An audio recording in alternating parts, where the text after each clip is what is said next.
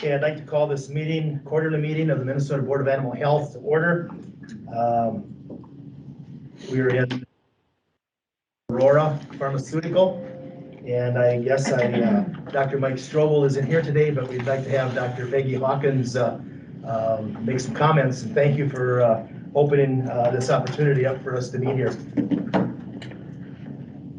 Well, welcome everyone, and this is Aurora Pharmaceutical. We make livestock pharmaceuticals and one human product. There are a couple of company names, but Aurora is the manufacturing plant. And in 2010, we were approved by the FDA as a CGMP, so current good manufacturing practices plant, which is a big thing. We don't do anything here that any other manufacturer isn't doing, but we are serious about making our pharmaceuticals correctly. And so even those that are not approved through the FDA process, but our other products, they undergo the same manufacturing requirements of all the testing that we do. So I do want to apologize, or not apologize, but let you know that Mike said that he is not feeling well today. He knows it's not COVID, but he couldn't come in today, and that's saying a lot because he's here all the time. Our major drug that got us started was Equisol, which is a respiratory drug for horses, and that is what really has opened everything else up. A lot of our drugs are generic, and many of them for pigs and horses, and now dogs and cats in the flea and tick area. We have an addition to the building, which when we go on the tour, we won't go in there very much, but we'll show you some of that. About the same time, we bought the building next door, and we have another warehouse. So Aurora is growing, and it will continue to grow over the next, who knows for how long. The only other thing I would like to say is thank you to Sheila Peterson, who was helping to get people in here, and she'll help with getting lunch up here later today. And Jeff Fogel, who is our IT person, who also helped in getting all of this together. Welcome to Aurora. I think most of you know where the restrooms are, but just to be clear, they're down the hallway. Just go in front of the elevator, and then that direction, you'll find them there. And welcome. Thank you, Dr. Hawkins. I guess at this time, a notice of this board meeting was done through the state registrar's office, as well as on the website for the Minnesota Board of Animal Health. I guess at this point in time, maybe we should just quickly go around and have a little bit of introduction. I know it's hard to know how many people or who would be watching on, but I think it's important for them to know, who the people that are on the Board of Animal Health. Or maybe we'll go around the room here and have introductions to the whole room. But I'll start out. My name is Dean Compart. I'm a swine producer from Nicollet, Minnesota. I'm involved with a family-owned and operated swine breeding stock business with two other brothers, my son and then a nephew. The business has been in existence since 1949. We primarily market breeding stock through the Midwest, but we also do some foreign exports, which we've recently done to Korea, China, Taiwan, and Japan. And so we get an opportunity to kind of look on and work with on the federal side a little bit, besides most of the states. So we also have our own branded pork program where we use Durox that we raise to produce a high-end pork product that's marketed primarily through white tablecloth restaurants, some retail, as well as an online store. We do farm, kind of run a sustainable business. We have corn and soybeans that we also produce. So that gives you a little background on. I'm a sixth-generation turkey farmer. We also raise corn and soybeans. Up until about 2 years ago, we raised turkey breeders where our hens laid eggs and we sold to a hatchery. And about 2 years ago, we switched to raising market turkeys. So we're in Cannon Falls. That's about it. So, Jim Botts? I'm Jim Lutz from Fillmore County, fourth generation farmer. Had experienced all types of, we had sheep flock for many years, beef cattle, fair to finish, and a group of horses. Okay. Dr. Hawkins? Dr. Peggy Ann Hawkins, and again with Aurora Pharmaceutical. I'm a livestock veterinarian. Mike Strobel also owns the veterinary clinic that's in front of this building. It's for small animals, and I don't do anything at that clinic. But the large animal clinic is called Veterinary Provisions. And so I still have pigs, and I do a lot of goats. Nobody around here wants to do the goats. But swine is my forte, and cattle. I guess I do have a couple feedlot guys that still call me out. So that's my background. Okay, being thank you. Veterinarian. Dr. Fox, welcome. Hey everybody. So Dr. Jessica Fox, I'd say probably one of the most mixed animal veterinarians that you'll ever meet. I have interest from companions through all production animals, and I have specialized training in aquatics, all the way from invertebrates and fish with aquaculture to I've done some stuff with dolphin and stingray medicine, so pretty extensive. But I work for a company that does research and I'm in research and development, and we produce natural products for the livestock industry. Okay, thank you. Welcome, and then maybe we'll quickly just go around the room. Michael, you want to go ahead and start? Michael Crusan, Communications Director at the board. Okay, Jerry.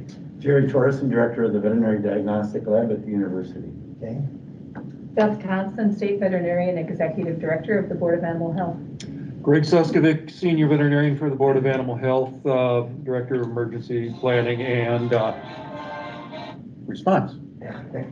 Whose phone always goes off. Yeah. Linda Glaser, Assistant Director at the Board of Animal Health, and I currently oversee the Farm Cervid program for the board. I'm Erin Kreider. I'm the Communications Specialist at the board. Dave Preisler with the Minnesota Pork Producers Association. Dale Lauer, Assistant Director, Poultry Programs with the board. Elaine Hansen, Minnesota Pet Breeders Association. Paul Anderson, veterinarian, retired, past employee of the Board of Animal Health. Susan McClanahan, District Veterinarian at the Board of Animal Health. Thank you. And for those of you that are joining us virtually, welcome. Glad to have you here and have interest in what we're doing here today. The agenda was sent out probably a week ago, 10 days ago, something like that. It's kind of changed a little bit here, so I would look for are there any corrections or additions, or I guess additions to the agenda that was sent out? Seeing none, we'll go ahead. I'll ask for a motion to approve the agenda as presented then. Erica Swatsky moves. Is there a second? Dr. Hawkins seconded. All those in favor signify by saying, well, we better do a roll call because we're not all here. Ms. Swatsky? Aye. Mr. Botts? Aye. Dr. Hawkins? Aye. Dr. Fox? Hi. And Dean Compart is aye. So, okay, with that, moving into our first item will be a Board of Animal Health update by Dr. Beth Thompson. Michael, is it best for me just to sit here It's the microphone's there, so rather it's than, it doesn't matter? So if it's okay with equidistant. if it's okay with everybody, I'll just stay here and not make Jerry or somebody else. Maybe move. take your mask off. Oh, sure thing. Okay. Are people hearing her okay that are out there? Dr. Fox, okay, good. Thank you. Thanks, Dr. Fox. Okay, so a couple of short items, and then I want to get into a larger item, which is a swine sector meeting that we had, a couple of months ago. I'll describe that in just a bit. So first of all, we're coming up on a legislative session of course, it starts at the end of January, beginning of February. This is going to be a shorter session than usual. And if all of you were watching your news yesterday, there's also a $7.7 billion surplus in the state of Minnesota. So there's going to be, and we're coming out of what forecasted to be a deficit. So this is going to be an interesting year to see what the Senate being in Republican hands and the House being in the Democrat majority, what is actually going to happen with the two along with the governor. So we're also looking at an election year. So it's going to be an interesting legislative session. And I actually should have started out with this for the board members. I don't know if you were all aware, but Dr. Tom Haggerty, former state veterinarian, passed away this past fall. Tom was a force of nature, I think I'd probably call him.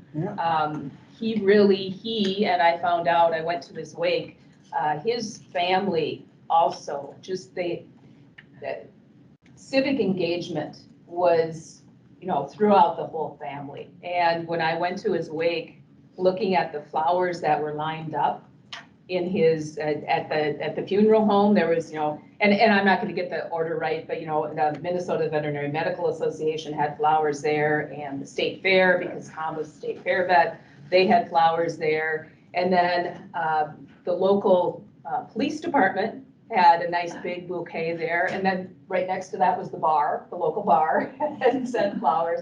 So Tom was involved across the board with many, many different organizations. And I remember Tom, when I first got this position, when I'd see him, he'd say, "Oh, so that's your job, huh?"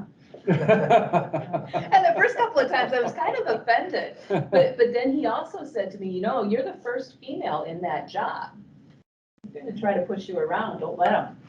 And just Tom being Tom. But anyway, we also lost Dr. Tony Forsheet, died this past week. He had been a decades-long state animal health official, state vet for Ohio. And in addition to that, and I asked some other folks, other state animal health officials this morning, in the past year, we've seen over 10 retirements in the state animal health official group. Up here in the Midwest, everybody except Dr. Otakova in South Dakota got their jobs after me. So Dr. Conkle in Wisconsin, Dr. Kaizen down in Iowa, now Dr. Andrus up in North Dakota. So we've got some new blood coming into the state animal health officials. There's a lot of talent coming into that group. So, and then just very quickly, and I'm going to continue to talk about this, USAHA is going to be here this next year. And so I might be looking to some of the board members to help out with some of that or be involved, and Dr. Fox, if there's anything that I can send to you. I know some of those aquaculture resolutions that popped up this year, I thought you'd be interested in those, and Dr. Hawkins, if there's anything else, I'd really appreciate some of you all being involved with that. So that will be in October, along with AAVLD. The American Association of Veterinary Lab Diagnosticians. And then lastly, I just wanted to spend a few minutes. USDA has what they call sector meetings every year.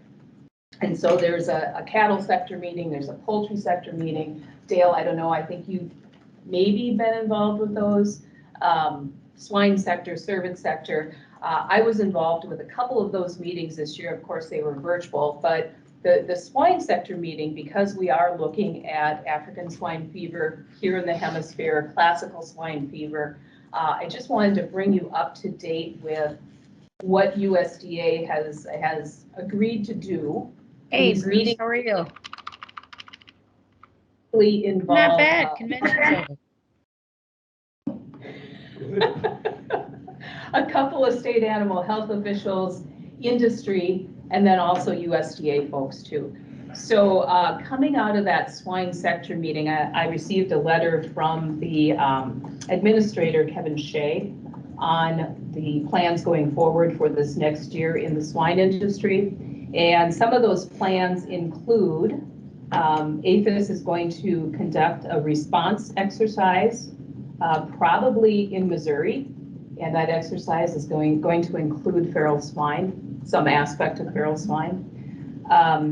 APHIS has also decided to continue, will continue ASF sampling in feral swine in the US.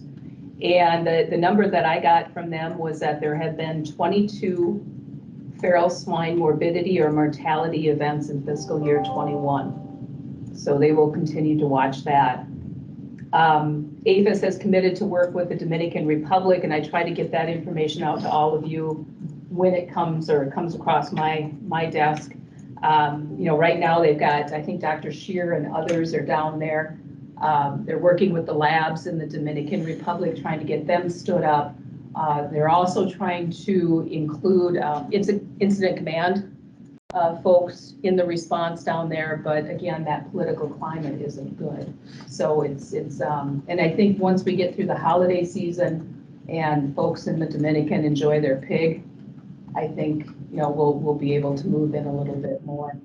APHIS is also supportive of the SHIP, that's a swine health improvement project that's been worked on by Dr. Roger Main down in Iowa, and they will continue to watch and help with that. They're considering the feasibility of implementing foot and mouth disease surveillance, and at some point, Dr. Torrison, I would like to talk to you about that because I'm not sure, that came out in the letter, I'm not sure what that's going to look like. And then they're also looking at and evaluating the CFR and seeing what they can do to tighten market channel movements.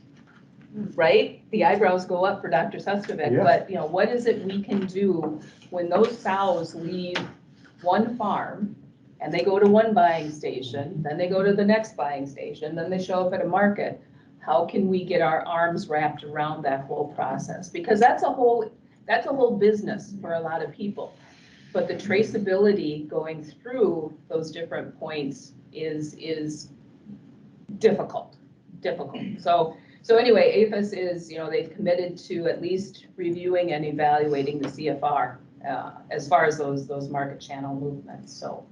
So that's my report from the swine sector meeting. I think there were a couple other points that we had talked about during that meeting, but I think some high level good information for the folks in the room too. So with that, Chair Compart, I think that's all I have unless anybody has any questions. Okay, questions for Dr. Thompson at all? Okay, seeing none. Thank you for the report, your report. Looks like USDA update. Dr. Stephan Schaefbauer, are you with us today? Yeah, greetings, board. All Can you guys yours. hear me okay? Yes, we hear you very well. Okay, great. Thank you guys so much for having me. Season's greetings. While I work on getting my presentation up, I enjoyed Beth's updates, and as you all notice, Dr. Thompson is very engaged, and she's usually tapped a lot to be on different committees and stuff, and it's good for me because she can give you updates. she helps me with my updates, so you'll see some of our updates overlap a little bit, but that's okay because she usually fills in gaps that I don't have, so I'm really grateful for that. I thought since we have some, sorry, I got some feedback. Okay. Can you guys hear me okay? Yes, you sound good. Okay, sorry. So I thought since we have some new board members and I had to skip this part of the presentation in September that I give a quick APHIS VS overview. And so when we talk about APHIS, it's actually 6 what I call sister agencies, or 6 with veterinary services. And so you have animal care that enforces the Animal Welfare Act, biotechnology regulatory services, I think bioengineering, Monsanto, that's what that group is doing. international services. We talk a lot about them when there's, even in the Dominican Republic, our colleagues in international services were serving as liaisons for us in countryside, and just giving us lay of the land. But another thing that international services does is, you all heard Chair Compart mentions that his farm, they export animals to other countries, where our colleagues with international services are the ones helping to meet those shipments, to make sure that if there's any hiccups, they're serving, they're helping on that side. So I always find that really fascinating, to have someone in country that's helping us as an agency, but also helping our producers. Plant protection quarantine, I think of them as, being like veterinary services, except with plants, which is unfair because the number of plants and pests that they deal with is, I don't even know the number, it's so high. And then, of course, veterinary services, and then wildlife services. And then the groups in the green support all of the APHIS agencies as our support. And we all funnel funding into those groups as well. This is veterinary services, a kind of a snapshot. And so we have our deputy administrator for veterinary services, Dr. Siffert.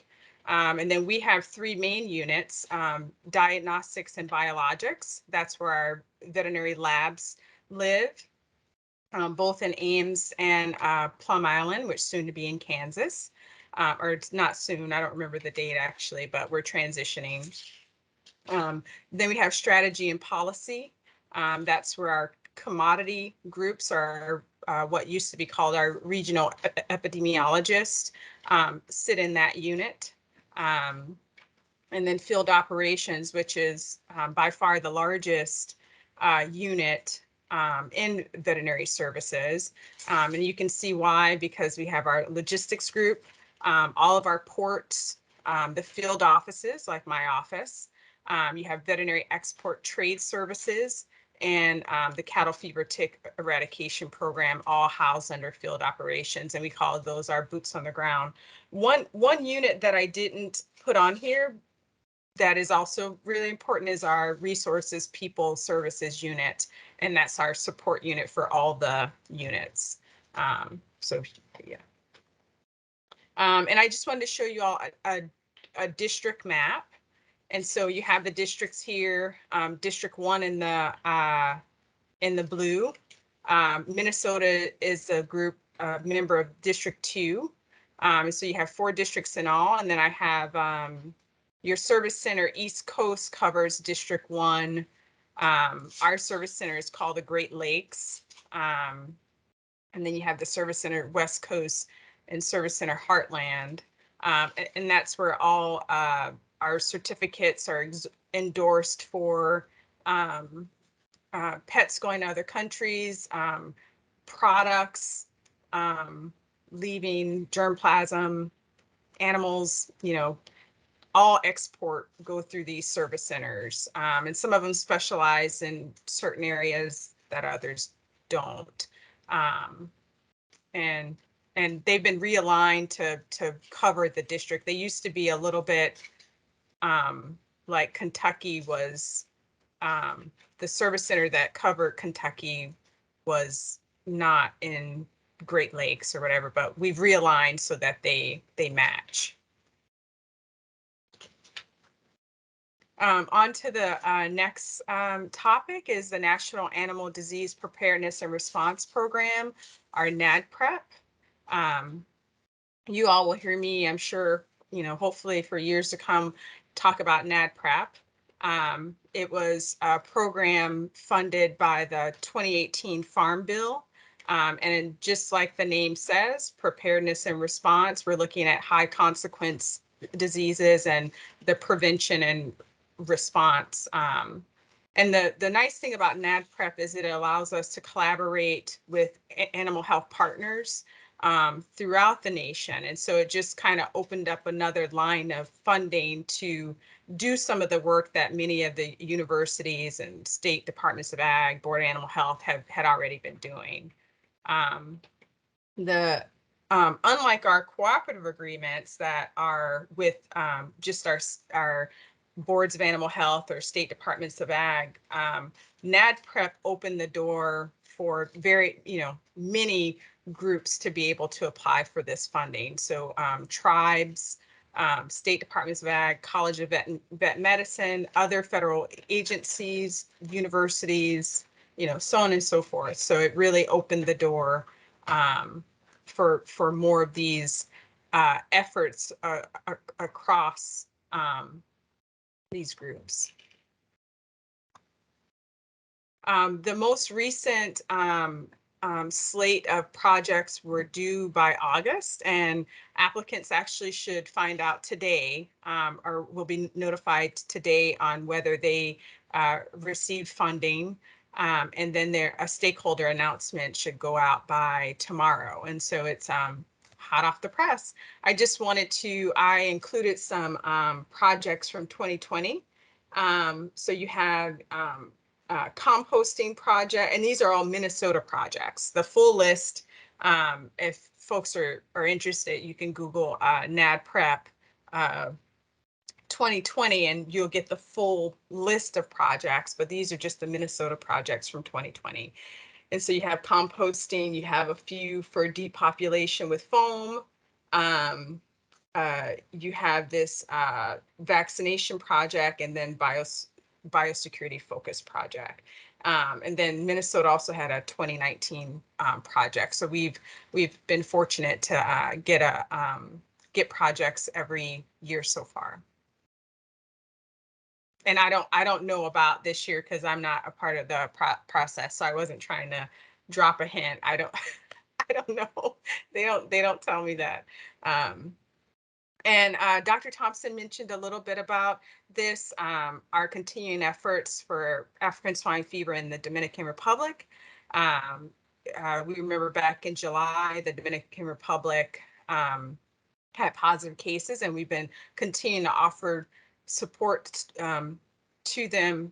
And like I said, Dr. Thompson touched on this already, and it's pretty much the same as we're going through the political kind of the political red tape or whatever, or history, since we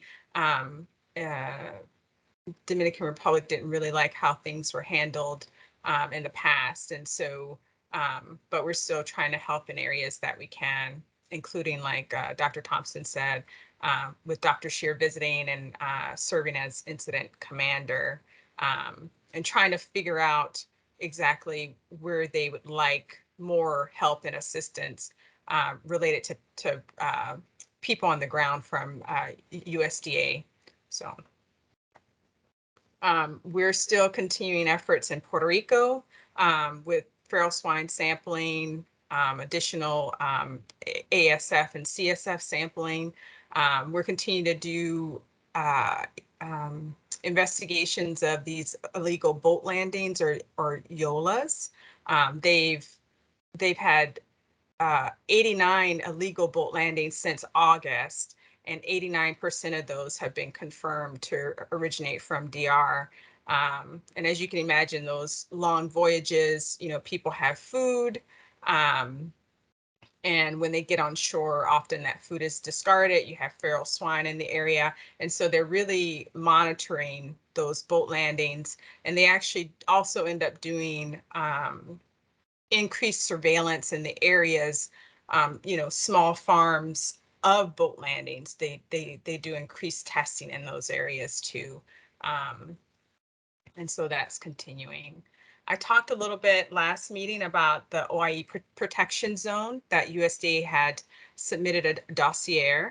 And the point of this was to establish, just like it says, a protection zone. So if something happens with Puerto Rico and the U.S. Virgin Islands being so situated so closely to the Dominican Republic, that if they were to be positive, that we've already established mitigations in place that would preserve our status in the continental US. And so part of that protection zone was doing a federal order, which was issued on September 17th for the prevention, and just like I said, and so that federal order suspended interstate movement of all live swine, swine germplasm products by everything from Puerto Rico and the Virgin Islands. And then recently on December 2nd, they revised the federal order and kind of pulled back so that swine products that were commercially cooked, sealed, and shelf stable could be exported to the US. And then it also allowed people, passengers, to bring in those type of products too. And so it kind of shut everything down quickly and then came back and outlined what would be allowable. And that was it. Dr. Schaefbauer? Yeah. Anybody have any questions? Dr. Thompson? Stephan, Dr. Schaefbauer, with that amended federal order, what has been the response from our trading partners? Is there any concern about that amendment? Has USDA heard anything, or is it accepted as part of the practice to put up this protection zone? Yeah, you know what? I haven't heard. And I think because this is all so new, if I remember correctly, and you all can help me with this, I think we're one of the first to kind of wade into the water of the protection zone. And so I haven't heard anything, but I think I would look in the mirror for us, right? Would we be okay with that?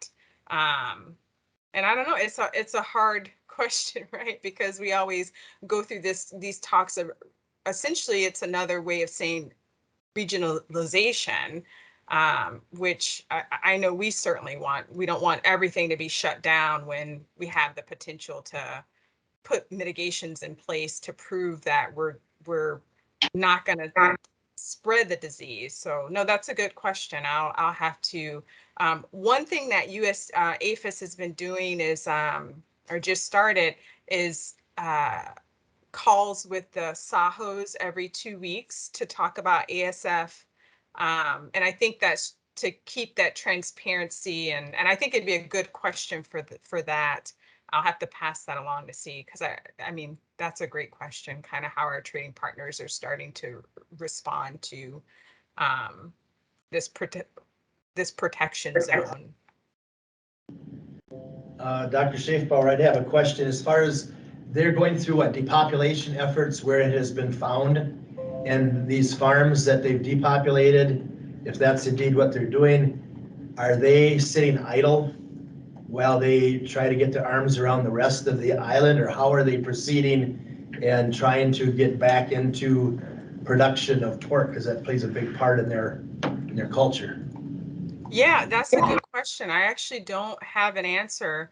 I know Dr. Tort, and I see Dave Pricer. I don't know if I'm not as tied in since we don't have any boots on the ground. Have you guys heard anything, Dr. Torrison? Or I hate to kick the question to someone else, but I don't know the answer. I can certainly look into it. I don't have specifics, so we've got people that do, and I can find out as well. We've had some people visiting, so. Dave, what do you find out? I think Dr. Thompson brought it up earlier, the politics. You know, if you're going to take out a country's main food supply, protein-wise, you know, we've had some discussions with folks in DC. If you're going to do that, make sure that you're looking at some sort of humanitarian aid, because otherwise people are going to resist it really badly. And so that's one of the things that we've been having some conversations about, is let's figure out how you can feed people. It's kind of a basic thing that we can't ignore. Jeremy? Yeah, so one of the things I was going to talk about is we had our first Spanish-speaking layman conference, and we actually had two speakers, one who was a big part of the response in the Dominican Republic back in the 70s when they had African swine fever before. So kind of the historical context for what they did last time. And mistakes were made, I guess we'll say, and they had to kind of do a reboot on that. And then they also had a local practitioner from the Dominican Republic. So again, I'll talk more about it in the context of the meeting, but basically it was a Spanish-speaking layman conference for mostly Latin America and South America, and also U.S. farm staff who were Spanish-speaking participated. I'm not Spanish-speaking, so I didn't partake and understand what all they were talking about, but it was covered, and I can get an update on what all they said, if that would be helpful. Thank you. Okay, anybody else have any further questions for Dr. Schaefbauer? Seeing none, thank you for your report. Yeah, thank you. Happy holidays. It looks like you're, the background looks like you're already started, so good. College of Veterinary Medicine update, and then we're going to roll into Veterinary Diagnostic Laboratory update, both by Dr. Jerry Torrison, so welcome. Yeah, thanks. Dr. Mulgard sends her regards and her regrets for not being able to be here today, and so I'll do my best to try and give first a college update, and as Aaron pulls those up, we'll, I think I'll do it from here, and Aaron, is there an advancer, or are you going to be the I guess I can be the advancer. Would you rather I come up and do it? If it's not too difficult to get up there. I'm getting one here. What's that? Oh. Maybe just go ahead one slide and I'll get the agenda up. Or not. There.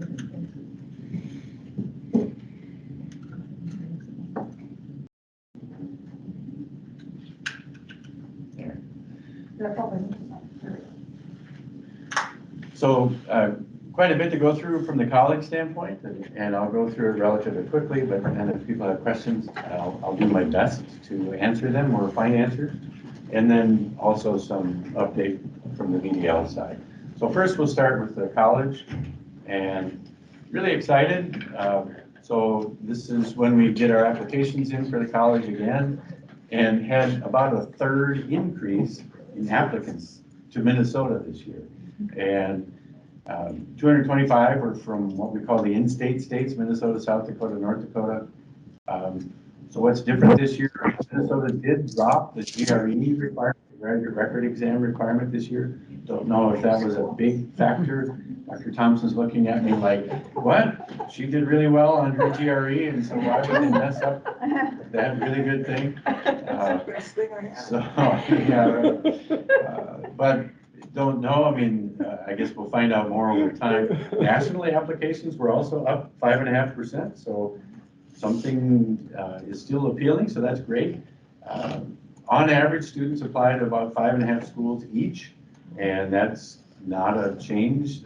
Changed last year actually when they dropped some additional fees for more schools to apply to, and so for some reason, a lot of people are interested in attending Minnesota, and we think that's great. It's difficult for the committee to go through all those applications, and so we'll start interviewing now in January, and looking forward to that. South Dakota also had over 200 applicants for their 20 spots, so very competitive at both schools. So if you do the math, it's about 11, 12 That's applicants. a whole county in South Dakota. Yeah. Or depending on the township, it's over 200 townships, right? So, yeah. So Are those applicants all from South Dakota? Is that how it's set no, up? even the incoming. So the first year is accepted and started school now, and they're from South Dakota, North Dakota, Minnesota. It might even be one from Wisconsin. I'm trying to remember now, but not necessarily all from South Dakota. So pretty incredible. I mean, that's someday we'll figure out why there's this big increase, but we haven't gone through it in great detail yet. So, so I'll keep going. Also, we're making quite an effort to improve on the veterinary profession's pretty dismal record on diversity, equity, and inclusion. And so this is something that we track, and you know, we've brought in a new director of diversity, equity, and inclusion that just started this year. She can't take credit for this dramatic increase at this point, but maybe we should give her credit for it. I don't know. But just wanted to mention that we are experiencing a very significant increase, and so that's something that is an objective at the university level, certainly, and also at the college level and nationally at the profession level. And so in order to serve the client base better and have a more representative profession, this is a big improvement for us. So we're very proud of this. Tied to this, there are also changes in the curriculum, not tied to the diversity, but tied to the pandemic, and also what we need to do going forward, looking at bringing more South Dakota students in and expecting to have a greater need for more food animal curriculum. So we're looking at what worked during the pandemic in terms of remote learning or hybrid locations, and group sizes, and trying to prepare for what's ahead. We're currently in a shortage of veterinarians. That tends to wax and wane a little bit, but might there be an opportunity to look at class size in the future, depending on how all this mode of education turns out? Those are things that are being considered. Not, you know, stay tuned, I guess. Not all worked out at this point. On Peggy, this, Dr. the male-female ratio, are we still? The male-female ratio is still roughly, excuse me, still roughly 85-15 to 90-10, depending on the class, percentage-wise, yeah. Just a quick question, Jerry, regarding, I know areas that are short of veterinarians, and they're probably not offering some of the things that maybe other areas might offer.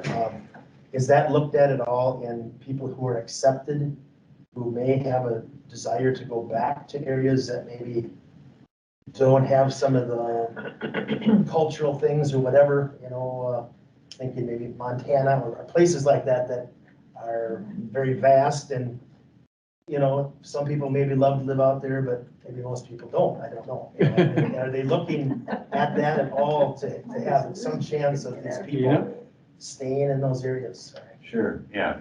So I would answer that in two ways. One, we and now South Dakota have what's called a Vet Fast program, which is specifically designed to provide an avenue for students interested in food animal work in particular, have a separate entry method into the vet school. And so they can apply from any of the animal science departments at, well, actually more than just animal science, but from the University of Minnesota, St. Paul, from Crookston, and from Morris. And from those programs, they can be accepted after 1 year of undergrad work, depending on, or then they have to fulfill their prerequisites and maintain a certain GPA. And so they're fast-tracked in, so to speak, and can begin after even 2.5, 3 years of college if they get all their prerequisites done.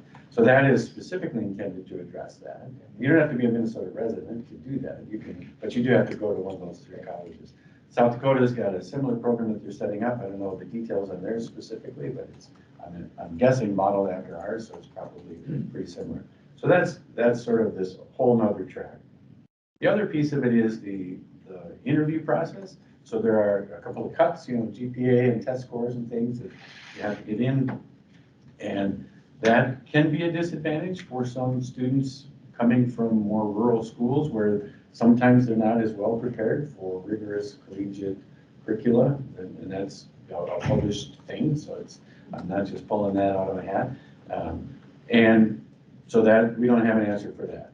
But during the interview process, all of the interviewers are trained to consider people's backgrounds. And so I'm on the interviewing group, and I wouldn't say we put the thumb on the scale, but we factor in if somebody comes from a suburban school where they've, had, just call it a lot of polish from their upbringing for whatever reason, versus somebody from a smaller school. I'm from a smaller school, full disclosure.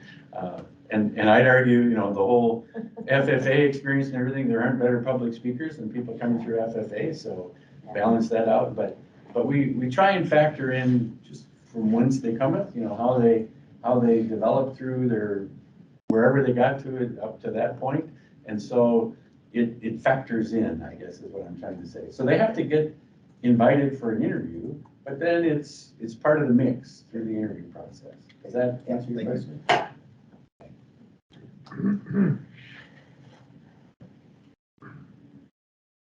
So research, the university continues to be, the college continues to be very productive, I guess we would call it, in the research realm. So 93 articles published in the last several months. $16 million worth of grant awards in the last few months. The research office, through Molly McHugh as the Associate Dean of Research, has really become well organized and very helpful for grant proposals. And Stephan, I'm really excited to hear that the NADRAP announcement is coming out today. We have a small $1 million grant proposal in there, so we'll see how that all turns out. So if I'm distracted, I'm waiting for my phone to buzz. But we're very fortunate to have a reorganized research office that has really been helpful for researchers to not have to be so self-reliant in terms of putting grant proposals together. They're extremely helpful. The Point of Pride Research Day is March 23rd, so everybody's invited to that. It's really an exciting day for the graduate students to get to talk about what they do, and there are a lot of awards presented, and I know a couple of people at this meeting have been the recipients of the Research Partner Award, and so the Board of Animal Health and the DNR have recently been recipients of that, so that's just an exciting day for the college, and so I encourage any of you who have an opportunity to join in for that. And then more on the companion animal research side or translational research side, what we call the CIC, got some infrastructure support from the university moving forward. We're excited that now with the new dean named, we're also embarking on a new strategic planning process. And so the Prouty Group is a group that helps entities with strategic planning. You'll notice that a lot of entities have moved to a 3-year plan rather than a 5-year plan, because 5 years is forever and 3 years seems to be about how long you can forecast for what you need to do and how you need to get there. And so the idea is to align with the university's strategic plan, but recognizing that we've got some unique missions, and even within the college we have unique missions. And so the idea is to lay out some broad goals and try and get the alignment in the various entities within the college, and again, understand how that fits in with the overall university structure. So we're just getting going on that. Budgeting, can't not talk about budgeting. Just an update, last year we came up with, each college and each unit within the college had to come up with 3, 6, 9, and we didn't talk about it much, but potential 12% reductions in our budgets. The university wound up sticking with a 3% reduction in budgets. Those are called reallocations in university speech. And so we've had reallocations for the past 7 years, I believe. And so this wasn't necessarily a new thing. It's apparently going to continue again. And so we expect that it'll be less than the 3% amount, probably less than 2% for the following year. So that means all of us have to shave off 2% of our budgets, just so you know what that means. So now we're pivoting over to the Veterinary Medical Center. As with many veterinary practices, certainly, and actually most businesses, workforce shortages have been a challenge, and so it's been really hard for the VMC to have to, on occasion, close even the emergency center and, you know, just understanding that there were patients that needed service, and it's been true of many emergency centers around the Twin Cities certainly, and perhaps elsewhere. But trying to be creative, and a lot of people working overtime, and restructuring call centers and different ways of getting people in and out. But you know, it's a lot of shortage in technicians, owing in part to some closures of schools, and so there are activities looking at partnering with the Minnesota Veterinary Medical Association to address the shortage on a broader scale, and so hoping to make some progress on that in the months ahead. There's also, the dean has set up an external review of the Veterinary Medical Center because it's sort of a complex relationship with two different departments, the veterinary clinical services and the veterinary population medicine. And so people coming in, associate deans mostly from a number of different universities, taking a look at the structures, trying to see if there are new ideas that might be considered to make it better. You know, I don't know if it's bigger, smaller, different, but just make it better. And blow through some of the barriers that have existed, and come up with new ways of thinking to try and get things done. In terms of veterinary population medicine, so we've had some retirements. So Peter Davies, longtime swine faculty, recently retired. So that's a big change for him and for us. Mickey Trent also, she's the vice chair of the veterinary population medicine department, has done the zoo veterinary work for Como Zoo for decades, and has been a real stalwart for the department, is also now retiring in January. The department chair, Tom Mauler, isn't retiring, but he's stepping down as VPM chair, and so he'll go back into research and teaching. Another professor, Dominic Travis, has left for the Marine Mammal Center. He'll be leaving in January to locate just north of San Francisco. I think his timing is terrible, but that's, so that'll be a position now that's opening up. The veterinary public health research, teaching, and service position search has begun, and they're frankly flooded with applicants, so that's exciting. And then the ruminant health and production teaching position also is well into a search process, and have a number of applicants for that. And then a number of different meetings for outreach that have been going on summer and fall.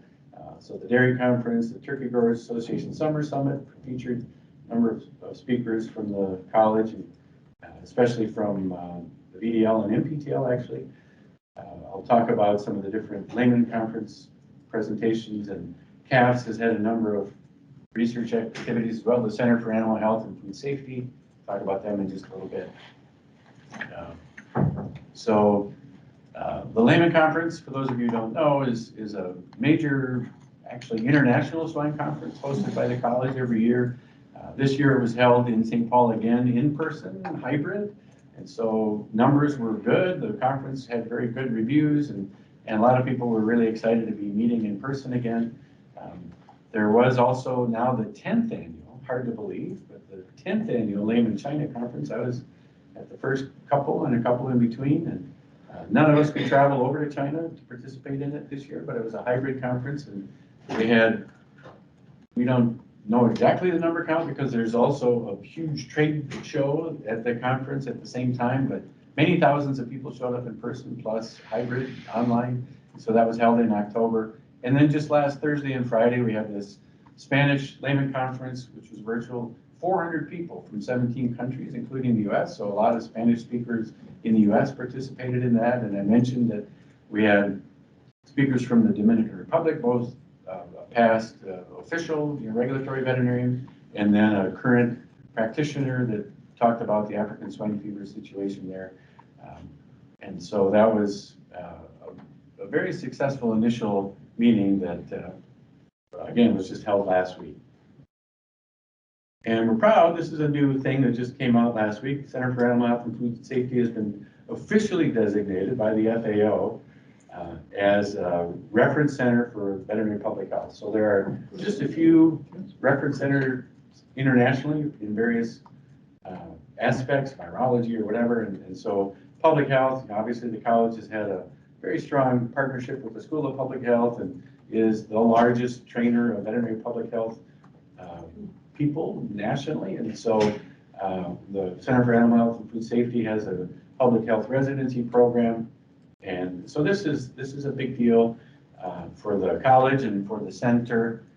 I should mention that the head of the center has been down in the Dominican Republic a couple times now, and so is working with local practitioners, frankly, and the local university, and trying to help in any way. They're being quite inundated with offers of help / trying to get funding that the USDA is providing. And so the relationships that existed prior to the African swine fever outbreak there are helpful both for them and for us to try to leverage some opportunities for research. And so, but the main point of this slide is the recognition of CAFS as a center of excellence by the FAO. And so transitioning, I guess, because of EDL, wanted to give an update on the poultry testing at McRock. As far as I know, there's nothing significant that has changed. They're still not testing, and so the poultry industry is using or searching for some alternatives going forward. And so in the meantime, we're doing some creeper swab testing, and I'll talk a little bit on the VDL side about a recent episode that we participated in. But first, let me see if there are any other questions from the college standpoint. How are we doing on time? I think you're doing all right. Can I ask a couple questions? Right ahead. Who is this? Identify yourself. Sorry, Jessica Fox. Go ahead. Dr. Torrison, is the GRE requirement dropping Minnesota only, or all vet schools did that? And just out of curiosity, why would we do that? I only know about Minnesota, and I don't know why. So that's a very very good question. Second, just a question, and maybe just for with the Vet Fast program. So I know, at least in my class, and I don't know how other classes are, many times people, like, they enter into the program with, in Vet Fast to track large animal and then change. So I guess, do we have any statistics, whether if it's just in Minnesota or in other states, the success of those programs and people actually staying in large animal?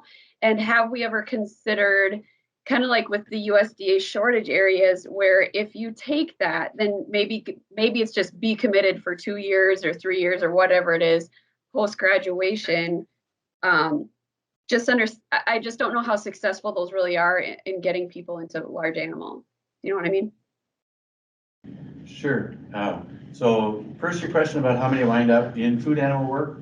Almost all of them have, from the numbers I've seen and the people I know. And so, a career is a long time. And I remember not everybody necessarily stays in food animal that starts in food animal, but I can get the precise numbers. I don't have them off the top of my head. But as I've gone through them over the years and looked at them, almost all of the students that started in Vet Fast wound up taking food animal positions and have fairly well stayed there. And so I don't know the specifics on your class, but the numbers have been very strong. And I would also add that, those of us who were at the school at the beginning of it, there was a little bit of fear and trepidation that this alternative route into school might wind up with lesser academically able students.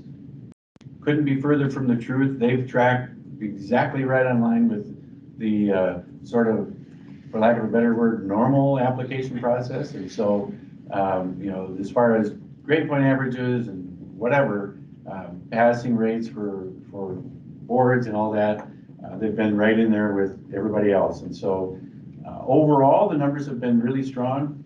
And as far as people staying in the food animal field, they've done well academically.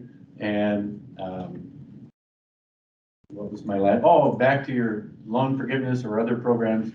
A number of them have applied for and received the loan forgiveness. And so that's sort of not something we can offer at the beginning as a guarantee because it's a competitive process every year. I will mention for everybody to tell all your friends about, the level of scholarship support for VetFast students is phenomenal. And so I haven't kept track of it for the last few years, but on average, it's over 5,000 a year. And so the alumni in particular are intensely supportive of the VetFast students with scholarship support. So it's been a very strong program. That's really good to know. I just was curious if it is successful, so it's good to know. I do have one last question, and that's just when you were talking about the external review, it looked like everybody that was reviewing are from other universities, and I was just wondering if, and I know like you're reporting for Dr. Mulgar, right? But just is it ever considered when you're doing a review like that, maybe bringing people from outside academia, maybe someone from a really big company that's been successful, just something to bring in, like when you're saying bringing in other thoughts, even though they're from different universities, they might be all more like-minded versus maybe bringing someone in, from a different industry, private industry that might have a different perspective. That's all I have. Yeah. I will mention that there is a consultant that's from more of an industry background that's participating in the process, sort of guiding the process, helping guide the process. So it's not without sort of industry perspective coming in. Just when academicians talk about academics, they tend to like to mention other academicians, I guess, but behind the scenes, there are others with more of a private sector industry experience background. Thank you. Dr. Schaefbauer, it appears you have your hand up. Yes, I just wanted to make a comment related to the GRE. This comment is not, I do not know why the University of Minnesota dropped it, but I will say I've heard podcasts and stuff on a lot of graduate programs are starting to drop the GRE as a kind of an indicator because it's not necessarily correlated with how successful a student will be. A lot of that is because you can retake the test. And so it can be more of an indicator of how well you take tests. And I will say, I feel like the University of Minnesota, the College of Vet Med has a really holistic approach to admissions. And I think that, buffers that score. Again, I'm not talking on behalf of the U of M. I will say too that standardized tests can sometimes be a hindrance to underrepresented populations. And it could be, again, that retaking test or college prep. And so a lot of graduate programs are dropping the GRE due to that too. Are you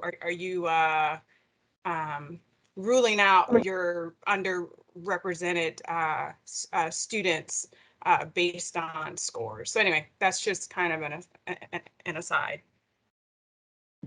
Thank you for that, Dr. Schaefbauer. Any other questions? I don't see any other hands up. Let's go ahead and move on into VDL. Okay, thanks. If you're ready. Dr. Lauer, we'll talk more about this later. I just wanted to kind of put it up on a calendar to show a recent episode with a low-path avian influenza to give an indication of the testing that was done out at the Minnesota Poultry Testing Lab.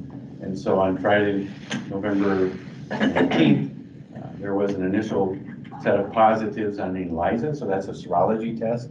So 9 out of 40 serum samples tested positive by ELISA. The confirmatory test for that is an AGID, agar gel immunodiffusion assay.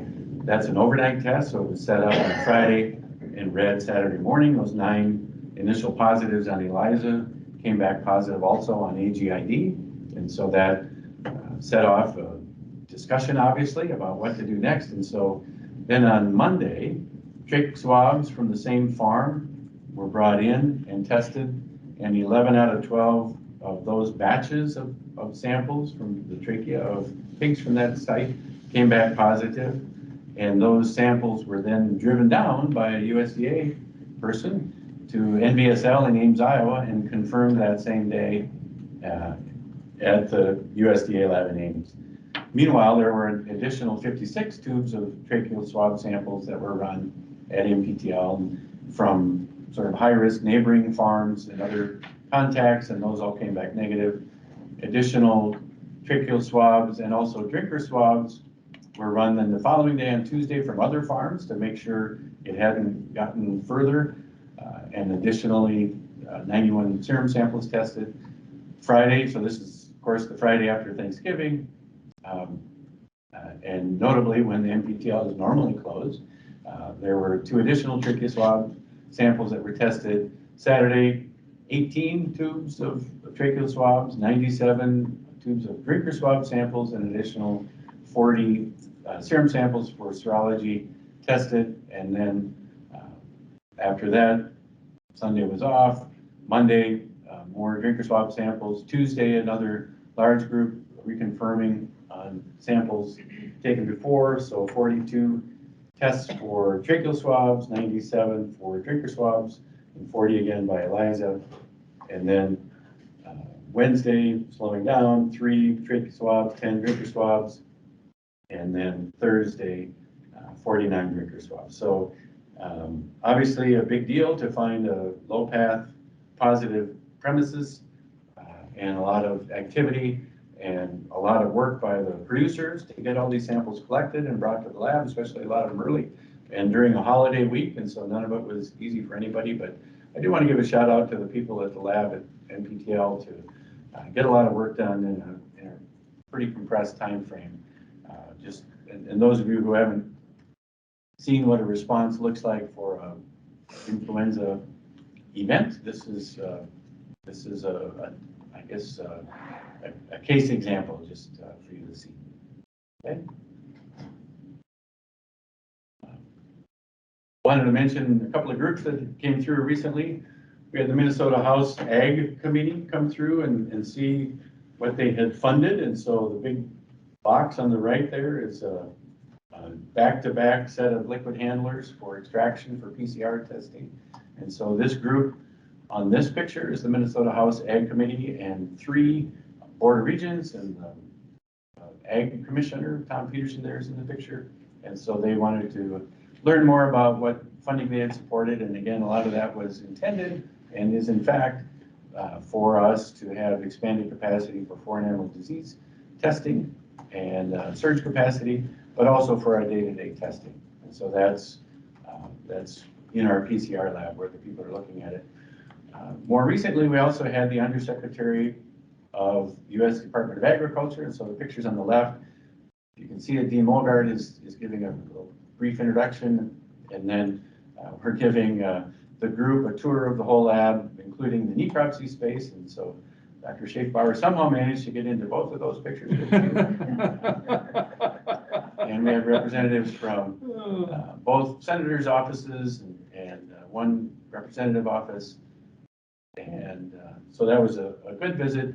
She was here for the Minnesota Agri-Growth Conference and was a featured speaker there, but being relatively new in the position and overseeing many different things, including APHIS and the NULN program, we wanted her to get an appreciation for what a National Animal Health Laboratory Network lab does. And so Dr. Rovira, just to the left, you can't see him in there, was taking a sample of spleen that was going to be tested for African swine fever and classical swine fever. Then she got down into the PCR lab later after she had seen where the sample is processed in the virology lab. So she got to see the whole thing and thought that was pretty cool. So it was a good opportunity for her to see a larger veterinary diagnostic lab and how we participate both in surveillance and potentially in a foreign animal disease response. Want to talk about chronic wasting disease testing a little bit here.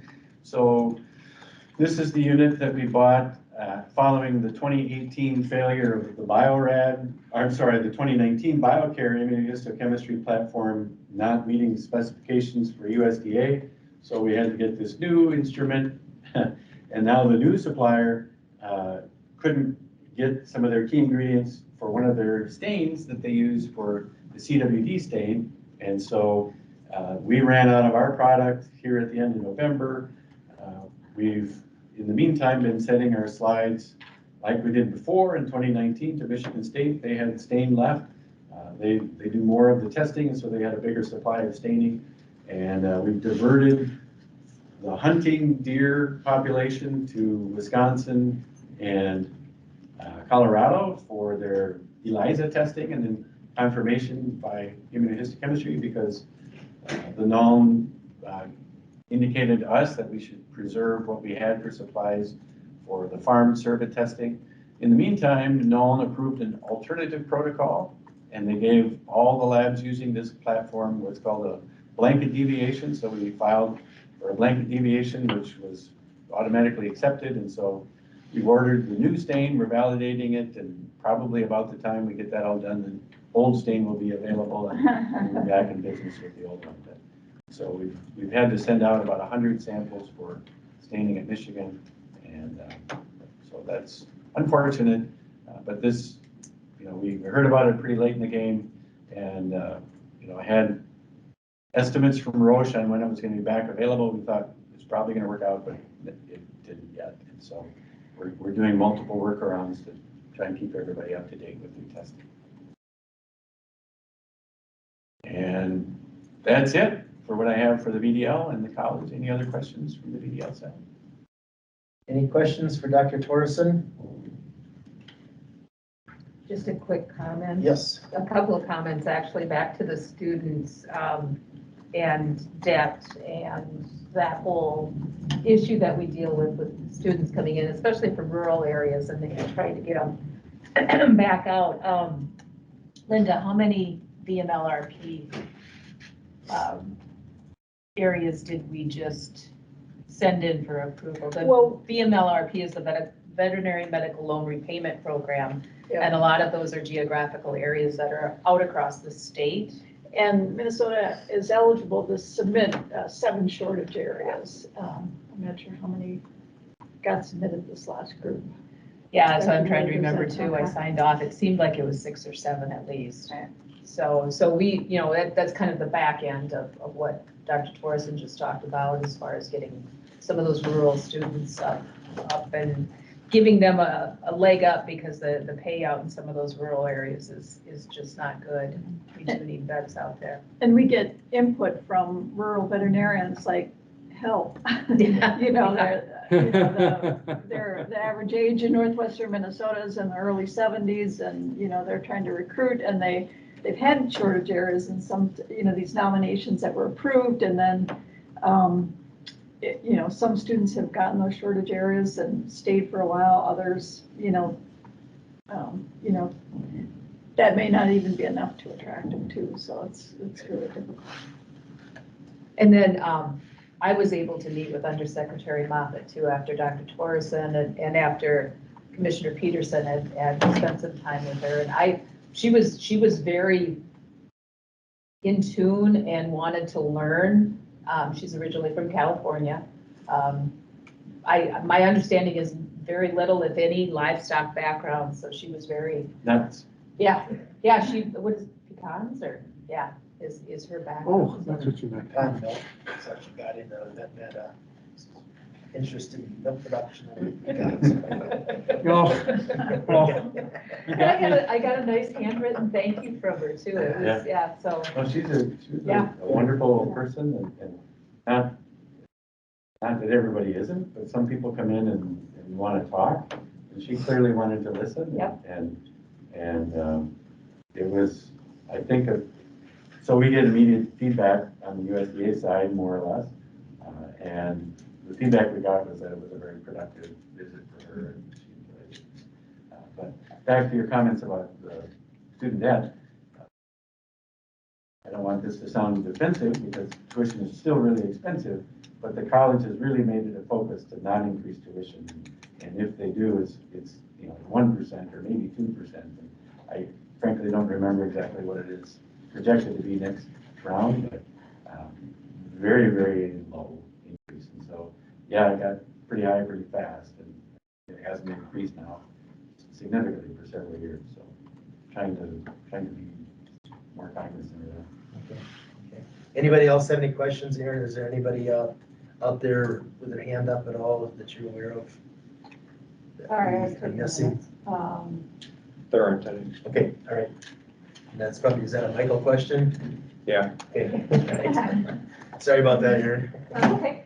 Okay, before we get into the next two topics, just want to kind of lay out what is going to be happening here in the next, around noon, is we have a person joining us from a clinic during the lunch break. And so she's going to be talking on task force on zoonotic disease and traceability in companion animals. So we want to respect the time frame that she has set aside for this. So we're planning to do lunch somewhere around 11:30, 11:35, something like that. That should still give us about 25 minutes per presenter here for the Farm Cervid program update, as well as DNR and CWD in the wild update. And so I just kind of wanted to lay that out there so we kind of know where we're at on our time. So with that, let's go ahead and move into Farm Cervid program update, and it's going to be done as a team.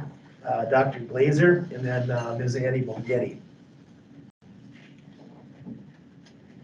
Looks like Dr. Glaser will start. Okay. Good morning, and good morning. I'm here. Annie Balghiti is participating virtually, and so she'll be talking a little bit about rulemaking when we, at the end of my presentation. So, just a brief Farm Cervid update. There's a number of different topics I'm going to be covering, and but just what's been new since the board met last.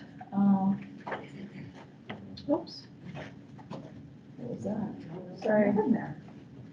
Didn't know that was an option, right? I didn't either. I think I can go back to it. Okay. All right, cool. I'm doing something completely wrong here. There we go. All right, just to give you an update, we currently are at 241 Farm Cervid registered herds registered with the board. If we look at the information below there, if you can see that, the bottom line, yep, the bottom line here, we have, oh, you can't see that there, can you? It doesn't reflect that against the screen. So if you look at the table on the left, and the first total at the bottom is the number of cervids in those herds. In the 241 herds, about 6,700. I think that number is a little low because we do not require newborn inventories until the end of January. So we'll be getting that information in. But, over time, you can notice that it's gradually decreasing. The predominant herds, we've got 157 whitetail herds with whitetail deer. Then the next highest group is 83 herds with elk. So just to give you a little idea, and then in the map to the right is the distribution. The color coding, that teal color are predominantly whitetail deer, and then the darker gray charcoal color are elk herds, and the size of the circle is is relative to the size of the herd. So just to kind of show you that. So the first update I wanted to give you is, since the board met previously, the DNR did place a movement ban on farmed whitetail deer on October 11th. And so that happened after the board occurred. That movement ban included any movement of farmed whitetail deer within the state of Minnesota and any imports of farmed whitetail deer into Minnesota. It did not include export of farmed whitetail deer to other states. And so that movement was placed on October 11th, primarily associated with the CWD investigation of a herd that was found CWD infected in Wisconsin, and information related that there were no traces. We reiterated to the DNR that we had received those traces promptly when the traces to Minnesota. When the herd was first identified in Wisconsin, we traced all the animals the same day that they were reported to us, and there was no CWD identified in those animals. We did not receive any traces additionally after that, or animals that had moved to other states and then to Minnesota. So, and we actually did a search of all the IDs that were in those animals that were traced out of the Wisconsin herd and compared them with any animal IDs, you know, of cervids dead or alive in our database, and there were no other IDs that matched in our systems to get them into Minnesota, and we weren't aware of it. So we did some of that work to look at that further. And then if you were aware, just Monday then, this movement ban was released by the DNR, so it is no longer in effect. That press release went out from the Minnesota DNR last Thursday, and then DNR staff that are working on concurrent authority with the board sent that information out to our farm and whitetail deer producers by email, and there's some producers that don't have email, so they sent paper copies of that movement ban release out to those farm service producers. I contacted our neighboring states just to make them aware of the lift of that movement ban. Any questions on that? Well, I don't know if this is the right time to ask. If I need to ask the next person, just let me know. You did answer my question that we did look at what came into the state from the states that had received other deer from this farm. And it sounds like it didn't look like anything bounced out and then into our state. Well, we have not been contacted by any of those other states that received traces. So that's number one. And so we requested all the trace information from the state of Wisconsin Department of Agriculture, and they went through their their attorneys and what they could provide without going through a more extended process of request was all the animal IDs from those traces. And so they could give us that information quickly. So we got all those animal IDs that went traced out and went to any of those states, and we could verify that none of them were in our database. But we did not get, any other traces from other states, secondary movements of those animals. So, I mean, that's. Because I was concerned about loss of records, but that wasn't Minnesota's loss of records. No, the press release talked about loss of records. So what happened was, and we're still having difficulty with this with the state of Oklahoma. That state divides their tracking of farm service and with two different agencies. The Department of Agriculture equivalent monitors Cervid movements into the state documents. The CVIs were received, the animals went to where they went. In hunt ranches, then the DNR equivalent down there monitors the animals on those hunt ranches and if they're killed and if they're tested. And so we had to relay in our traces to Minnesota, information to both sides. We still have yet to hear back from the DNR equivalent side about were any of those animals traced, from our Beltrami County investigation. So with Wisconsin, we thought our DNR counterparts could follow up with their counterparts in Oklahoma, and they weren't able to get any of that information from Oklahoma. So it's not really a loss of records. Oklahoma says we need the names and addresses of where those animals went before we can tell you. They could get it from their Department of Agriculture people, but we weren't allowed to get those names and addresses to relay them directly to Oklahoma. They got them from Wisconsin, but they wouldn't relay it to us. So that's what I know as far as, what they're talking about with loss of records. So, okay. Yeah, it just seems like we were able to satisfy that things didn't get back in here, but it took a long time to convince. Well, the movement ban was scheduled to last for 18 months, right? Right. And so we were keeping up with Wisconsin to understand what their progress was and referring DNR staff to Wisconsin to say, talk to them about their progress because, it doesn't typically take 18 months to, for Wisconsin to do what it needs to do and get the information to other states. So I'll just say I was glad to see that the ban was lifted. Okay. Thank you. All right. Next, I just wanted to update you on the Beltrami County CWD investigation. We do have some updates with that. If you'll notice the box outlined on the right, the Kanabec County CWD exposed herd, that herd has been depopulated, and that happened in the second half of November, and those tissues were collected from all those animals, and those samples are now at the National Veterinary Services Laboratory and are pending test results. And so we were able to do that. USDA had money at the end of their last fiscal year in their indemnity pot of money, but they couldn't spend it directly and get that completed within, the timeline for the end of the fiscal year to wrap it up. So they worked with us to put it into a cooperative agreement, which allowed us then to, in this next federal fiscal year, to be able to spend those dollars on indemnity. So we worked with the producer. The state is able to have a mechanism to pay the producer indemnity for those animals with that federal funding. And so this is kind of a relatively new process for USDA and may hopefully be something that they could do in the future, but it certainly facilitated us getting this herd put down. And so we'll wait test results. There are kind of two avenues that, things can happen. If all the test results come back as not detected for CWD, then the quarantine is released and the herd owner has no other obligations with the Board of Animal Health.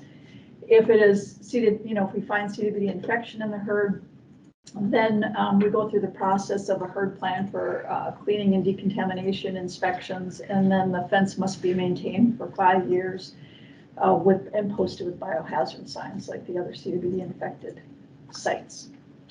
So we'll hear about that. Then the other news, the Winona County CWD exposed herd, that red box on the top, that producer did request an appraisal from USDA and requested an indemnity, and that's currently sitting with USDA because they're in a continuing resolution. And so this is a fairly large amount of money for the CWD exposed animals in his herd, and they'll need to wait until their budget is finalized and they have an idea of the funds they receive for the federal fiscal year before they'll be making any decision about that, providing indemnity for that herd. And so that's the updates we have on the investigation. Any other questions on that? Any questions for Dr. Glaser? So the Kanabec County herd was depopulated into close to two separate. Right, it was a relatively large herd and kind of in a more populated area with people around. So they did, they were moving animals into some internal fences, and so that depopulation occurred on two separate dates. And so they depopulated 60–70% of the herd on one day, and then the rest of it a week later. When would you anticipate starting to get through the results back, I guess? Well, NBSL said we shouldn't expect them before next week. Okay. So they have had some other major herd depopulations around the country, so they've got a number of results to get through. Okay, thank you. Anything else? Go ahead. Okay, and just a highlight on the, one primary thing on the compliance updates, the Mille Lacs County Farm Whitetail Deer producer we've mentioned previously. The board had canceled their registration due to some chronic noncompliance, and the producer did not want to disperse the herd. So we had to go through the process of going through the court system to order the producer, and that order was issued in November. The district court ordered the producer to depopulate the herd, and the first deadline in that order was to submit an inventory by November 30th, which the producer submit an inventory to the board, which the producer did do, and the herd has to be fully depopulated by April 1st. The board will be tracking this progress as the court has ordered the producer to notify the board when he plans to put the animals down. We need 48 hours lead on that, and so we can be available then to collect the tissues from the animals and get them submitted for CWD testing. So then we would report to the court if the producer's not meeting those requirements or those deadlines. I have a question. Sure. Mr. Botts? This inventory, was it sent just by him or was it verified by the board? We're working on reconciling that inventory now. And so Dr. Wheeler was in conversations with the producer to get everything, all the information she needed from the in the inventory. And we're working on reconciling. So how does that inventory compare to last February when we went through all this before? Well, the last inventory he submitted was in early 2020, and there are some missing animals in that inventory. And we knew that. He told us that he had put those animals down for his own use, but they were never tested, right? So we've got to go through that. So what's the approximate number of this herd? Is it large or small? I think the number we had that I got from Dr. Wheeler's was 26 animals. But the inventory he sent last week, there was no board staff there to verify the number that he sent. No, that's he's listing the, it's a paper copy of what he's listing, so. Yeah. Any other questions? So, Dr. Glaser, to clarify Mr. Bott's question, the court did not order board staff to be there to do the inventory. The court ordered him to do the inventory. Right, and submit it to the board, yeah. Thank you. Okay. The next, just an update on concurrent authority. DNR board are still working along. We're working toward, we're working on concurrent authority. We've got some things in the planning in the near future to sort of start working through all the components of the program. But to this point, we've got I think, good, an update that the DNR Quarter 1 database is active. So DNR purchased the database, and our database coordinator worked to migrate the farmed white-tailed deer information to that new system. And now DNR staff have access to that database and can start getting in there, learning how to move around.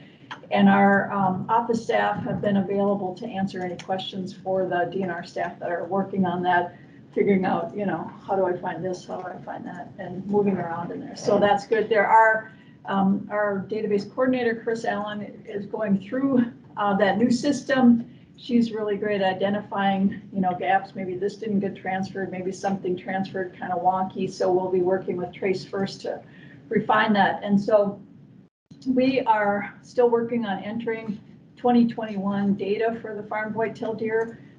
We've got CWD accessions, inventories, inspections. And so our plan is to continue to use the Board of Animal Health database to enter that farmed white-tailed deer data through the end of 2021. And then sort of write over that database with all the information we entered so they have kind of a refreshed copy at the DNR. And then we would go forward in 2022 with any farm cervid white-tailed deer activities, and we'd be entering those in that shared database. And the board staff, we do have access to that database now, and we can see what's in there. So our staff is looking in there too when they get time to sort of see if there's anything that looks a little wonky to them as well. We started working with Alliant Consulting Incorporated. That is a company that the DNR has contracted with to write the legislative report that's due February 1st to the legislature. We had initial meetings with our group last week, and the person drafting the report will be scheduling some individual interviews with board staff to gather information. She's sort of in a fact-finding mode right now to get to an outline, and then we'll be probably starting to have meetings more collectively to start filling in that report. The DNR staff continue to participate in the farm white-tailed deer herd annual inspections. They've met the requirement of doing 40 inspections, but they're going to be continuing to do them through the end of the year. And so we're going to maintain the process the way it is right now, which is, our field staff coordinate the schedule with the farm cervid producer and then contact the DNR to finalize that schedule. And then someone from DNR staff accompanies our field staff to the inspection. So we're still doing inspections kind of jointly.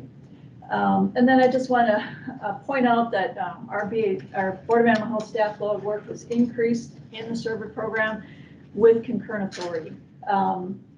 Information needs from the DNR have escalated, working on getting the database going up, kind of training, going over the different components of the program, and then any of our field staff answering questions, being involved, and certainly, compliance is still. So we're still doing the complete program, and we haven't seen any, decrease in our workload yet to this point, or efficiency. So I think that's a priority. If we're managing this concurrently and DNR has funding, we need to start sharing this responsibility. And so we've got, I've mentioned that to Dr. Bob Meyer, the Assistant Commissioner, that we really have to get moving toward that because we're spending a lot of time on this. Just a note, before we get to rulemaking, October 27th, the House Environment and Natural Resources Finance and Policy Committee had a hearing. Included in that hearing was a number of different topics, including the CWD update. So the board and the DNR were both present to provide updates at that hearing. And at the end of the hearing, Representative Hansen he said, I would like to formally request, and so I thought it would be good for the board members to be aware of this. He wanted the DNR board to consider testing all farm cervids using RT-Quick and then necrops in the RT-Quick test positive animals. And I didn't put it on here, but he said he thought that could be done in about 3 weeks period of time. And so I'm saying that we're not there yet, right? To this point, RT-Quick has been used for research purposes. It's not a diagnostic test. We have to work out, if we did this scenario, this would mean that you'd have to somehow get agreement of all producers to test their animals for RT-Quick and then kill and test their animals when there's no way to pay them or compensate them for doing so. And then, the question would be if they are CWD positive, they would have to depopulate their herd and there would be no indemnity either. So there's a number of different steps that have to sort of be thought through, and this test availability before, thinking about the cost of the testing, the cost of the sample collection and all of that before we can work through it. I think we need to start considering use of the RT-Quick test. It's not validated yet for any diagnostic testing purposes, right? So it's in a very experimental stage at this time, but I just wanted to be aware, have all of your board members be aware that Representative Hansen requested that. And I imagine we'll revisit that request and see where we're at with that. I don't know if you have any comments here. Has a question. Yeah, I have a question on that with Representative Hansen's comment. Was that explained to him or was there follow-up with him? Everything that you just told us. I hope that we all know that it's not an official test, but the indemnity funding for those farmers, the appraisal, was all of that explained to him so that he understands that you can't just say, yeah, hey, let's use the RT-Quick testing on all these deer. That was kind of said at the end of the hearing, and he moved on to another topic, and so we've all kind of went, yeah. So I haven't talked to him personally. I don't know if there's been other conversations either with DNR or others, maybe Minnesota, the MinPro group or not. But at some point we need to try to get at this. I think University of Minnesota, Beth, you had some communications. They're trying to, sort of phrase, where this RT-Quick test is at. And I think legislators need to hear that. I think they have expectations that this is something we can deploy and, it's ready to go, and there's just a lot of steps that need to be in place before that can happen. Unfortunately, Dr. Larson or others from the MinPro group weren't part of that hearing too. We could certainly speak to where they're at in the process and had their conversations with USDA, but I don't want to step on their toes. But they weren't part of that. Okay. No. So, yeah, I guess the point that I would make is it's important for our legislators to understand that. And so some sort of follow-up needs to be made, and I don't know who's responsible for that, but I think that that's important for them to understand that we can't just start using the RT-Quick method to test those.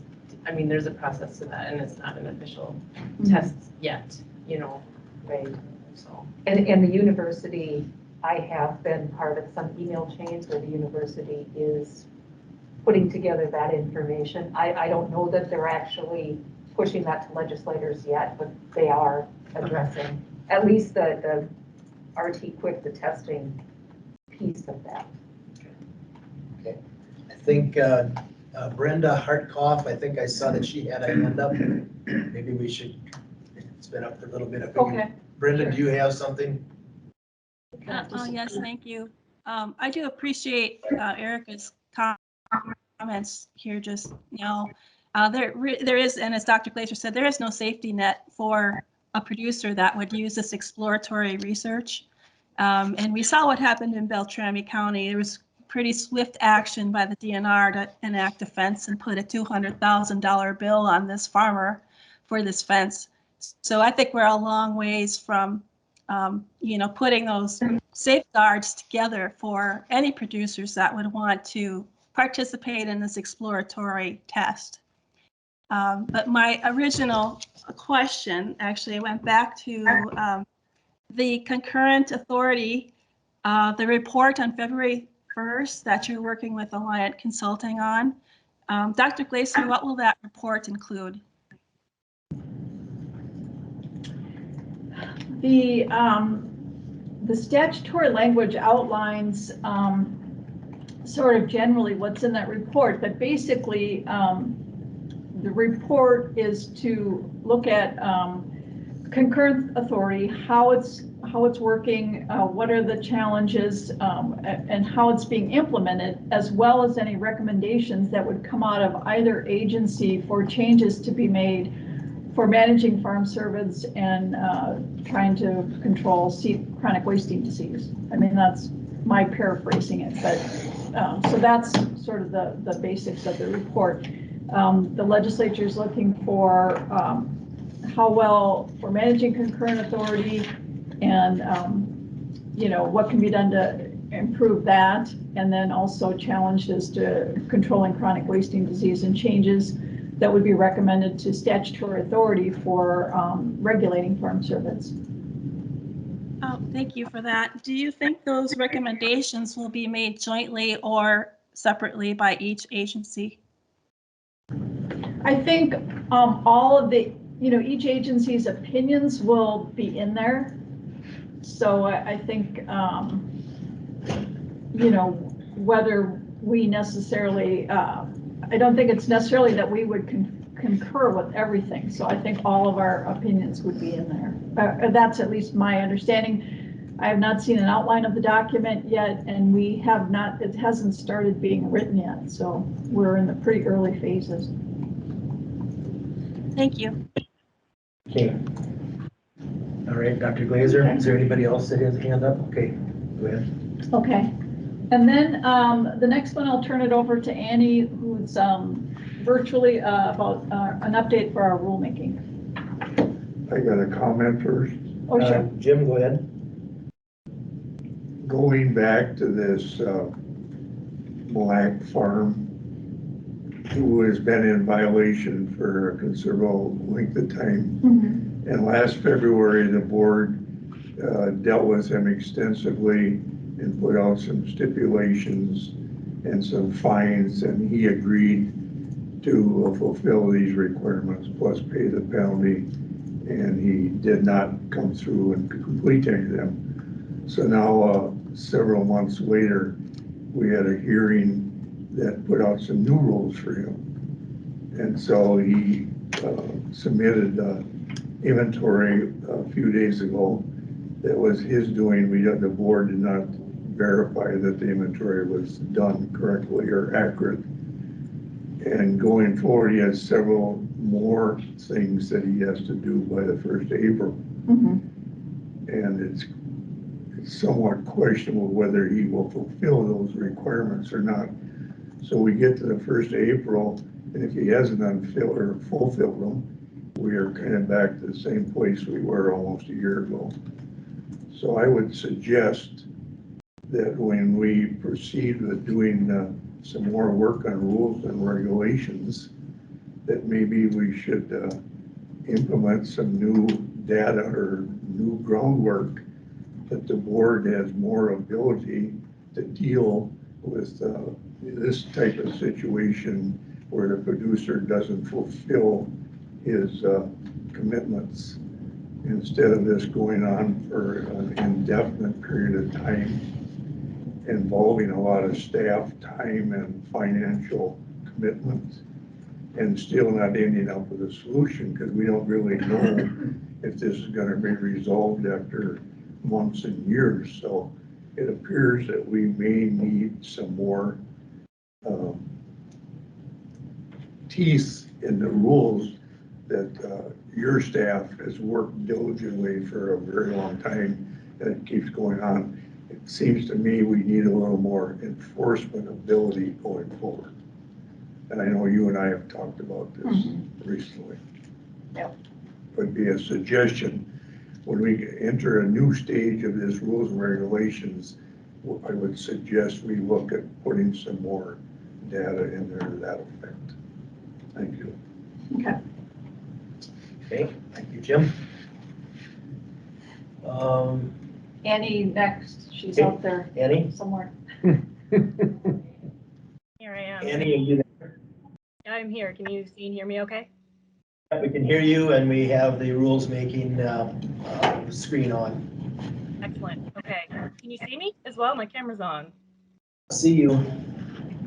I think I see you on the small, on the laptop. My eyes are not that good. So, So Andy, the main screen just shows the PowerPoint presentation, and the little inset screen shows up, but it's on a laptop, and so not everybody's, we can't see that very well. So you could probably make faces and get away with it if that's. Thank you for that. Well, it's more important that you can see anyway. The update, my update on rulemaking is going to be very brief. This is my only slide. As you know, we paused our farm survey day rulemaking in July when the legislature modified our statute and gave the board and the DNR concurrent authority over white-tailed deer. As Dr. Glaser discussed, we're still working with the DNR on what concurrent authority looks like. However, all the reasons that existed for us to embark on a rulemaking in the first place still exist.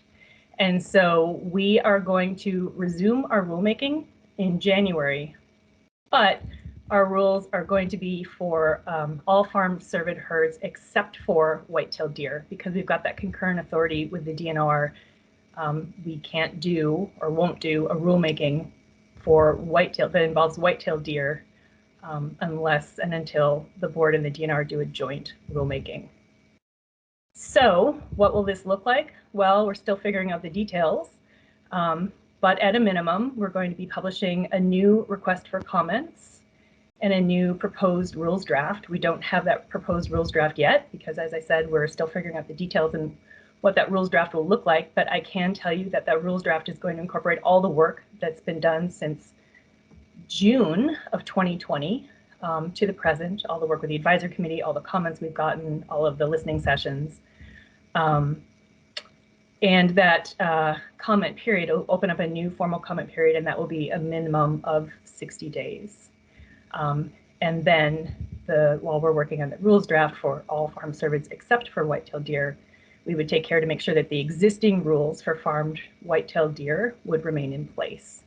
So those requirements would not change until there is a joint rulemaking or until new rules are promulgated by the board and the DNR with their concurrent authority over white-tailed deer. And that is my update. Do any people listening have questions? We have a hand up, Brenda Hartkoff. Go ahead.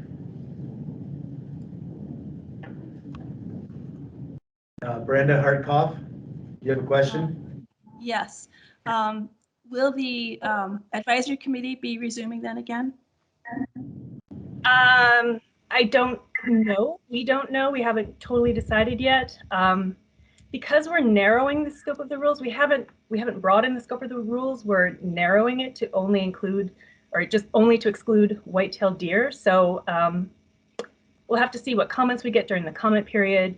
At a minimum, I guess I should have mentioned this too, we would circulate that proposed rules draft to the advisory committee for comment and feedback. That would be in addition to this formal public comment period that opens up. So haven't fully worked out the logistics yet. We're working on it. We're having a lot of discussions and research and whatnot in the background. So stay tuned.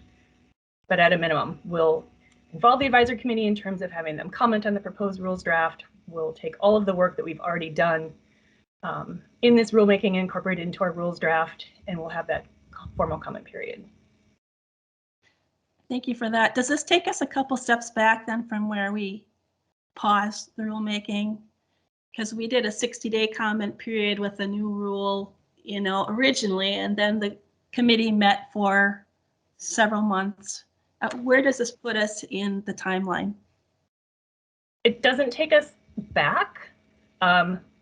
We're doing a new request for comments because we're trying to exceed the requirements under the Administrative Procedure Act for this rulemaking. So we're putting it out there.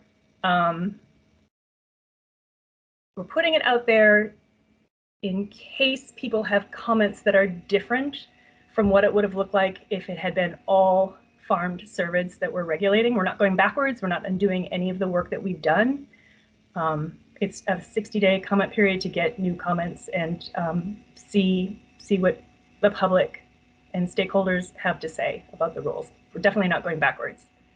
Okay, thank you. As a member of that advisory committee, I would highly encourage you to include them in this information. This is the first I knew about any of this, and I'm sure others do not know about it either. But I think this advisory committee has put a lot of time and effort into this as well. And I think it's very important to keep them involved in this process. Thank you. Sure. Thanks, Brenda. And our decision to go forward with the rulemaking is very recent. We wanted to make sure our board members knew about it and that we announced it publicly at this board meeting. So as I said, we're just getting going, and we will make sure that we notify all the proper people, including our advisory committee. Okay, any other questions or comments? Erica? I have a question, and I don't know, I mean, it's kind of a futuristic question, so I don't know if anybody has answers yet, but what does the future look like?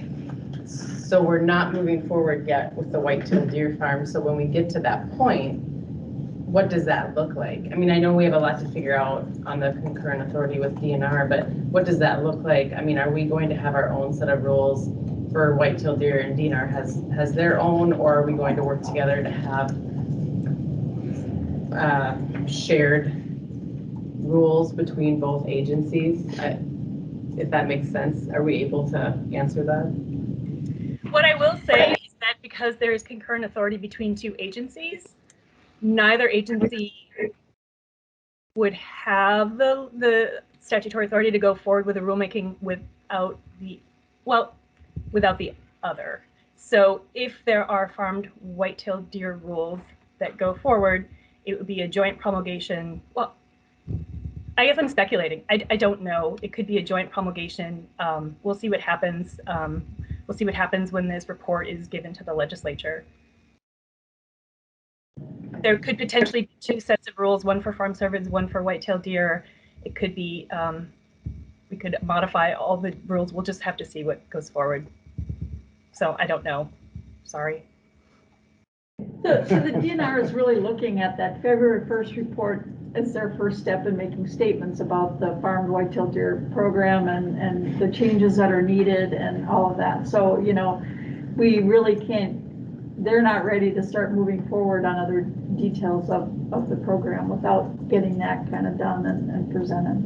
And in there, they probably will have statutory change recommendations, right? So they're going to be asking the legislature to change the laws regarding farm cervids, and then you would have, you know, would you have to be promulgating rules forward on that if they do go ahead and change laws. So we've got, you know, a number of things that are moving on that. Okay, thank you. Okay, any other questions? This is new for everybody, I Sure. think, in the state, and Annie has done a wonderful job of looping in other rule writers from other agencies and we're getting some guidance from other agencies and what they think, but yeah, this concurrent authority is good. Sure. Yeah. Anybody have any questions or comments? Okay, anything else, Ms. Balghiti? No, that is it. Thank you. Thank you. Thank you. We ready to move on to the next? Are you done then, Dr. Yes, Glaser? I'm done. Okay, all right. We're getting a little bit short here on time, and so we're gonna need to, for sure, I believe, Dr. Carstensen will be up next, DNR and CWD and the wild update, and I'd like to welcome her here, and let's hope to try to maybe by 20 minutes too, we could quickly, we could wrap up and then be able to grab something for lunch and be able to stay on our time frame for our guest speaker at noon. So Dr. Carstensen, are you there? I am. Can you guys hear and see me and my screen? Everything Okay. looks fine. Well, Dean has me right up against lunch, so the pressure's on you guys to get you eating on time. So I will try to keep this to 10 minutes or so. And I'm giving the same talk I have here to Representative Hansen's committee at 1. So I'll be doing dual duty on CWD updates. So just some updates on what's been happening this fall. We've been very busy sampling wild deer in these different areas of the state. You guys might remember from our last update, we talked about what we're doing for the fall. We had 6 areas in the state that we'll be working with a combination of management zones where the disease has been detected in the wild and new surveillance areas where the disease has not yet been detected in the wild, but we have concerns that it might be present. And in these areas, it's due to positive cervid farms that had been detected there in recent years, and doing our sampling in those areas. We also had a combination this year of tactics, including mandatory sampling on opening weekends of firearms, combined with voluntary sampling throughout other seasons, particularly in our management areas, to allow hunters to participate even outside of some of that mandatory times. And we did hope to collect around 22,000 samples at a cost of expected about $2 million. So our opening weekend numbers were down from what we had expected based on about a 90% compliance in the regulations and looking at harvest over 3 years on what typically comes in on opening weekend. So we had better compliance the last time we did this in 19 than we had this year. We had on average 63% through our different zones. And we did not collect the amount of samples that we had anticipated, probably about half of what we expected going into that weekend. We also did experience a down on the harvest overall, so we were down quite a bit, over 20% in some of our areas than we expected to. Although the weather was really nice for all of us working, the hunters weren't out, or at least they weren't successful on that first weekend, but license sales were similar. And then on B weekend, which happened here for the Southeast, that opener was also down a bit from years past, and our cumulative harvest across the state is also down about 7% from last year, or 3% from a 5-year mean. But so sampling is still ongoing through the end of the year. Muzzleloader season is still on right now, and we have archery through the end of December, so we might be able to catch up a little bit more on some of these. But I just wanted to show a few numbers from where we're at with deer harvest statewide overall. So now to get into some information about our sampling. First, the good news. We'll talk about our surveillance zones where we've been doing precautionary testing due to discovery of disease in capture cervid facilities. The Beltrami area was one of our newest. This is in northwest Minnesota. We had hoped to collect 1,800 samples on the permanent areas that surrounded and included the location of this facility, and we have now exceeded that. And we also have not detected any case of chronic wasting disease at this point in time. And nearly all the samples that have been submitted are back. We still have a few more coming in through taxidermists and other voluntary submissions that will probably continue through the end of this month. But at this point, we have not detected any disease in the wild. And that does include over 400 samples taken in close proximity to the farm. So that is good news. As the fence was brought up earlier, the fence is indeed up. And I just wanted to mention too that the building of the fence was not at all connected to the RT Quick test. We had decided to erect the fence to exclude deer upon the discovery of the carcass dump site. So it didn't matter if there was an RT Quick positive or not. That was going to protect that site just due to risk.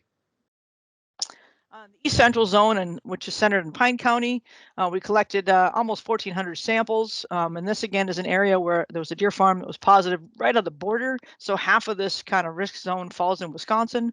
On our half, we collected samples and have not found any disease this year. We did collect samples in this area last year, but not with enough sampling confidence due to low participation. So this is a much better participation year, and we have yet to discover any chronic wasting disease in this area.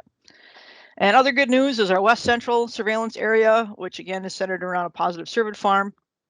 We have a different system there in place. We're trying a risk-based model with points are accumulated for different types of deer, meaning more high-risk deer like adult males count more in our sampling quotas. And so far we are over goal by 38% in one of the permit areas and about 2/3 toward goal in the other. And we've tested about 431 individual deer through this effort, have not detected disease. I think we're on par here to reach our sample goals in the West Central as well. So those are the good news. The less than good news is in some of our CWD management zones. Unfortunately, we did discover another infected deer in the Brainerd area. And this is right at the end of what our 3-year surveillance window would have been. So we have not found disease in this area since January of 2019 on a wild deer that was found about less than half a mile from the infected facility that was found at 17. And we have tested a lot of deer. Over 15,000 deer have been sampled in this area, the greater extent area in the last 5 years. And we did not discover additional deer in the last 2 seasons, but we did find one yearling male, 1.5 years according to the hunter, about 7.5 miles away. And so now that resets our clock for our continued efforts to manage CWD in this area. All existing rules and regulations will likely stay in place at least through 2024. And we're currently discussing options that we might pursue yet this winter with maybe some additional hunting opportunities or some landowner shooting permits and the like. We'll see where those conversations go. So that was a very disappointing finding. We were hoping that we might have more of a Pine Island scenario here, but it looks like we still do have some disease on the landscape. In the South Metro area, this is centered in Dakota County, where a wild positive was found. In this area, we have sort of a clustering in what we would call Chubb Lake, which is the center of the screen. That's the initial area we found the disease. And we did find one more in that area this year.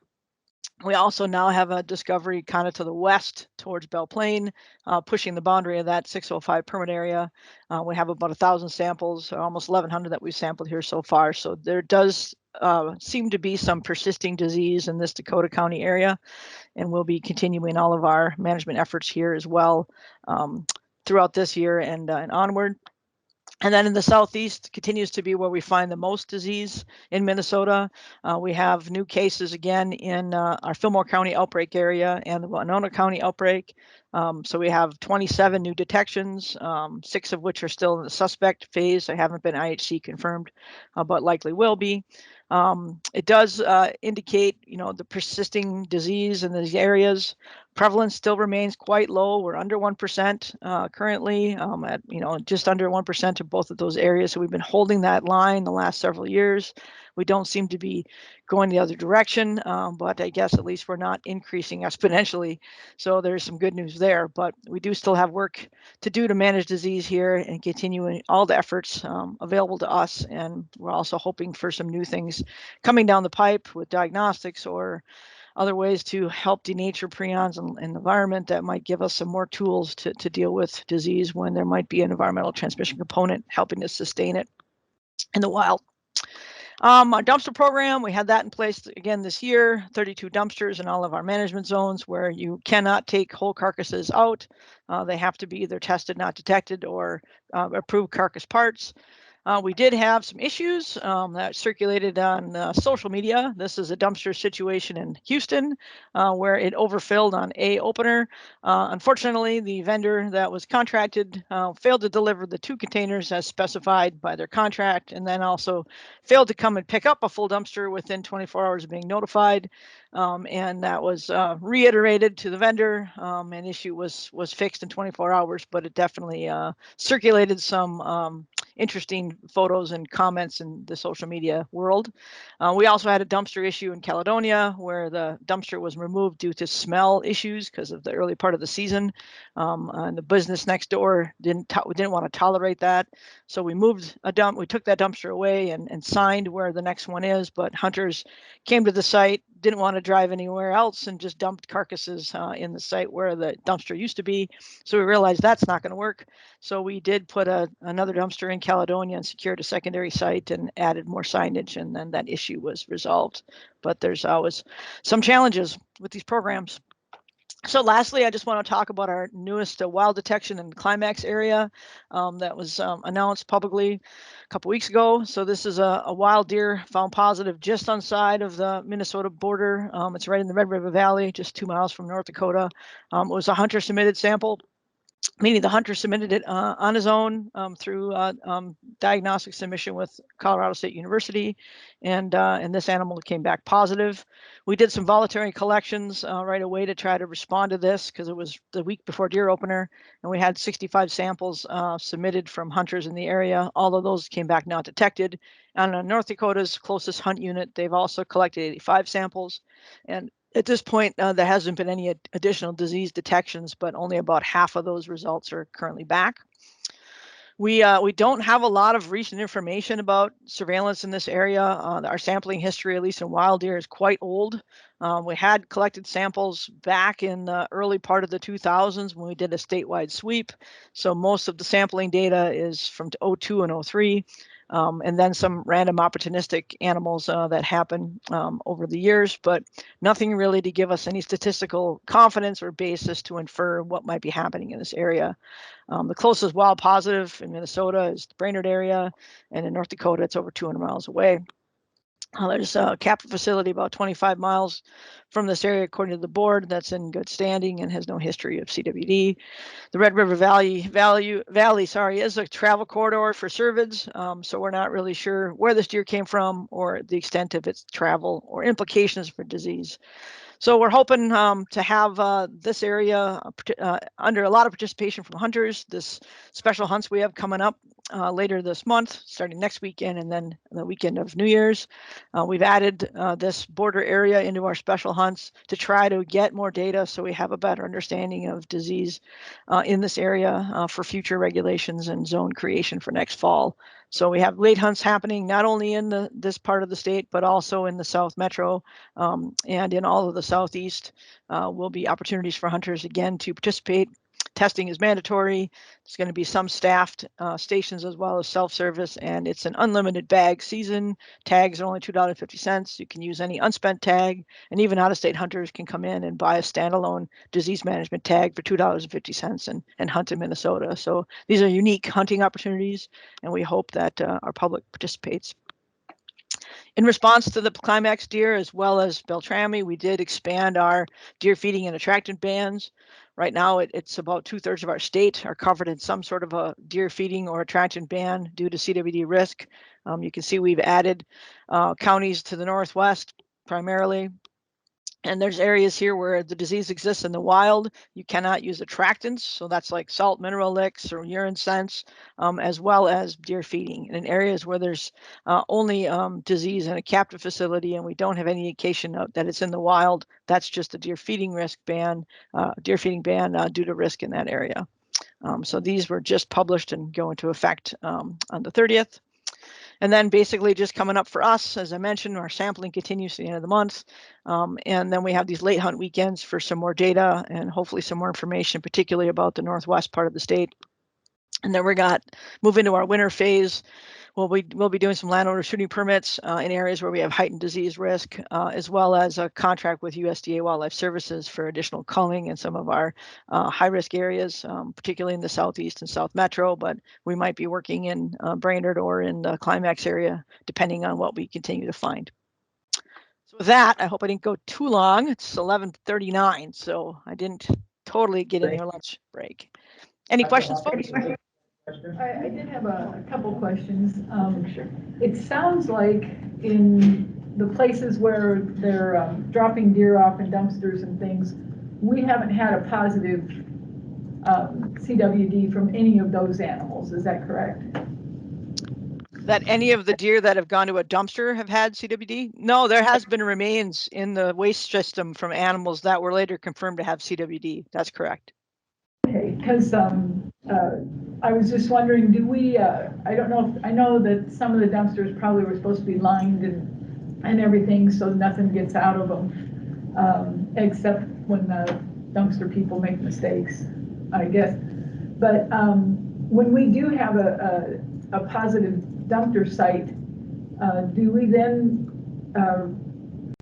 note that as a contaminated site and fence it and make sure that hunters year after year aren't getting CWD from the dirt and around those sites?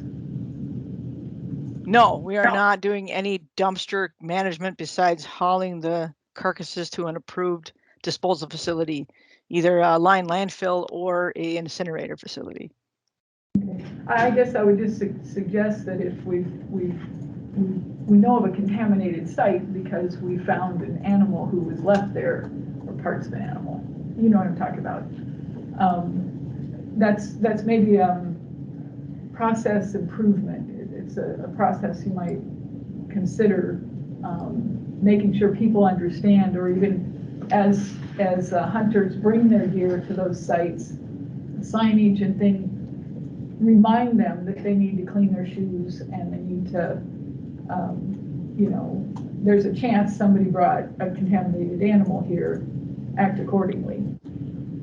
I would just, caution that these contaminated animals that we're talking about came from the wild. They lived freely in nature prior to being harvested by that animal. So if there's a positive deer shot on a landowner's property, they just have spewed prions all across that landscape as well.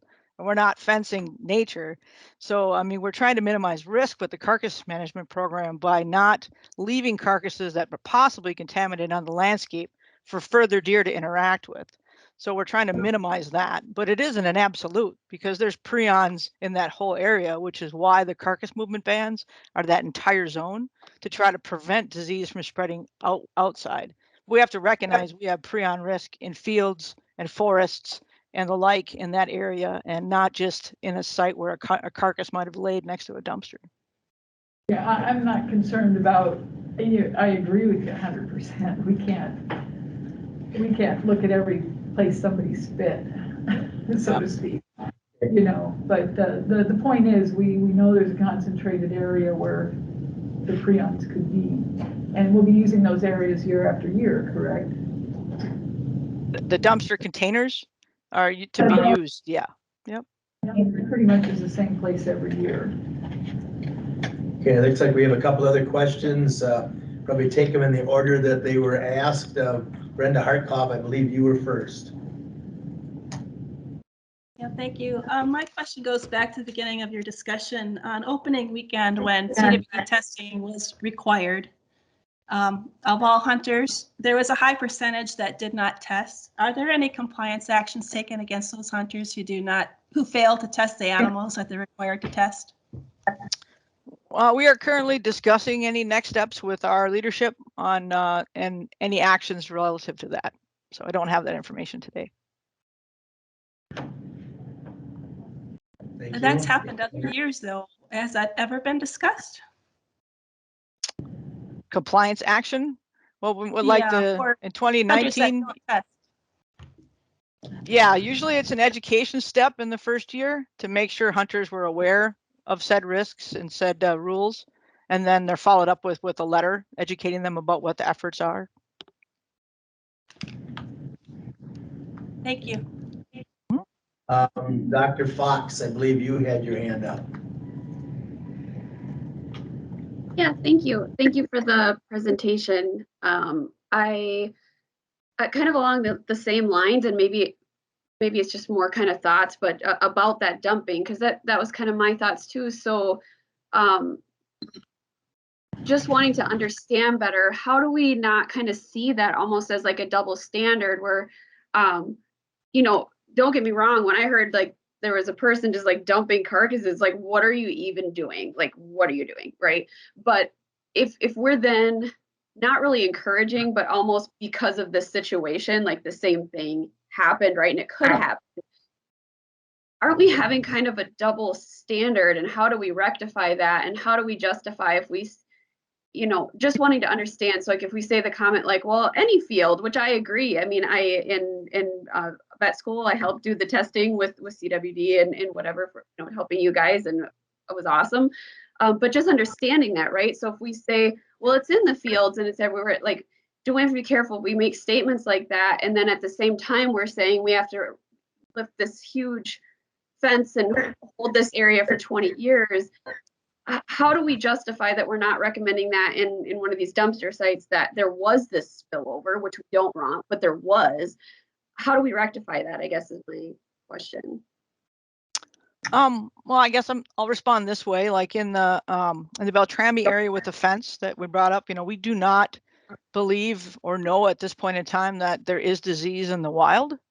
So the idea of excluding that site with carcasses that were brought over from a positive cervid farm is a preventative measure to create a deer exclosure to reduce risk. So in that effort, we're trying to minimize that risk potential and protect wild deer or elk in that area that, you know, might come in that area from an exposure. So that is a different role than what's happening in the southeast, where we have known persisting deer with disease across the natural landscape. So there, imagine our outer boundaries are really the whole surveillance zone. And we can't fence 8 counties, but we can restrict things like movement of whole animals out. And so we're trying to get at risk mitigation where we have disease present in the wild through carcass management and testing. Thank you. Sure. I have a question. I traveled from Missouri through Iowa, southern Minnesota here last week, and of course deer are really moving, and you see lots of spots on the road that are clearly not rabbits being run over, but there wasn't a lot of deer that I saw, and especially as I got into Interstate 35 to Owatonna, and then from 14 over to Mankato, a lot of spots and no deer were laying there. My question is there or has there been policy on getting stuff like that picked up? And if there is, what are they doing with those? And is there possibly a need for incinerators to be located in different parts of maybe southern Minnesota to deal with those carcasses if someone's picking them up? So. Yeah, so we're talking about roadkill management at this point, right? And Yep. so, yeah, it varies by county and jurisdiction and city for what different municipalities do for roadkill. I've had lots of different conversations with MnDOT and county officials, and what we can do is we have to write basically a permit for a private individual that hits a deer with their vehicle and wants to take the deer with them. You know, that happens, right? People do eat roadkill. I'm one of them. So, you know, typically a conservation officer would come to the scene, or she would enable the county sheriff, and a permit could be done even digitally to take the remains of that animal with the person. In our areas where we have disease in the wild, our CWD management zones, we've prohibited that ability to take a deer out of the zone, even in a roadkill situation. When it comes to what MnDOT or counties do with their deer, they have different, you know, ideas of what they have been doing with carcass management from different landfills they haul to. Some use burial, but as long as it stays within the boundaries of these zones, then that's up to them for what they do. But the idea of restricting that movement out of the zone is the same for roadkills as we were talking about for hunter harvested deer. Okay, thank you. Thank you. Anybody else have any questions? I have a comment on this. Mr. Botts? My farm is located in Fillmore County. I am 12 miles from Preston, which is the target center of the infection in southeast. I have a lot of hunters that hunt in my area that are from out of the zone, Twin Cities especially. I contacted the DNR 3 years ago and volunteered one of my farm sites for a dumpster. And the reason I did that is these people are not allowed to leave the zone with a carcass. And I happen to be unfortunate to be located in one of these infection zones, but I would like to help the rest of the state stay disease-free as long as possible. So I volunteered my site for hunters that live out of the zone to come there. The DNR has provided a tripod, a table, and hand tools to bone out the deer on site. And they've been doing that for 3 years. The point made that my site is probably contaminated with CWD, but I have CWD in my neighborhood where people that are from the Twin Cities or wherever, if they would take their deer home, they're taking it back to an area that is not currently infected. So to me, this appears to be an effort to minimize the damage, and I am proud to be part of that. Thank you. Thank you, Jim. Okay, anybody have any other questions? Thank you, Dr. Carstensen, very well done. Thanks. And let's go ahead and take our break. Maybe we'll let Peggy kind of lead us in this, where we need to go and so forth. And let's maybe come back in and eat, and maybe we can go ahead and still get started at noon. And we can have a working lunch, I guess you call it, so. So while we were sitting here, lunch has been brought in behind us. Okay. And I imagine the boxes back there have what's in them, and so. Perfect. Choose. I'm not sure everyone here has something to eat, or just board members, and There is probably about enough. I didn't do it every 4 or 5 All right, days. so we will plan to maybe just about 5 after 12, go ahead and start up again if we go. That'll give us just under 15 minutes. All right.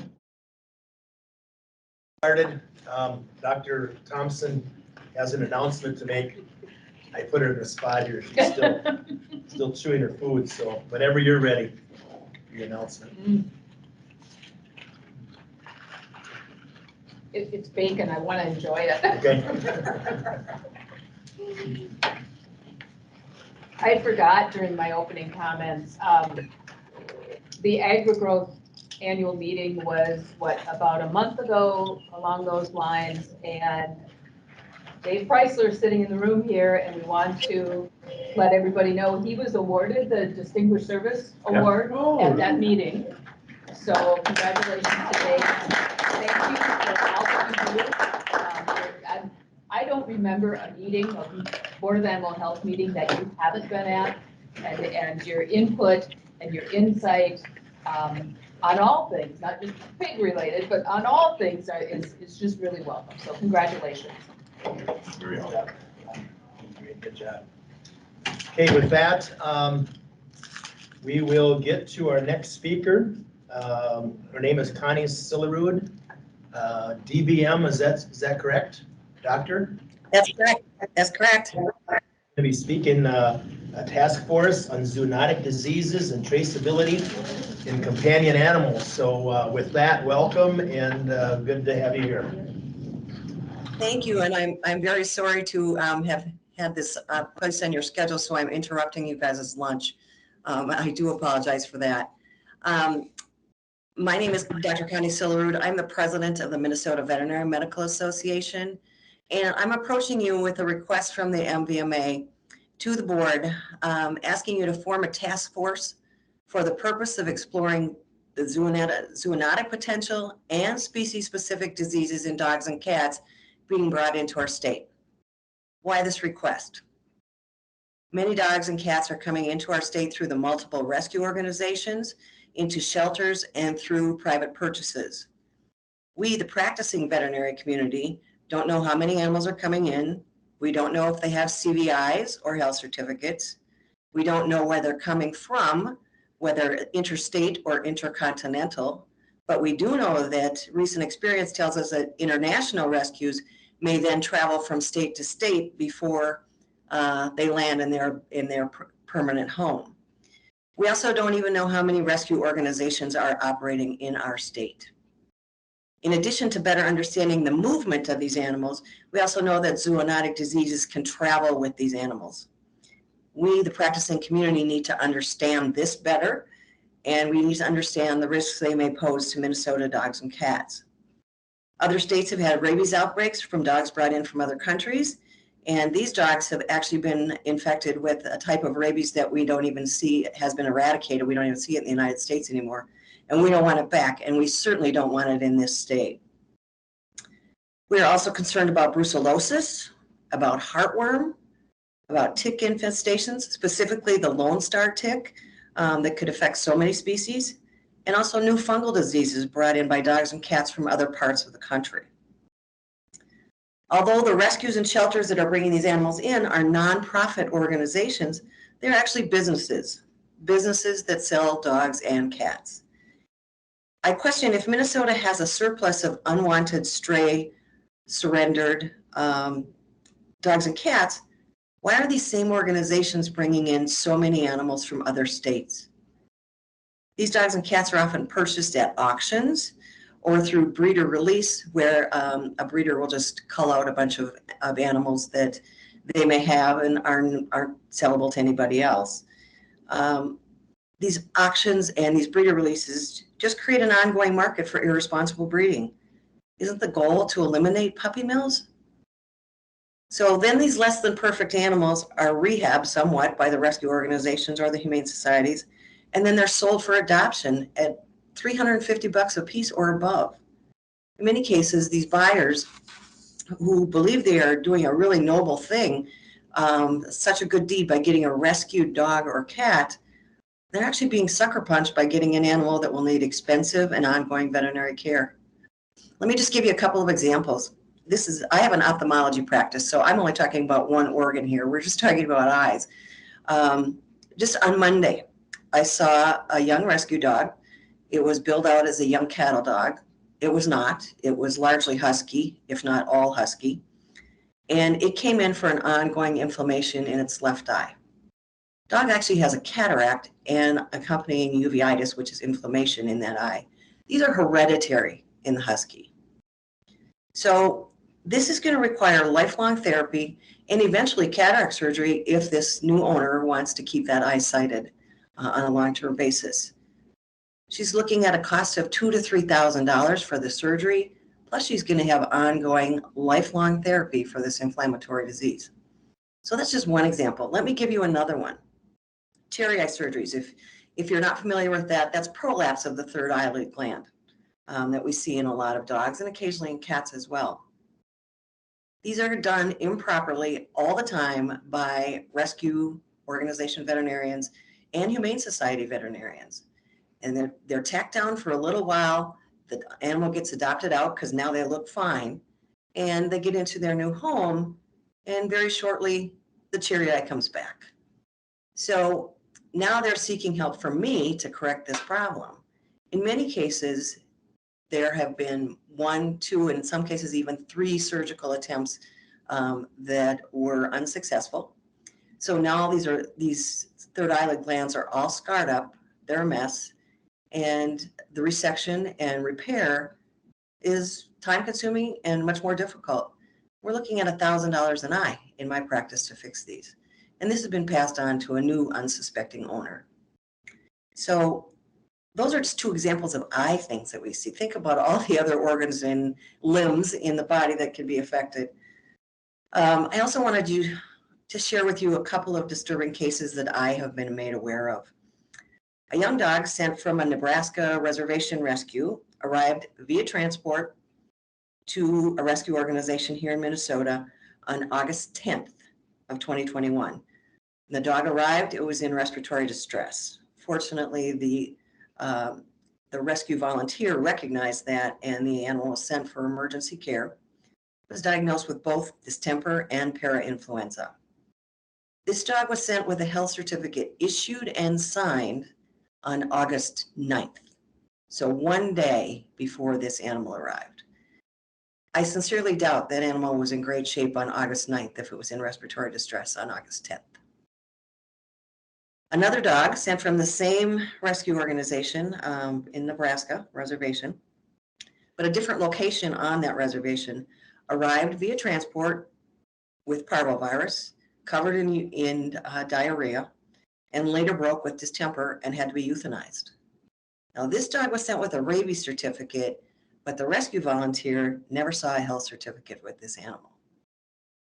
So there's a problem out there, and I'm hoping we can address it. So what are we specifically at the MVMA looking for from you? We would love to ensure that all dogs and cats coming into the state of Minnesota are accompanied by a CVI. That way they can be tracked and traced, and we can hopefully be able to shut down things a lot quicker than we are able to at this point in time. We're also looking for possible certification for these rescue organizations. I realize that's a big lift. We know this is a big task, but this problem needs to be addressed, and we have to start somewhere. And I think the Board of Animal Health is a logical place to start. So my question is, can or will the Board of Animal Health be willing to take on this oversight and this task? If you are, I've taken the liberty of making some recommendations for task force members that you might want to include. First of all, a member of the Board of Animal Health. Second of all, a staff member of the Board of Animal Health. Thirdly, a member of a well-regarded rescue organization. Right now, I'm struggling with that one. Fourth, a member of the MVMA. Fifth, a member of the Minnesota Department of Health. Sixth, a member of a well-regarded animal shelter. 7, a Leech Lake tribal member. Why Leech Lake? Leech Lake is Ojibwe, and they really value their animals, and they have put together a robust effort to educate their members to get these pet populations under control, eliminate the strays, and educate their people on how to take care of their animals properly. And they've worked really hard at this. I have some names for you if you're interested in particular members that may be helpful. There are 2 brothers, Rick Holland and Rory Holland. They're both community outreach members with the Leech Lake Tribal Police. Rick is also a Cass County Commissioner. And my 8th suggestion is possibly a member from the College of Veterinary Medicine. And I did speak with someone on Monday. Her name is Dr. Lauren Biebert. She's very active with SERVS. If you're not familiar with that, that is the Student Initiative for Reservation Veterinary Services. She has worked with the Holland brothers a lot. They trust her, and she thinks that probably if we wanted to involve a tribal member from Leech Lake, that they would be comfortable working with her. So a couple of names if you're interested. And if you actually take this on, the MVMA would appreciate possibly a quarterly report from this task force. And then what would we do with it? Why do we want this, and what will we do with it? We can better inform our members at the MVMA about diseased animals and diseased animal movements. We can educate our own members on proper movement requirements. We can better address ongoing concerns by our members about some of these rescue organizations. The other thing we can do is once we get these informations, we can put out public service announcements from the MVMA that can alert people and educate them. And I think this is really an important step. I'd be happy to answer any questions you may have. I would entertain any discussion. Okay, thank you. I will open it up for some questions. Dr. Hawkins? Is there any any national organization that oversees any of these rescues and things? Not that I'm aware. I'm sorry, not that I am aware of. Because that's really The whole way that IACUC's got started, Institutional Animal Care and Use Committees got started, was because animals wound up in shelters and shelters sold them to researchers and things like that. So they took care of one side of that. You can't get anything from a shelter anymore. But there is nothing you can do. Not on a national level, no, not that I'm aware of. And I think, excuse me, on a state by state level, I think some states do better than others. And quite honestly, the state of Minnesota seems to be something of a line. West of here, their state animal health officials are less involved in the companion animal realm. East, there's more and more involvement. Other than Texas, I think Texas doesn't do anything. They don't even look at CVIs now in Texas, I think. But you know, to Dr. Sillerud's point, at least since I've been with the board, I have heard, you know, every year stories about rescue animals coming into Minnesota.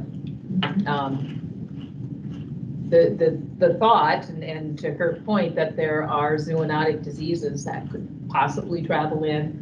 Now we're talking about ASF and ticks and all of that can possibly travel in.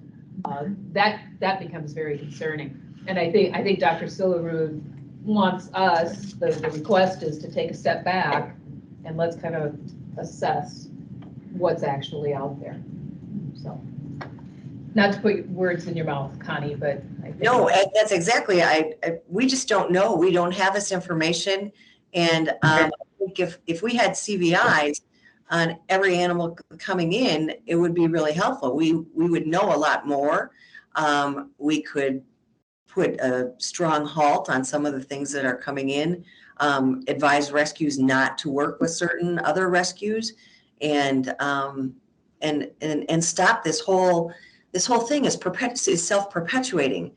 If we're rewarding these people for this irresponsible breeding by purchasing these animals and then rehabbing them and then reselling them, and you know, buyer beware kind of situation where these people are, these rescue adopters are thinking they're doing a really noble deed by taking in this rescue animal. And if you look at all the press that rescues get, if you think of the TV commercials you've seen about, you know, how important it is to adopt a rescue animal, well, that's all well and good, but all we're doing is reinforcing the whole puppy mill thing and irresponsible breeding, and we're not getting to the root of the problem. We have a couple questions. There are people with their hands up. I'll take them in the order that they came. Dr. Scheftel with the Minnesota Department of Health. Hey, everybody. I'd like to support the idea of forming this type of task force. Public health, the public health community is really concerned about international rescue in particular, because other parts of the world have a kind of rabies called canine rabies that we don't have here.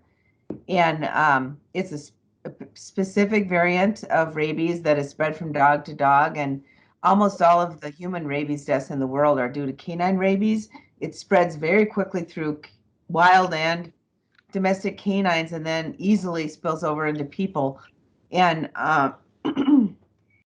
every state but ours, so you know we're next, has had an international rescue come in with usually falsified health certificate and rabies vaccination certificate and break with this canine variant of rabies. And one of the state health departments with, and it's usually handled by the person in my job, the state public health vet, said that they put in something like 300 hours into this one little dog that came and developed rabies, and that kind of follow-up, it's very similar to CWD follow-up or any other infectious disease that we don't want here. So so I am all about getting a better handle on what's going on with rescues and hopefully improving, you know, the landscape there. So thank you. Okay, thank you for your comments. Dr. Courtney Wheeler, you had your hand up.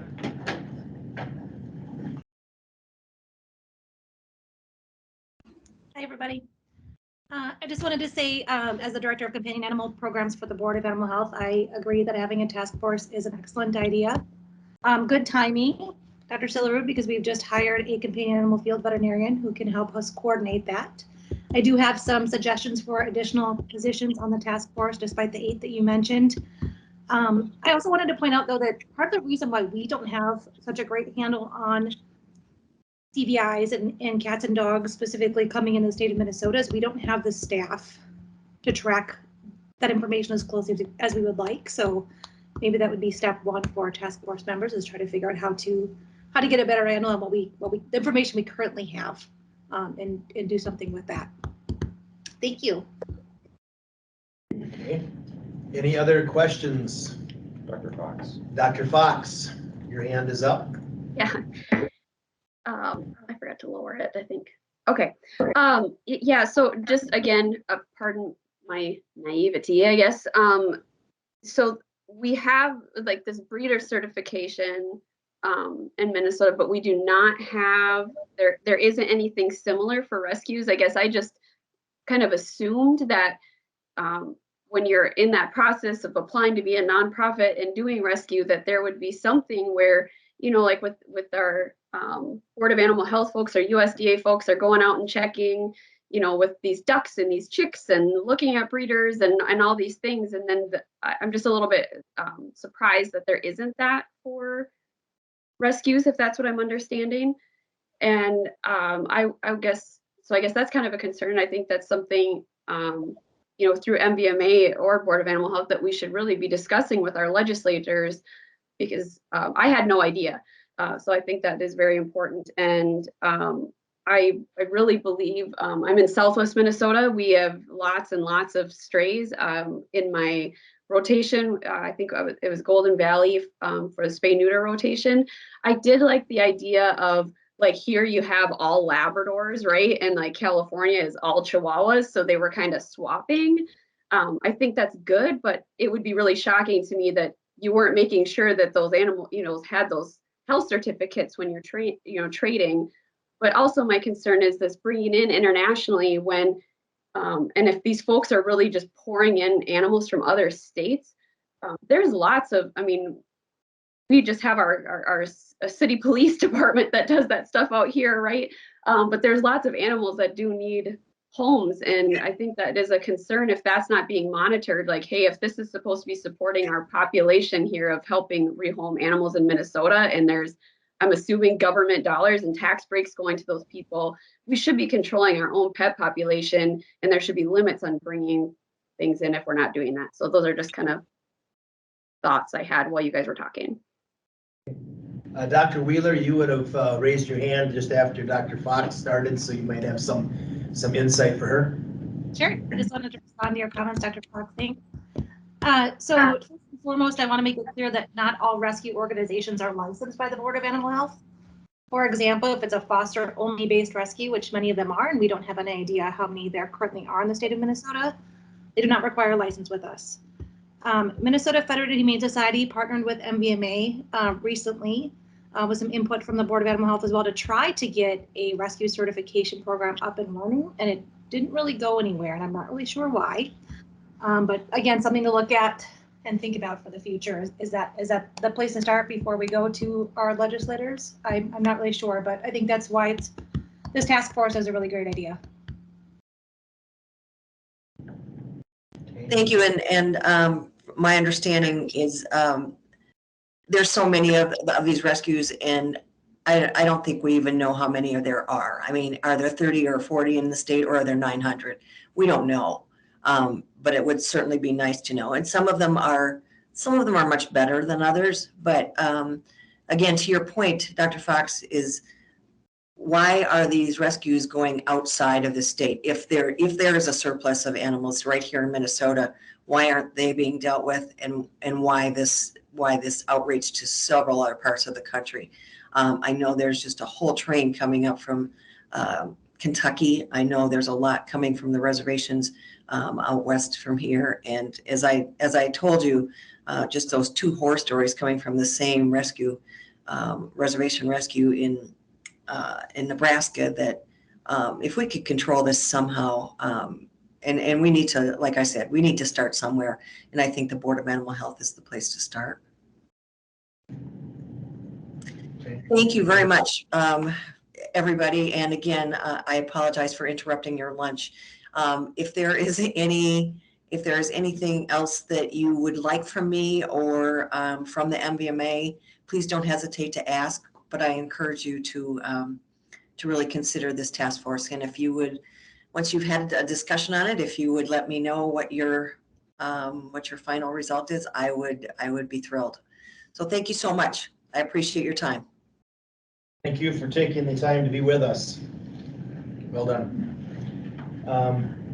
Was that about 9 months ago, maybe our April meeting, where we had somebody from USDA vet, and that was those golden retrievers that came in from China that ended up on our soil? And I think I heard about it on the Twin Cities news station probably about the morning or so before our meeting, that these dogs ended up clear up in Minnesota before they hardly even landed, you know. And I know my comment was when we imported pigs, you know, there was procedures and things where they stayed off the mainland for 30 days to be tested, and you think about all those, you know, these other diseases. I don't think that's the proper way to introduce a dog into this country. It's just run him right through, and it didn't sound like there was paperwork that was in order.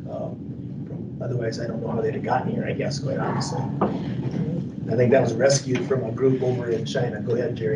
Yeah, so it's, I mean, there's no doubt some of these are just heart-wrenching, compelling humanitarian or animal welfare stories. And so one that comes to mind is the I think it was Korean animals that came in that had been rescued from a meat shop. You know, basically they were going to be slaughtered for meat and carrying significant diseases. And so I've had a chance to travel in some of these different countries and ask some of the public health people, what are your biggest human health challenges right now? And believe it or not, they said rabies and brucella, which are obviously zoonotic diseases. And it just sets you back because you're thinking, you know, anything but those. And so it's a real risk. And so I think NVMA hanging their hat a bit on the zoonotic piece is important, but then there's all the other animal health pieces as well. And then you throw in, you know, just from an interstate standpoint, if you're concerned about the welfare of an animal, shipping them with distemper and parvo and all these other infectious diseases isn't helping that animal while they're in that mode. And so you know, just as a concerned veterinarian and animal owner, I would hope that this task force idea gets some traction that can be developed. And I have no idea what other states have or what other states are doing in terms of trying to, and I don't know if it's a statutory or regulatory approach or what needs to happen,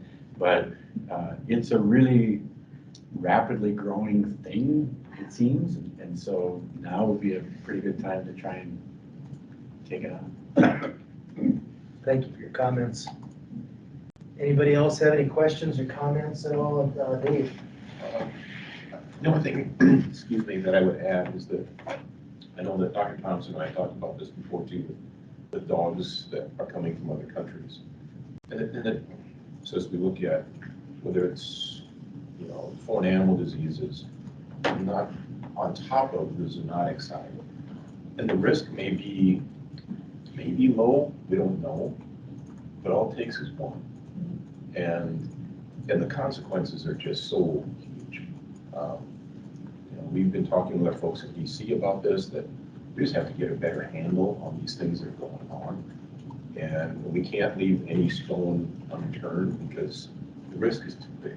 I mean, you get one that comes with bedding that, you know, the animal might be fine, but the bedding may be contaminated, you know, or that sort of thing. And if it ends up in North Carolina, or ends up in Minnesota or Iowa, everything isn't taken care of like it should be, well, we could be welcoming something that is, it just can be prevented. And I think especially as we're seeing ASF is not slowing down, folks. It's expanding. And so, and whether it's in Europe, whether it's in Asia, now in the Caribbean, it's not going away. And so I would encourage, at least from that standpoint, that it's not just the zoonotic side, which I think is important, but I think from a foreign animal disease standpoint, it's important too. Thank you for your comments. Anybody else have any comments at all? Michael, is there anybody in the chat or wanting to weigh in? Okay, I just have a quick question. here we go. So what do we need to do moving forward? I mean, is that a motion that somebody needs to make to create a task force? What does that process look like? Okay, good question. And that's what I would recommend, and I don't know, I think Dr. Sillerud had to leave us, but there was her list of, people that would be on this task force. Not to be the wet blanket, but we need to, as Dr. Wheeler said, we don't have a lot of staff to be actually implementing some of what we want to be seeing. What I think this task force, its first step is to let the Board of Animal Health and/or MVMA know, can we actually assess the problem? That's the piece that, are there 90 rescues out there or 900? And what's their scope? Can we actually figure out if we can track those animals coming into Minnesota? So I don't want to jump feet first into it, but I think we do need to get started. Well, I used to own a Greyhound, so obviously the Greyhound organization for racing Greyhounds, all those Greyhounds had to go to other states. Florida couldn't take them all in and everything, and that's a good program. But that's a veterinarian-run program almost. Those dogs are seen by a veterinarian as soon as they're off the track, and they've been seen by a veterinarian while they're on the track. I know it's a different situation, but that's the breadth of what we're looking at. And then where does an individual who has a Great Dane that unexpectedly has puppies, and now nobody wants to buy a Great Dane, and so then they just start farming them out or saying, hey, rescue my Great Danes, rescue them, and they get no shots, they get nothing. I mean, it gets crazy. Yeah, it gets crazy. Yeah. But I don't know. So Okay, looks like Dr. Fox, oh, sorry. I was just wondering if Dr. Sillerud's question before the board is to say, will you approve a task force kind of coordinated by our staff or? I think that was the request, is that the And so board. that's what you would have to. That would be the vote on, motion for a task force, or authorizing a task force, and then I think setting up some reporting maybe. Okay. Dr. Fox, you have your hand up? Yeah, I guess I was, I guess before Dr. Thompson added in, so I'm kind of backing a little bit, just talk about, like, yes, for zoonotic disease, yes, for foreign animal disease.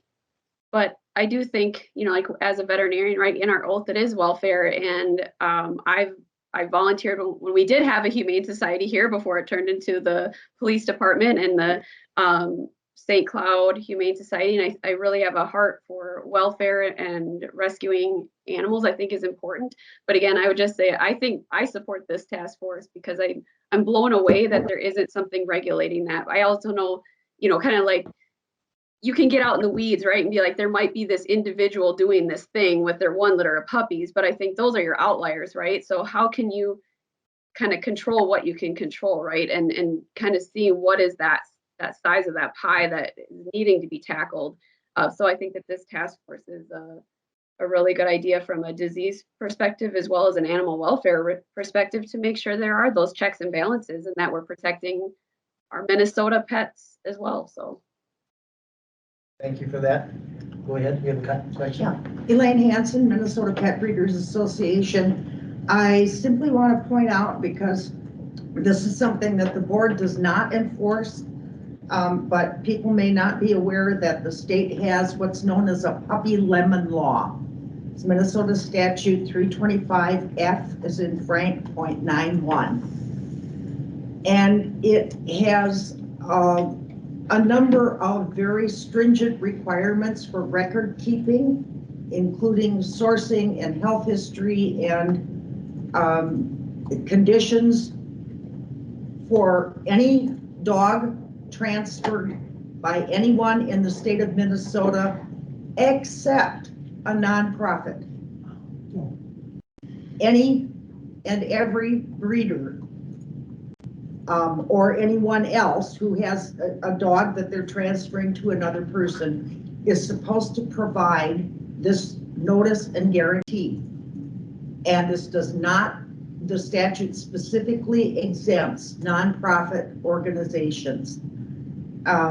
There are, in terms of the pet's history, there are some parts of 325F.91 that are not immediately transferable. They'd have to be modified for pets from unknown sources. But just for starters, it would go a long way toward addressing a number of the concerns that Dr. Sillerud expressed and others, and Dr. Scheftel as well, in the issue of transferring sick pets into importing them into Minnesota and then transferring them to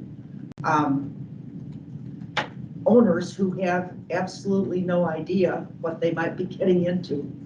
And just as an aside, as Connie was reading the proposed task force membership, I made a note to get in touch with her and encourage her to include a licensed commercial breeder and a representative of private breeders, those who don't meet the threshold for being commercially licensed.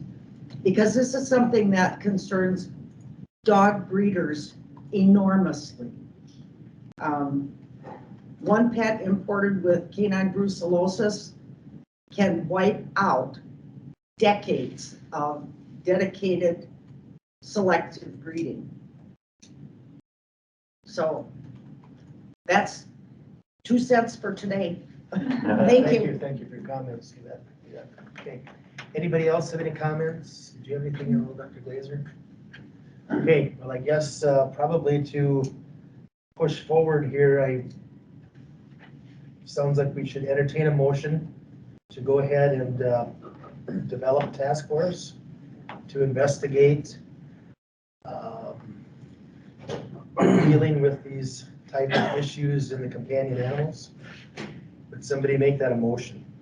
I'll make that a motion. Okay, Dr. Hawkins moved that we would create this task force for a companion animal. I'll second that. And Erica Sawatsky would have seconded that. Is there any more discussion? Any discussion? Seeing none, we'll go ahead. Yeah, so just so we keep this task force on task, I'd recommend that there be a reporting back at the next board meeting from preliminary work meeting. Okay, yeah, we don't want to make it too. Yep. Okay. Yep, that's good. Okay. And do we want to, or would somebody from within the board be assigned to head this up? Someone who's involved with the companion animal would be my guess. Yeah, it would be, I mean, probably to Dr. Wheeler's got her hand up again, Dr. Wheeler's discretion, and as she mentioned, we do have a new hire. Yeah, great. That is going to be working out in the field, and or we do have office staff that are intimately involved. So I don't know if it'll be one person or maybe a combination of efforts. Okay. Dr. Wheeler, are you still there? Yep, I was going to suggest just that. I'll start it, and we'll come up with a plan here shortly and present that back to the board members before we start having our advisory task force meetings. Great, thank you for that. Any more discussion? Seeing none, let's go ahead and proceed to vote. We will do it individually. Erica Sawatsky. Aye. Mr. Jim Botts. Aye. Dr. Peggy Hawkins. Aye. Dr. Jessica Fox. Aye.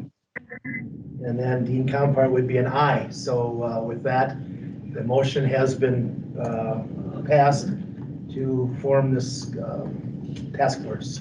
So thank you for the input on that, and it's always kind of amazing to venture off into stuff that you're not necessarily real familiar with and start to learn about those industries and so forth. That's part of some of the things I've always enjoyed about being part of this organization. So, okay, with that, it looks like we are on to rabbit hemorrhagic disease virus 2. Dr. Suskovic will give us an update on that particular condition that's popped up here relatively recently, in this part of the country anyway. In this part of the country, yes.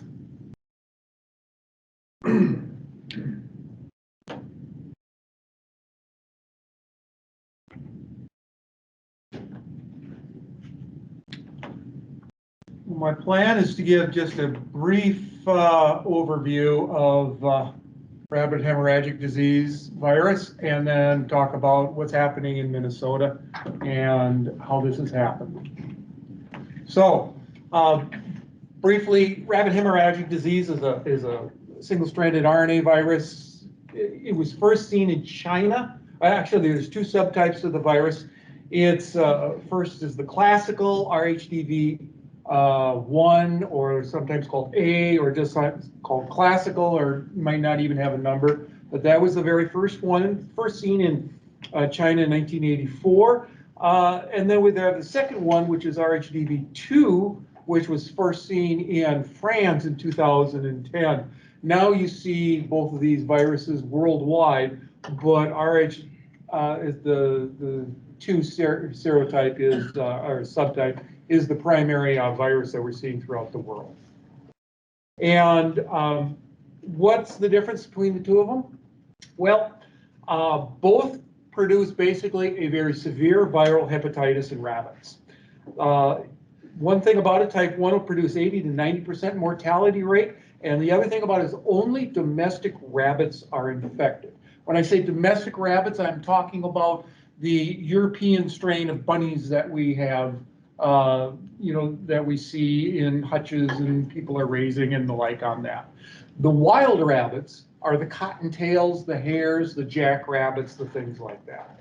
So now in type 2, we have a lower mortality rate, but it's more variable. It's 5 to 70%.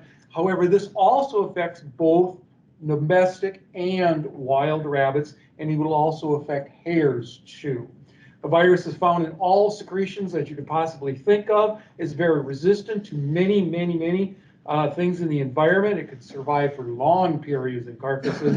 And in people, shoes, bedding, anything that you think of can act as a fomite to transfer to other rabbits. And the diagnosis is a PCR test on either fresh or frozen liver sections. You can do histopathology on liver, and you will see characteristic signs, but it's not enough to hang your hat on a diagnosis on. But I'll get to that in a little bit. Clinical signs, what do you see? Frequently, you don't see anything except dead bunnies. And they might have a little bit of lethargy before death. They might do backflips when they're doing seizures because of pain or agonal screaming or things like that. And if anybody who's heard a rabbit scream, it will stay with them for their entire life.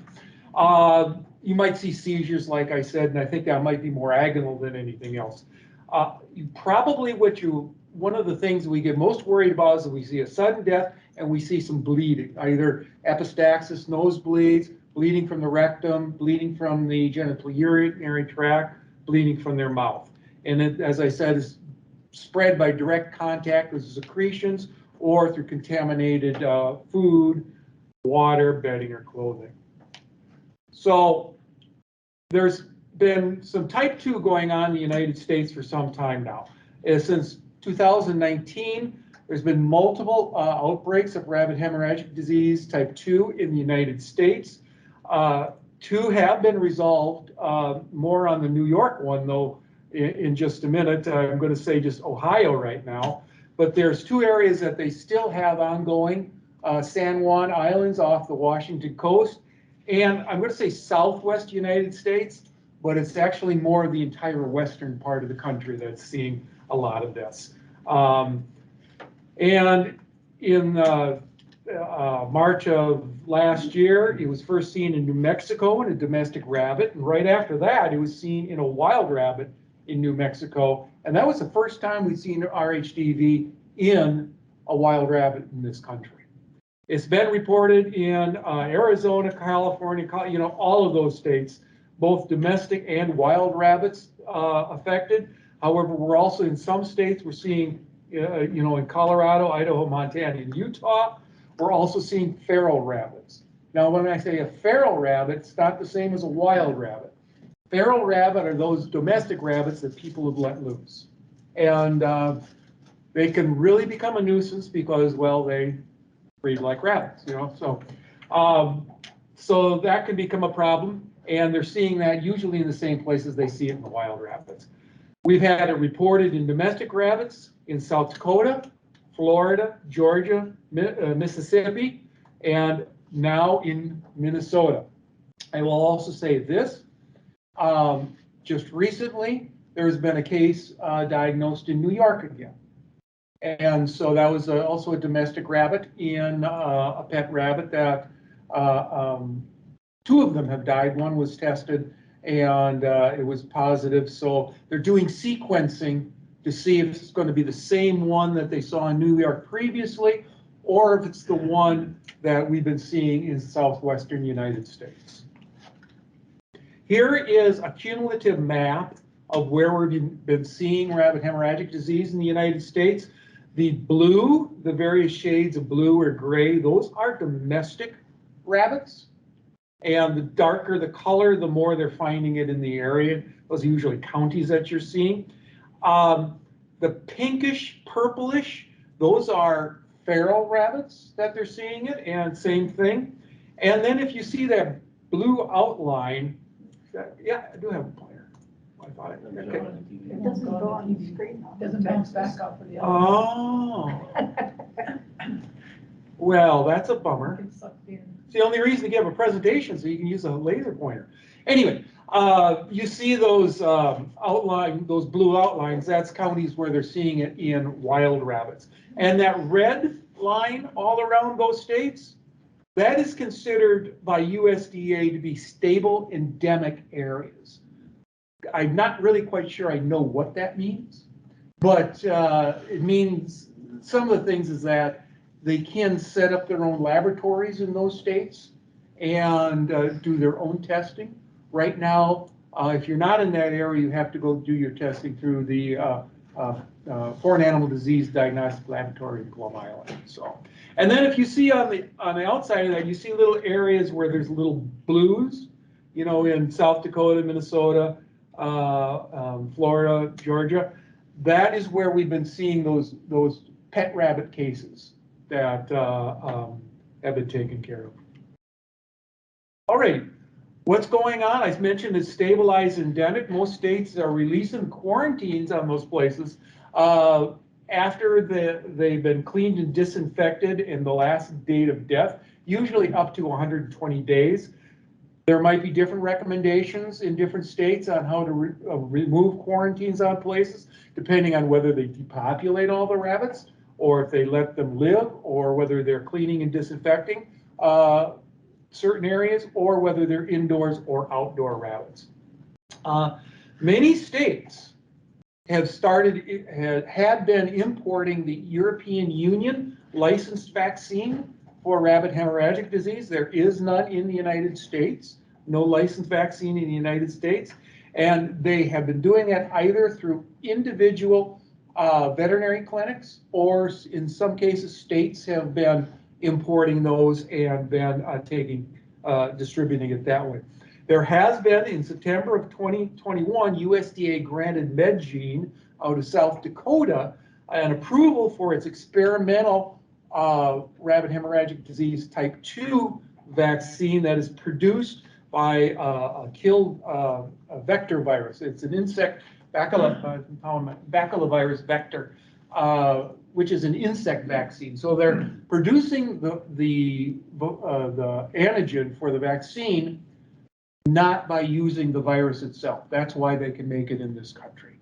The reason that it's in other countries is because it can be made in this country is that they grow it in rabbits and then sacrifice the rabbits and harvest the virus from them. So we don't, foreign animal disease is still considered a foreign animal disease. We're not allowed to grow those viruses in this country. Okay, what are we seeing in Minnesota? The owner, who happened to be a veterinarian, had 2 indoor rabbits die suddenly. The first one died on the 10th of September, and the second one died on the 12th of September. The last rabbit to die, she had sent to the Minnesota Veterinary Diagnostic Laboratory on the 13th, which was a Monday. I was then contacted by the pathologist that Friday afternoon, following seeing suspicious lesions on the histopath slide. So I really would like to thank Dr. Torrison's pathologist for picking that up. That was really great. He was suspicious of it, and so I okayed a foreign animal disease investigation, and liver samples were then sent to FATL via FedEx. They were sent on the 20th, and we got confirmation of RHDV2 from FATL on the 23rd of September. So that was our case. So what have we done on that case? Well, I spoke to the owner before samples were even sent, and we started our initial investigation. She had no more rabbits. She did not see rabbits in her practice. We talked a little bit about making sure she stayed away from bunnies, and we started doing some things. There was really no good smoking gun for anything here.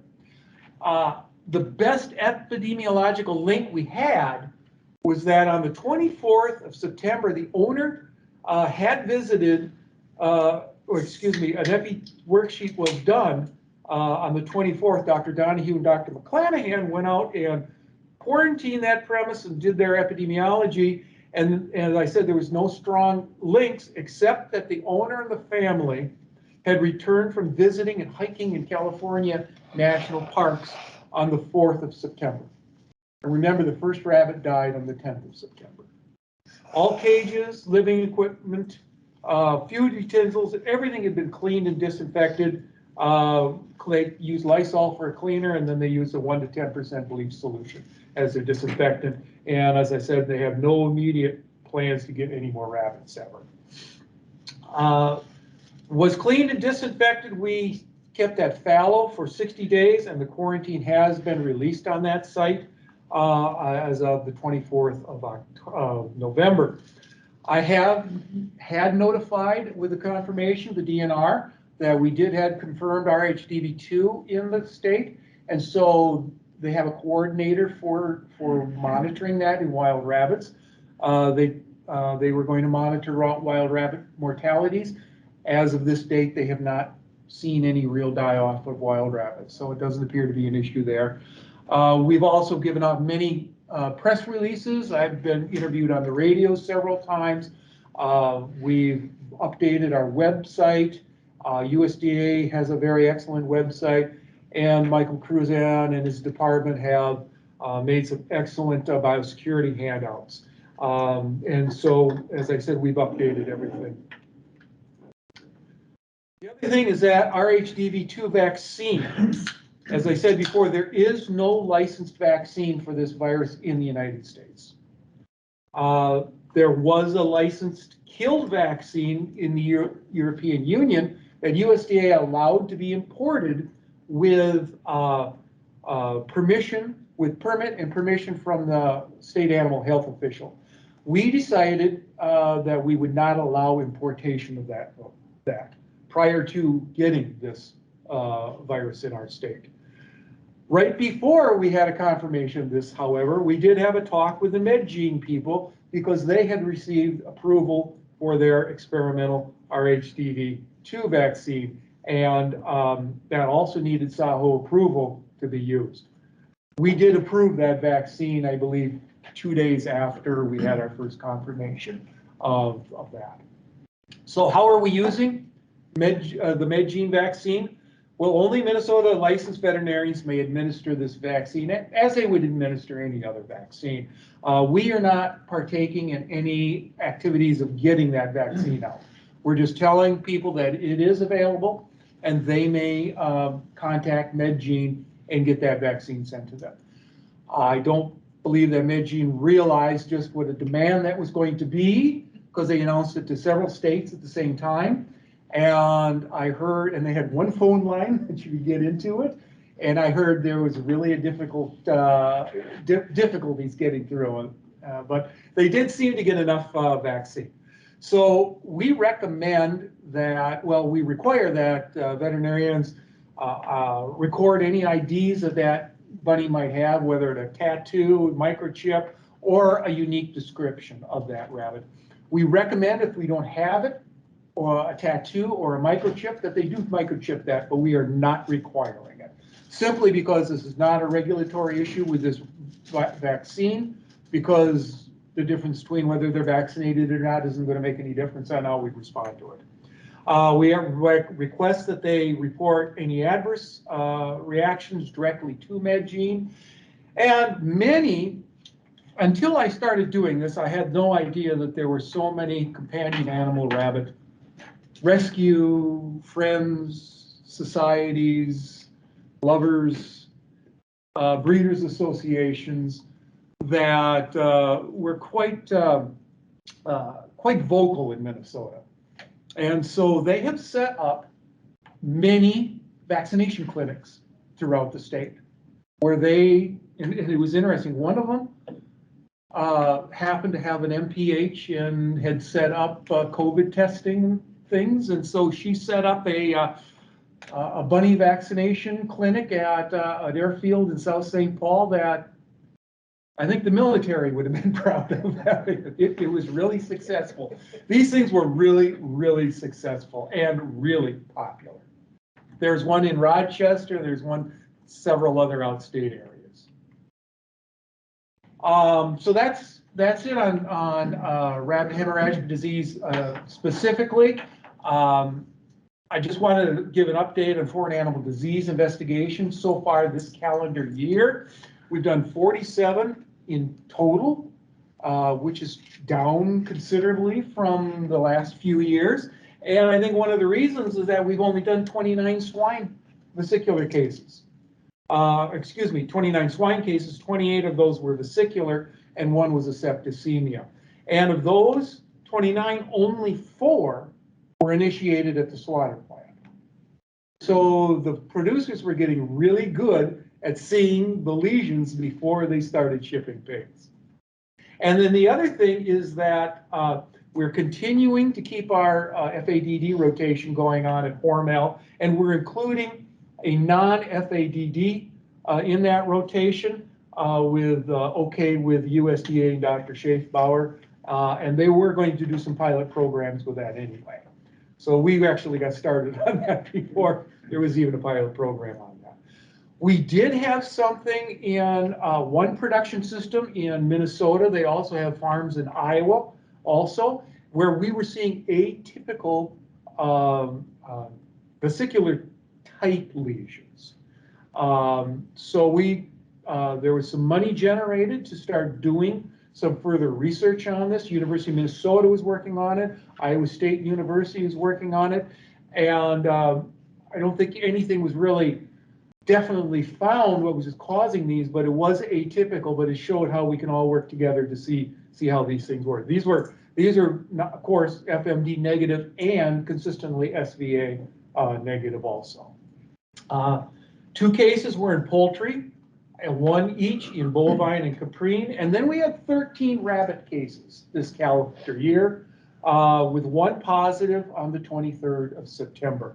And interesting, 10 of those 13 have been since our positive case. So I get many calls from veterinarians if they see a sick rabbit that has a hint of blood coming out of a nose or a mouth or a rectum. I get a call from them, and I get a lot of calls from people saying that they see dead rabbits on their, they see a dead rabbit on their sidewalk. Would I come and take care of it, please? So that's how that's been going. So that's all I have. Bunnies have been on my mind lately. Sure. Any questions for Dr. Suskovic? So I have to call out, I volunteer at the Miracle of Earth Center, and it just so happened I came in this year as the Peace Bunny group Yes. was having some issues with one of their breeds. They had a couple of bunnies that were dehydrated, so I was actually giving fluids to a couple of bunnies this year. And this was just prior to this, but I met You the met. Peace Bunny Yep. owners, mother-son team at least was there, and she has been amazing. The Peace This Bunny whole- Foundation is a very interesting organization in which they have an island that they have purchased that you can go and be with rabbits.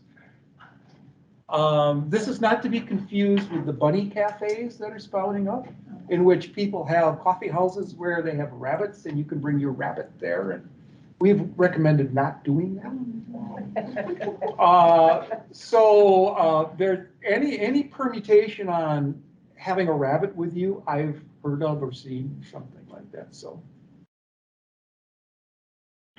My niece vaccinated Mhm. and it went very smooth as far as the site, a little bit of hair they lost, so I think it was a pretty smooth injection. Good. But Dave, you have a question on Seneca.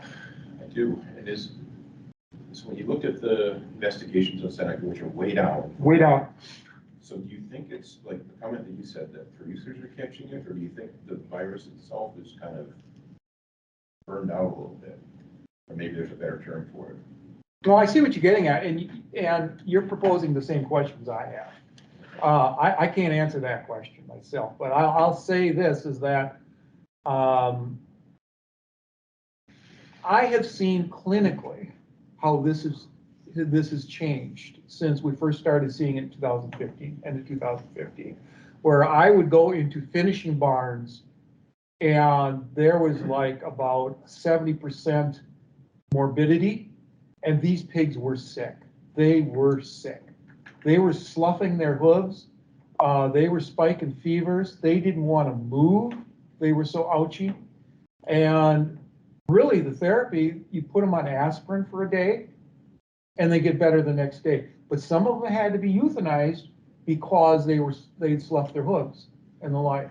And these weren't small pigs either. These were like 220 to 210 pounds, something like that. So, but gradually I stopped seeing that. Now, interesting, the last one I went out to, which was probably about 6 months ago, that was out on a farm and I was called in and it was a gilt developer unit. And those gilts started looking a little bit like what I first saw. They were sick, and those were about the first, and I got a positive Seneca out of those. Those were the first sick pigs I'd seen with Seneca for a while. So, Dr. Torrison? This will sound a little bit like phases of the moon, but yeah, so we've got a lot of faculty and graduate students from Brazil, and so we stay quite closely connected with their industry. And when they tend to have a kind of a swell of Seneca, we seem to follow that in the next season. And so it's happened 2 out of 2 times. I don't know if that's real or if that's just coincidence, but so we kind of keep track of what they've got going, just as and whether it's just both populations just kind of have herd immunity waning and it comes back up. We don't really understand it. It's more just phenomenology at this point. So is there any shift or drift in the virus itself? Is it? Sequencing wise, Yeah. we're not sequencing it enough to really know. Okay. Okay. Anybody have any other questions for Dr. Suskovic? Thank you for your time. Okay. That's all, folks. Very good, President Compart. All right, next up is avian influenza update by Dr. Dale Lauer. Me too? No, I just need to. Okay, good.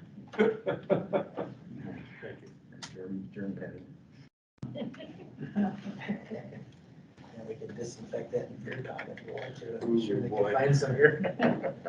Okay, so, this seems to be the mode of presentation today, so I will sit down and I will enjoy myself. However, when I was tasked to provide an update, it was originally intended to be for high path AI or highly pathogenic AI. However, we have an active disease event going on right now. So I kind of had to whittle things around a little bit. And so for the board members, I've got a lot of information and a lot of text. So I would be more than willing to send that PowerPoint out to you so you can kind of take a look at it. Because I do want to get through all of the slides here today. So a couple of things I would like to make sure the board members are aware of before we get into kind of the diseases themselves.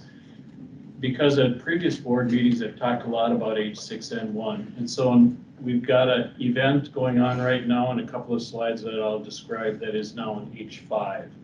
Okay.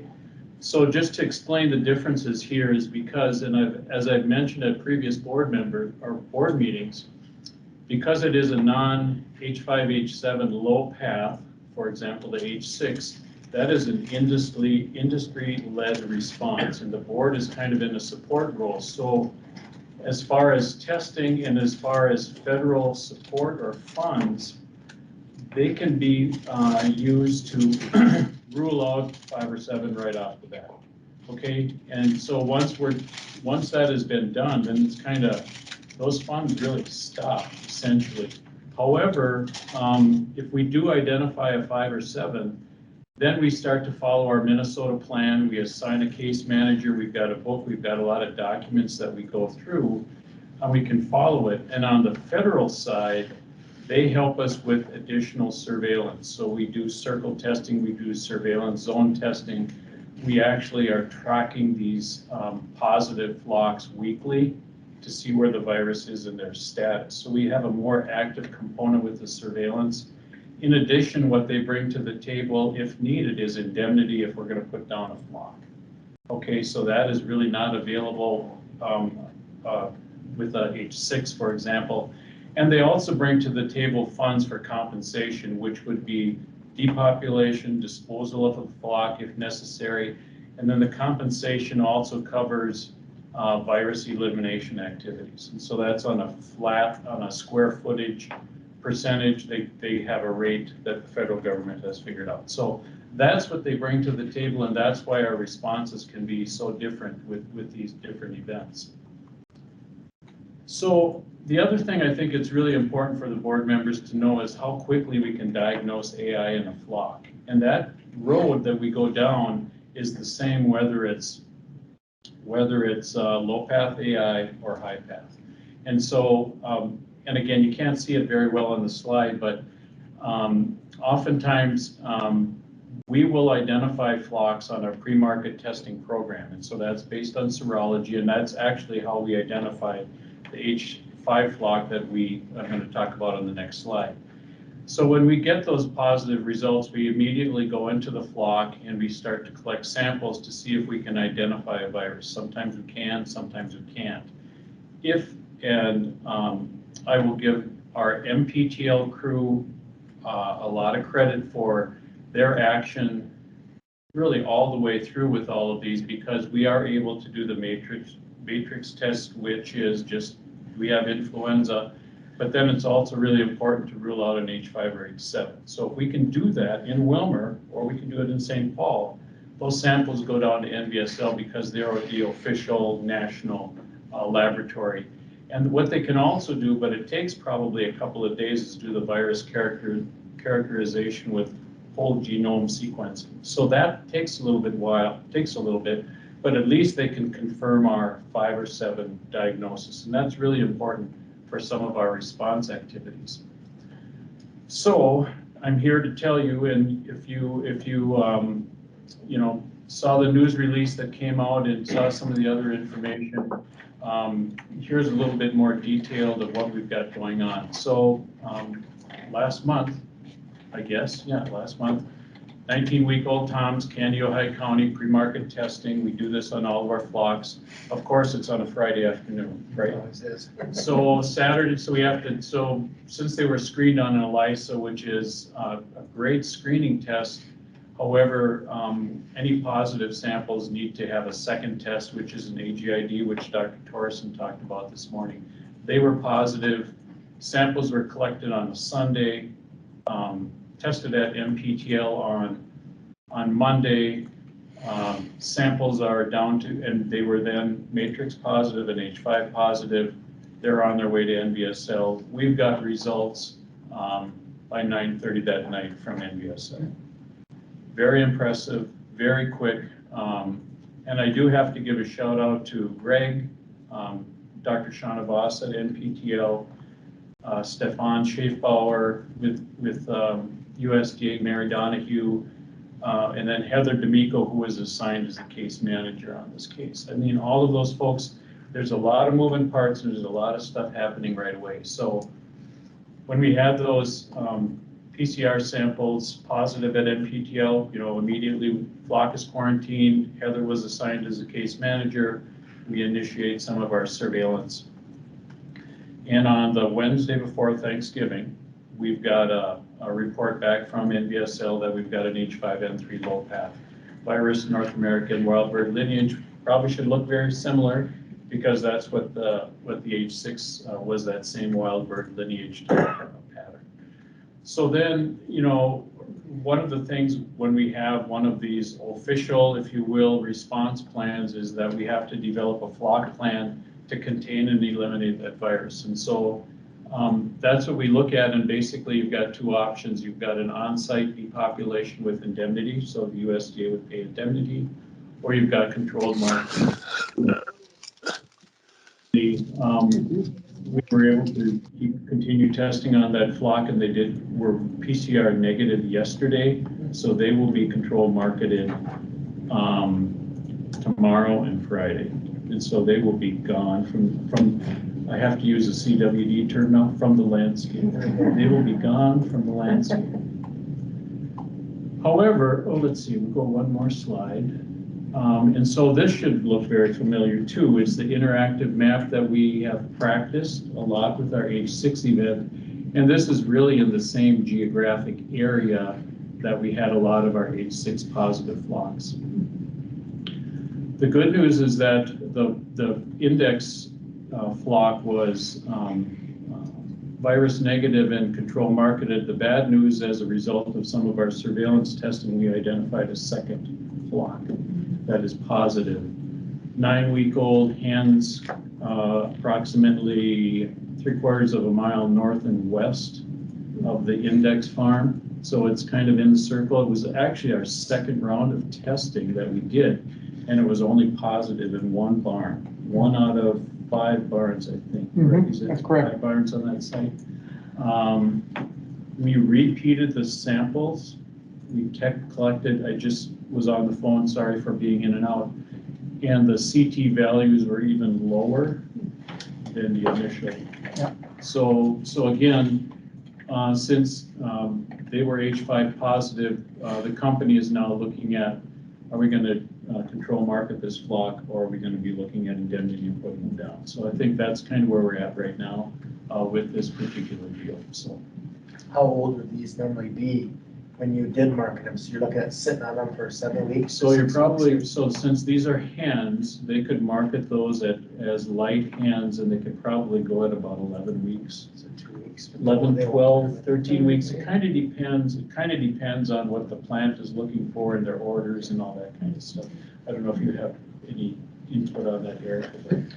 I mean, that's about, but yes, you'd have to sit on them for 2 or 3 weeks, but you'd also have to sit on them until they're virus negative. Mm-hmm. And then all barns on the site, and that's what our Minnesota plan says, all barns, all birds on the site have to be virus negative. And so we run into some problems there, especially when we've got multi-age sites, 2 or 3 ages on a particular site, where we run into a problem with that. So There's the challenge too, like as a farmer or farm manager, if you just have one barn that's positive, how do you quarantine Yeah.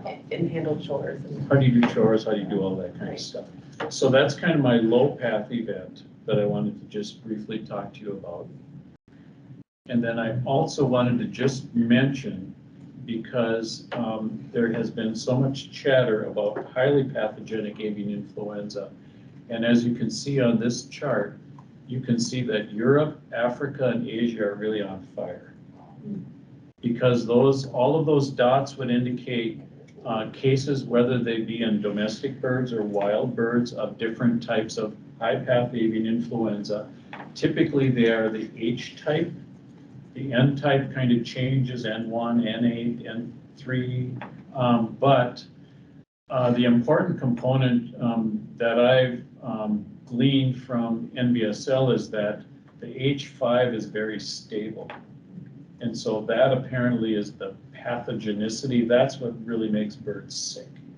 And so, and of course, the management and the types of poultry production in Europe and some of these other countries is very different, but you can see between North and South America, it's clean. And so we sure hope we keep it that way. So could you just quickly explain what the migration, is that what you're gonna do? Yep, I'm gonna do next. So that's what I'm gonna show you next, because, and why that's important is because of the migratory patterns.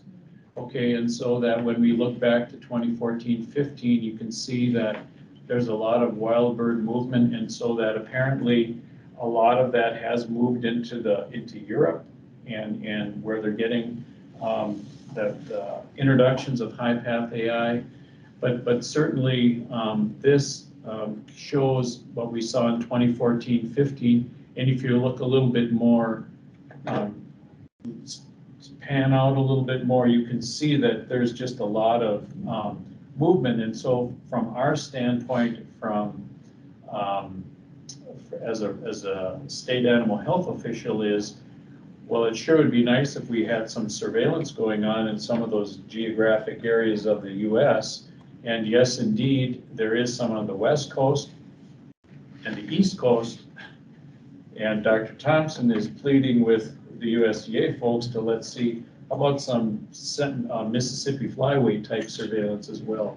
So at least we have a little bit of a heads up, so that, with our current event, would that have made a difference? Not sure, but certainly there's a lot of movement of wild birds, and they're not following necessarily interstate highways or any of that kind of stuff. They're moving pretty freely throughout. Just so that the board members also know, is that if we do have a highly pathogenic avian influenza introduction, it is considered a foreign animal disease and the federal government takes over. And so they've certainly outlined the process as far as detection, and you can go through all of those. There's a bunch of information under this chart, but certainly when you look at detection, quarantine, depopulation, communication, all of those different things are pretty well outlined in the federal plan. They've got a red book that outlines all of those different procedures.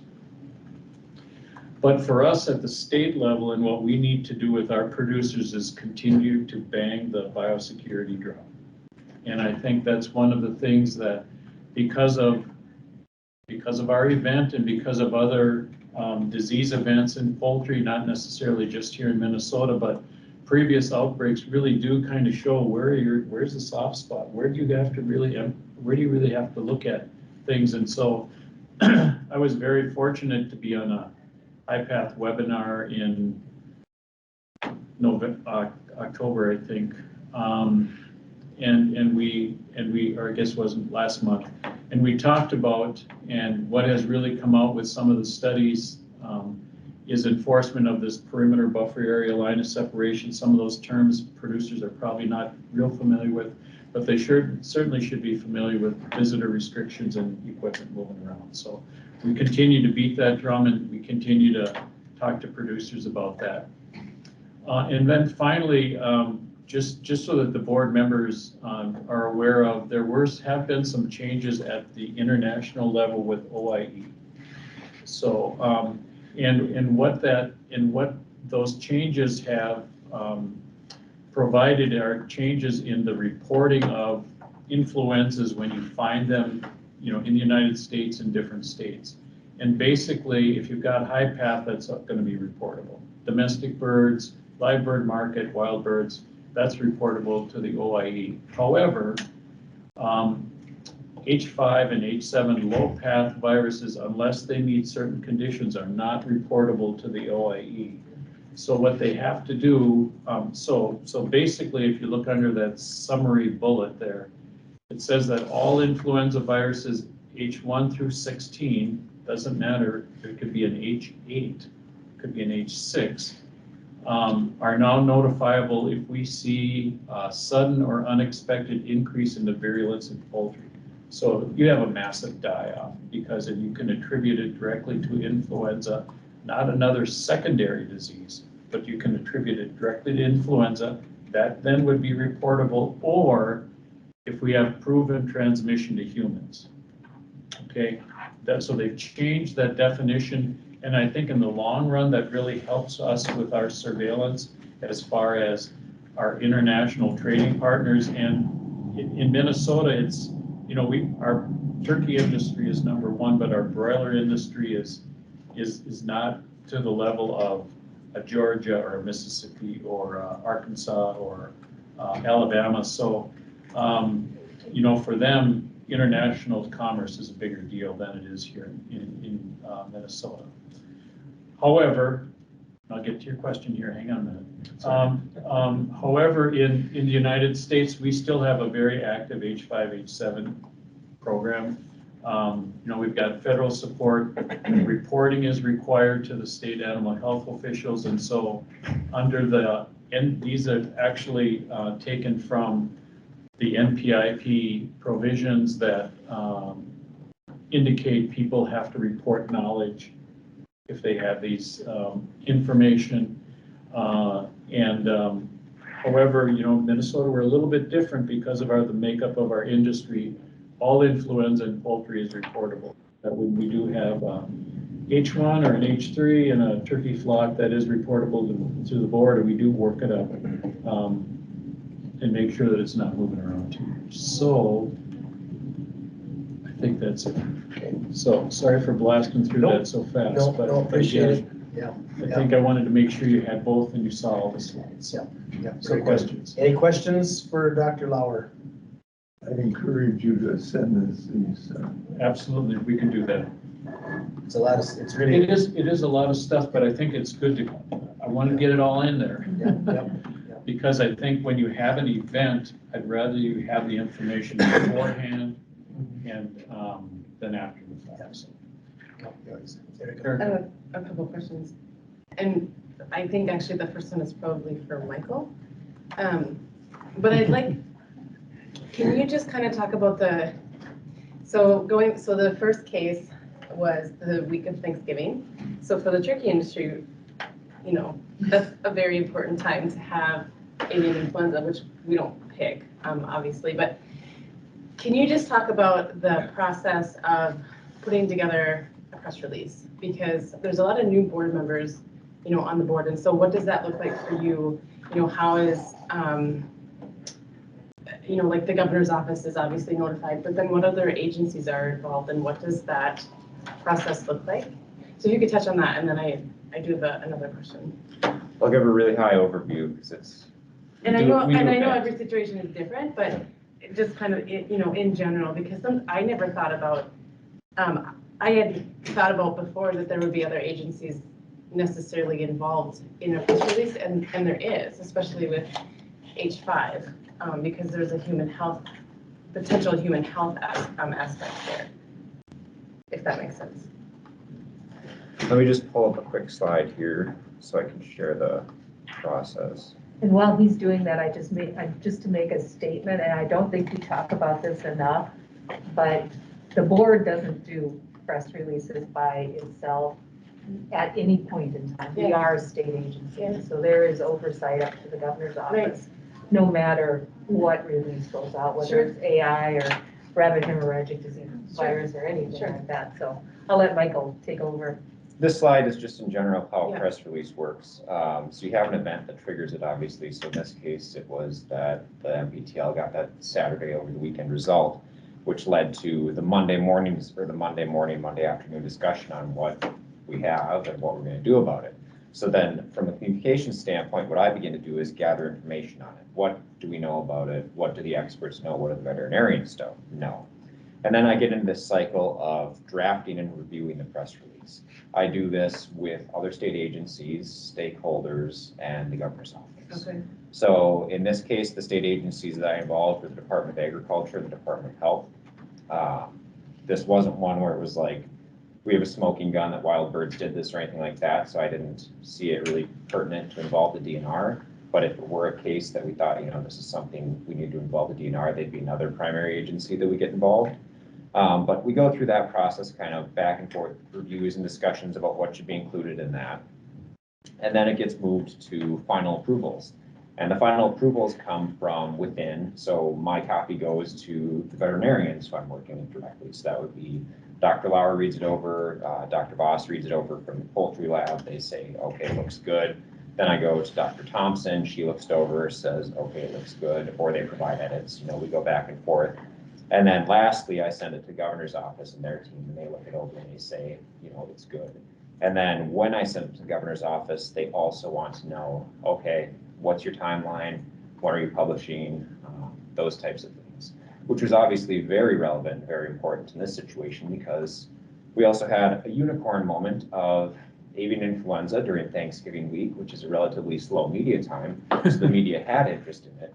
And there was a media event scheduled on Wednesday while all of this is happening.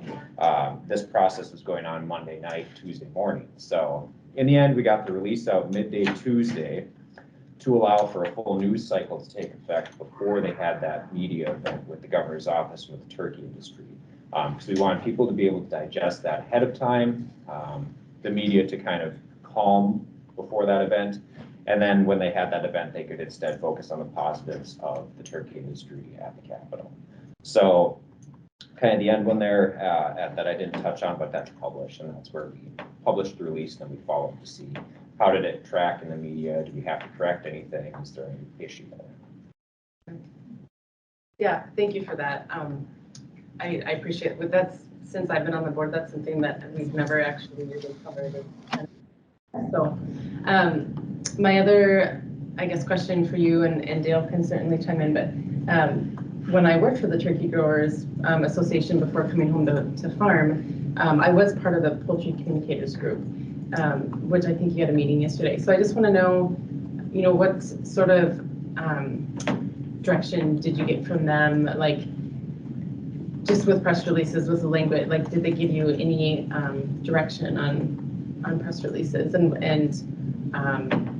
is that a group that is still, in existence and that you can tap into and use?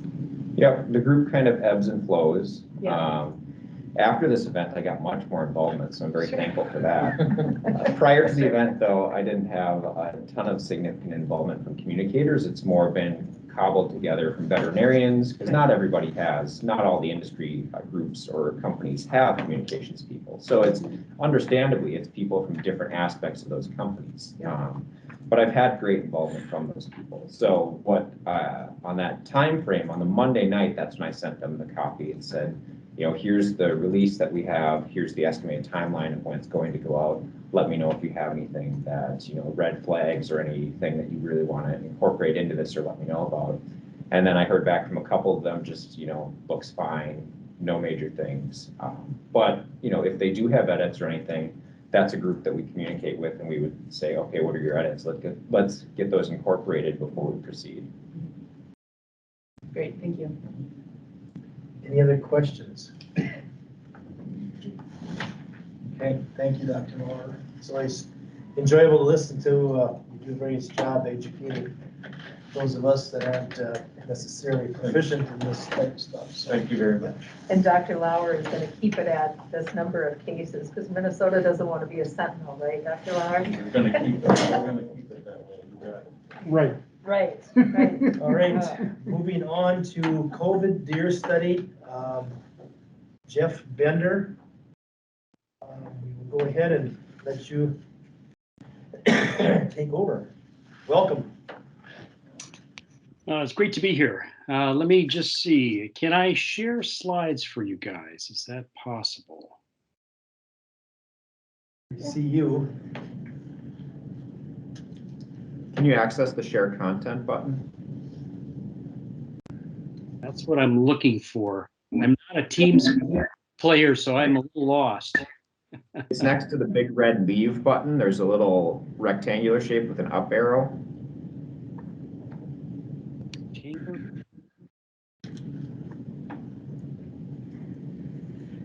You might need to scroll around the screen a little bit, Jeff. Because it might not be visible. I hit that share tray. Can I pull that my slide then? You can either share your screen or a specific window.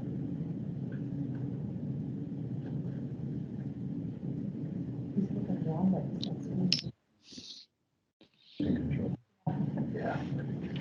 Just have a problem.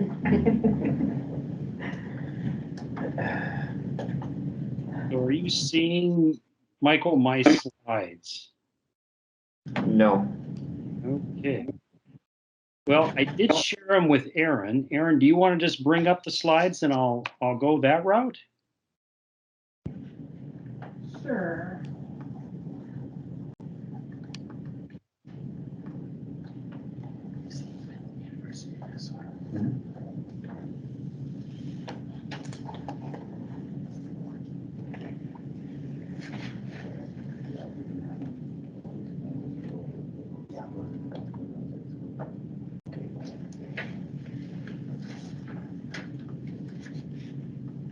All right. Jeff, could you just maybe give us a little background on where you fit in with the university? Yes, actually, I was just going to do that. So I apologize for the technical problems and physically being there. So it's a real pleasure just to be able to do this. My name is Jeff Bender. I'm a faculty in the School of Public Health and the College of Veterinary Medicine. Basically, I'm going to present, or been asked to present a little bit on some SARS coronavirus 2 surveillance that we've been doing in wildlife. And I'll focus a little bit of our time on deer and what we know so far. I want to highlight the fact that I am presenting for a very large group of folks who have been partnering in this particular project. So this is just a long list, and I'm just the talking head, if you will. Maybe, Aaron, if you wouldn't mind going next slide. So really, one of the objectives of this funding, and this funding is from the Centers for Disease Control and the Council for State and Territorial Epidemiologists, is really to look at surveillance efforts for SARS coronavirus in animals, and really to think about kind of a One Health approach to detecting animal cases, kind of investigating the links with humans, and then also just really guidance as we think about the broader human-animal environmental health relationships. And then also just to understand the role of animals in the transmission of SARS coronavirus 2, and then look at kind of what existing mechanisms and legislations are in place across the country in dealing with the pandemic and how it might relate to animals. So that's a little bit of the objections of the funding. Next slide highlights our specific aim. So we really wanted to kind of detect any wildlife spillover events of SARS coronavirus in wildlife rehabilitation centers. And so we were focusing on the wildlife as well as the humans that were caring for that wildlife. The second part of it was some ongoing concern, especially in zoologic gardens in particular, and really is to understand why these transmission events were occurring. Why were tigers being infected? Why are lions being infected, et cetera? And so we wanted to kind of survey, at least in our area, some of the directors, staff, and employees specifically. So that's actually what we wanted to do. Next slide. So I'm just briefly going to give you our method. So you know, here in the Twin Cities, we have a wonderful resource. We have the Wildlife Rehabilitation Clinic located in Roseville.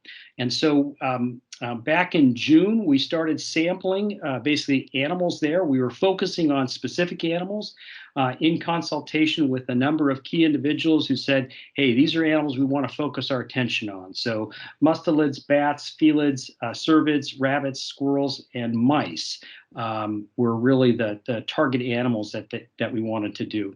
Also, because there are human caretakers there, and we had been doing a project among the veterinary students and staff at the college, we also set up a mechanism to test these volunteers and workers at the Wildlife Rehabilitation Clinic.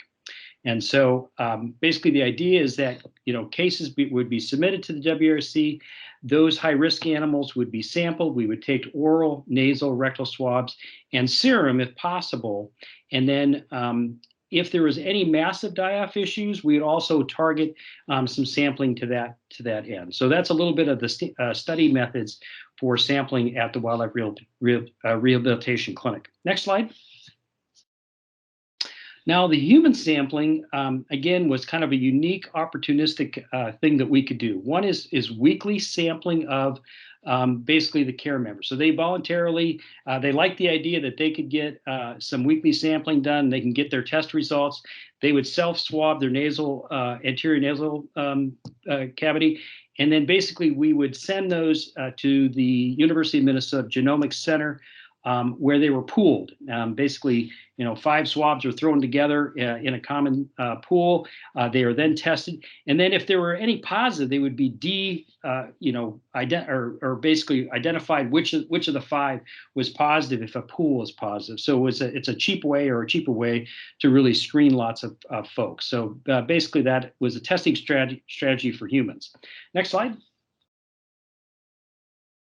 So I just wanted to kind of give you an algorithm that, we had to go through a lot of steps and make sure we had a lot of approvals and process.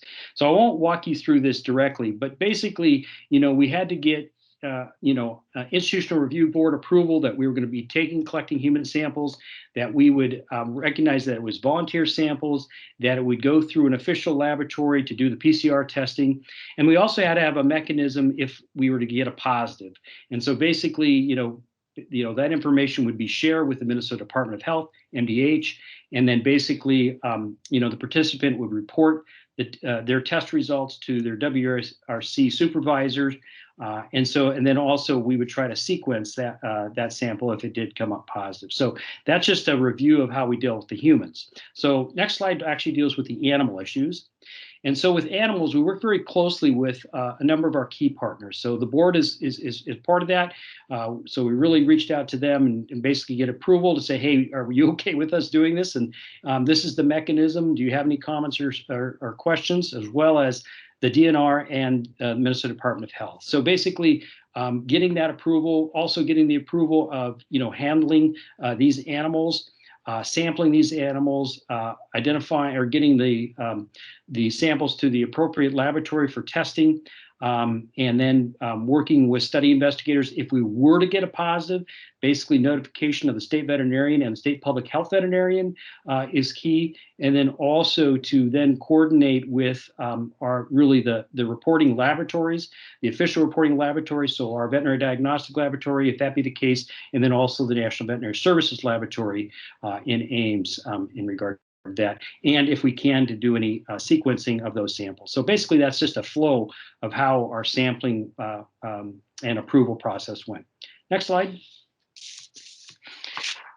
So the next is the results of our testing of our humans. I apologize. It seems like my PC, my Mac don't like each other, and so my slides are a little bit goofy there. But basically, there were 69 individuals that from WRC who were willing to participate in this sampling. We asked that they work at least 4 hours a week, so that they're there, they're interacting with those animals. Basically we got about 602 samples that were collected over a 20-week period. And then to date, all PCR results are negative. So that's kind of great news that people are taking precautions. And one of the things that we asked about is, were they vaccinated or not? And basically all the participants that we were sampling all had received their vaccine. You know, and there is kind of a masking mandate there as well. And so there are some precautions. Also, you know, we collected serum for antibodies in individuals, and basically some people provided antibody samples. There are 23 samples. Basically, 7 of the 23 actually had positive SARS coronavirus infection. So it's able to distinguish between vaccinate and actual infection. So that would be probably fairly typical, especially in the late fall, that, you know, a good percentage of individuals here in Minnesota would actually have antibodies to SARS coronavirus. So that's the human sampling. Next slide. Again, I apologize for the problem with my slide there, but basically these are the species that we've been able to test so far. So you can clearly see that cottontail rabbits and squirrels and bats are the animals that are coming into the Wildlife Rehabilitation Clinic and actually were targeted for testing. And you can see kind of a variety of different species that we had. There's about almost 350 animals that have been sampled through the Wildlife Rehabilitation Clinic, and all of those have been negative to date. Next slide.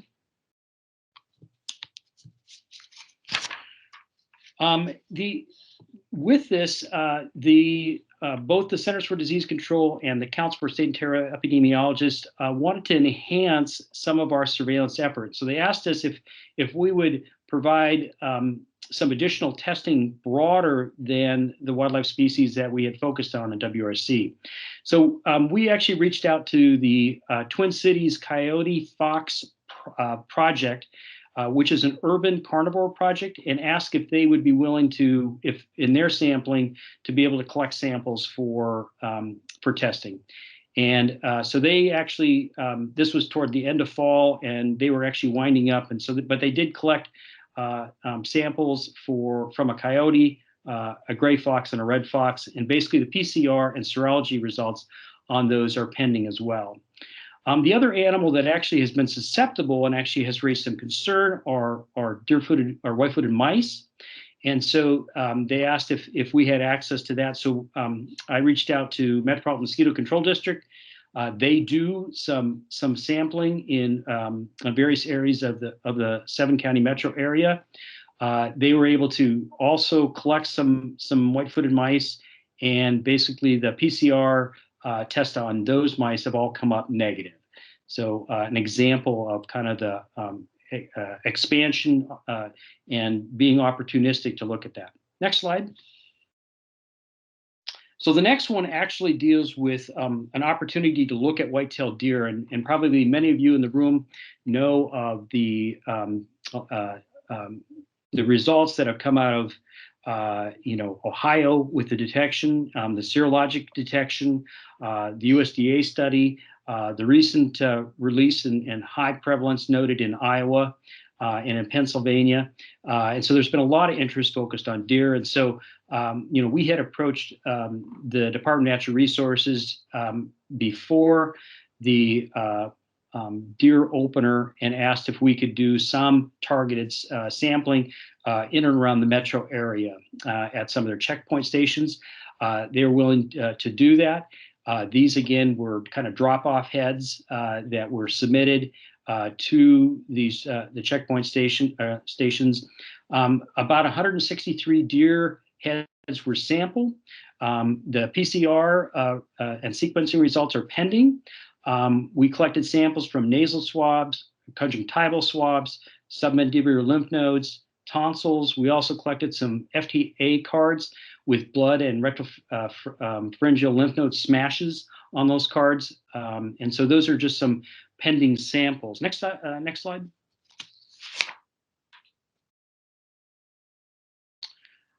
The last part of the project is that we did collect some blood samples and have been working with Dr. Hin Lee at the University of Minnesota, who is actually trying to validate a testing mechanism for serology in those serum samples that we collected. And so all those results are pending. This includes some white-tailed deer that we were able to get blood from, some gray squirrels, bobcat, some weasels, and then also our urban coyote fox project, their results as well. And next slide. The last thing I just wanted to mention is our survey. So we've actually been in communication with the Centers for Disease Control and other state partners. In particular, Arizona has some interest in looking at their zoos to really look at our regional zoos and wildlife sanctuaries and rehabilitation centers, really to survey directors as to what practices have been implemented, what seems to work, what doesn't seem to work, and then also kind of a questionnaire for the animal care staff to ask them about their precautions and the use of personal protective equipment and what issues or things that they're seeing as potential problems for our zoo parks in particular. So that's a really quick overview of kind of the project. Next slide. I want to just highlight that this is really an incredibly collaborative effort, not only from multiple areas within the University of Minnesota, but the Wildlife Clinic, the Department of Health, the Board of Animal Health, the CDC, the Council for Territorial Epidemiologists, the Metro Mosquito Control District, and also the Minnesota DNR. So really an incredibly collaborative and group. It's good to be here in Minnesota, because not other places would allow this kind of work. Next slide. So in summary, this effort really supports our understanding of SARS coronavirus in wildlife in Minnesota. It helps a little bit in our messaging and what we get out to the public. It really does demonstrate the strength of our state and regional partnerships. It does support the development of kind of a One Health surveillance system and the importance of really collaboration between laboratories.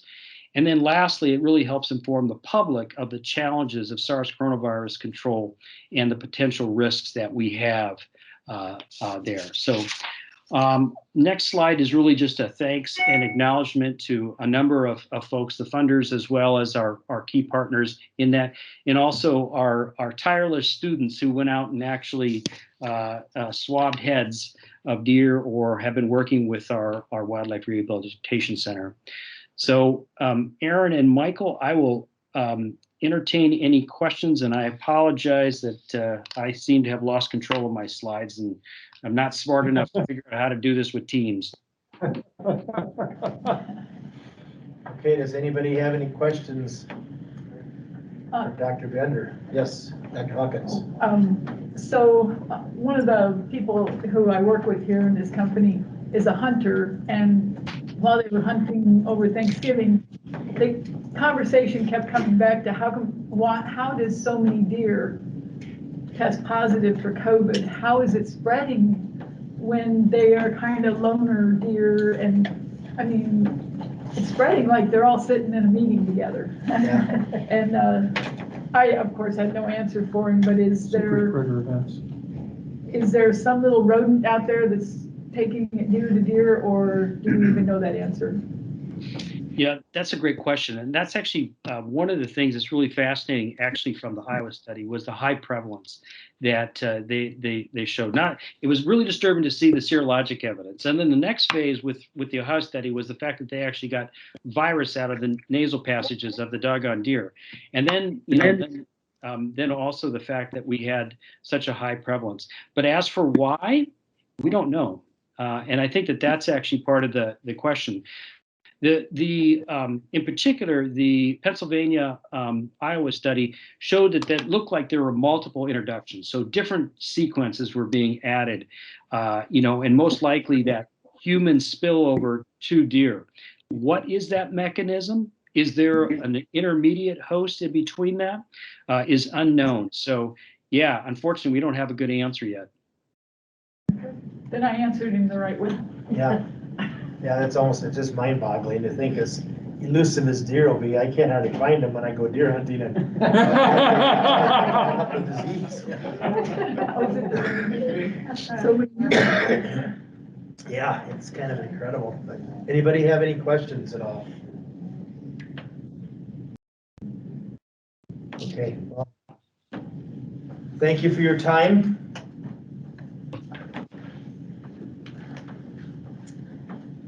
Okay. I think we look like we're moving on to Joni Scheftel with the Minnesota Department of Health. Hi, everybody. I'm gonna share my screen. Dr. Hawkins, I'm gonna steal that. Look, it looks like the deer are spreading it like they're sitting in a meeting together. I will be quoting you. That was wonderful. I think I might have to turn my camera off, or let me know at least if you can't if I freeze or you can't hear me, and then I will. This is many of you know I grew up on Big Island in Lake Minnetonka, and this was a morning boat check on the 4th of July weekend. Just brings my blood pressure down to think about the island and the woods that we live in there, did live in. Anyway, I thought I would start today with just a little teeny outbreak of what my group is up to that's not COVID. Here are some things that we talk about. We had a human rabies death in an 84-year-old man. His death was actually in January 2021 from a bat bite that occurred in July of 2020, so approximately 6 months later. Previous rabies deaths in Minnesota have been from bat bites in 2001 and 2007. And previous to that, it was from a skunk that bit a cat, that bit a human, and that was in 1993, I believe. So the reason this is just now becoming public information is that there was a really lot of testing that was done on this case. The reason being that it was a tested bat, it was a known positive bat, and the man did receive rabies post-exposure prophylaxis, and yet he got rabies and died anyway. And this is the first time in North America that this has ever happened. It's extraordinarily rare. And so a lot of testing had to be done. First of all, the biologics were all fine. They were all potent, nothing wrong with them. But the man had 2 different immune suppressing cancers going on at once. And so he had basically no immune system with which to respond to the prophylaxis. So all the national experts were on this. Stacy Holzbauer in our group was our person. And all the national rabies expert got together and decided that this did not mean that any change needed to happen in our system. It was just a really, really tragically unfortunate thing that happened. We had reported to us a North Dakota 5-year-old who was identified with influenza H1N1V of swine origin, who visited the Minnesota State Fair animal barns. Now, this was well after the fact that it was reported to us, but it was a good opportunity to say that, you know, these things happen. They happen once in a while. We've had 20 novel influenza cases in human beings since we've been able to detect these things in Minnesota. You know, since Jeff Benner was in on the first one. I think it was in the 90s. So they do happen. But the thing that's interesting, or that you should at least know, is that the V indicates that it's a novel influenza in a human that is a different animal origin virus. So that same H1N1 in swine doesn't have the V, but if it occurs in a human being, then it has the V. You know, and there's no further action on this. It's just a little note that it happens. We have had 2 really oddball things. You know, ever since we've been able to sequence almost everything, our lab sequences just about everything, we have had 2 cases of Cryptosporidium canis. Most of you, if you're doing livestock, you know Cryptosporidium parvum, which is in cattle and other animals. And Cryptosporidium hominis is the human crypto. But we've had Cryptosporidium canis in 2 different people, not related to each other, who work in a dog kennel, one of them, or boards dogs at their home, the other. So we don't know how many cases of these we may find into the future, or it's probably not a big deal, just interesting. And then we had 2 cases of Shiga toxin producing E. coli, not E. coli 0157, the really bad one that kills kids, but a milder form that still caused diarrhea, and the people went to the doctor and, you know, had a stool culture, so they were sick, but they weren't hospitalized. So we had 2 cases that are called S-Tech associated with visiting an apple orchard and pumpkin patch that was located on a heritage dairy farm where 4 generations have farmed on this land, and they their main business is milk, but just as some extra farm income, they have a pick your own apples and a pick your own pumpkin patch that's located about half mile away from the farmstead, where the only place is where people could actually park. So they have people park on the farm and then wait for the next hay wagon to go out and do the, the apple orchard and the pumpkin patch. And they don't advertise animal contact. It's not a petting zoo. It's not agritourism. They're not trying to get people to interact with their animals, in which case they would have to take a lot more precautions. But what people were doing was getting in their calf hutches when no one was looking. Inside their calf hutches, there's pictures on Facebook of teenagers in calf hutches and little babies being dangled over the cow yard and stuff that's crazy, crazy stuff that people, who understand agriculture would not do on someone else's farm.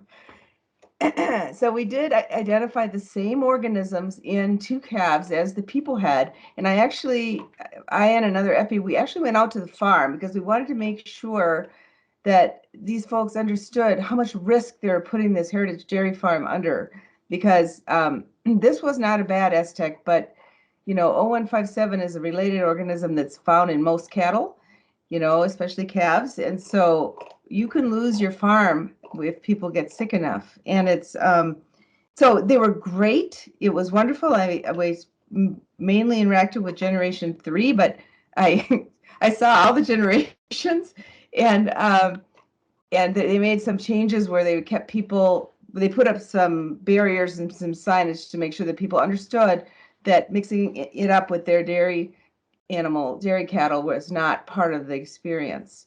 But that's just to show you where we've come to as a society, where people will get inside your calf hutches if you're not there to stop them. You could see that I was just enraged by that, and also really afraid for this farm, but we got it all fixed. So, and because they were so wonderful and they really understood what I was talking about. We have a new edition of Animal Bites and Rabies Risk for anyone that uses that. It tells you when to give people's rabies shots and when not to, basically. Moving on to COVID. You can see I've been trying to avoid it. Minnesota's doing the worst of all our neighbors. We're the light purple, and this is us right here. These are cases per 100,000. So it's your population is taken into account.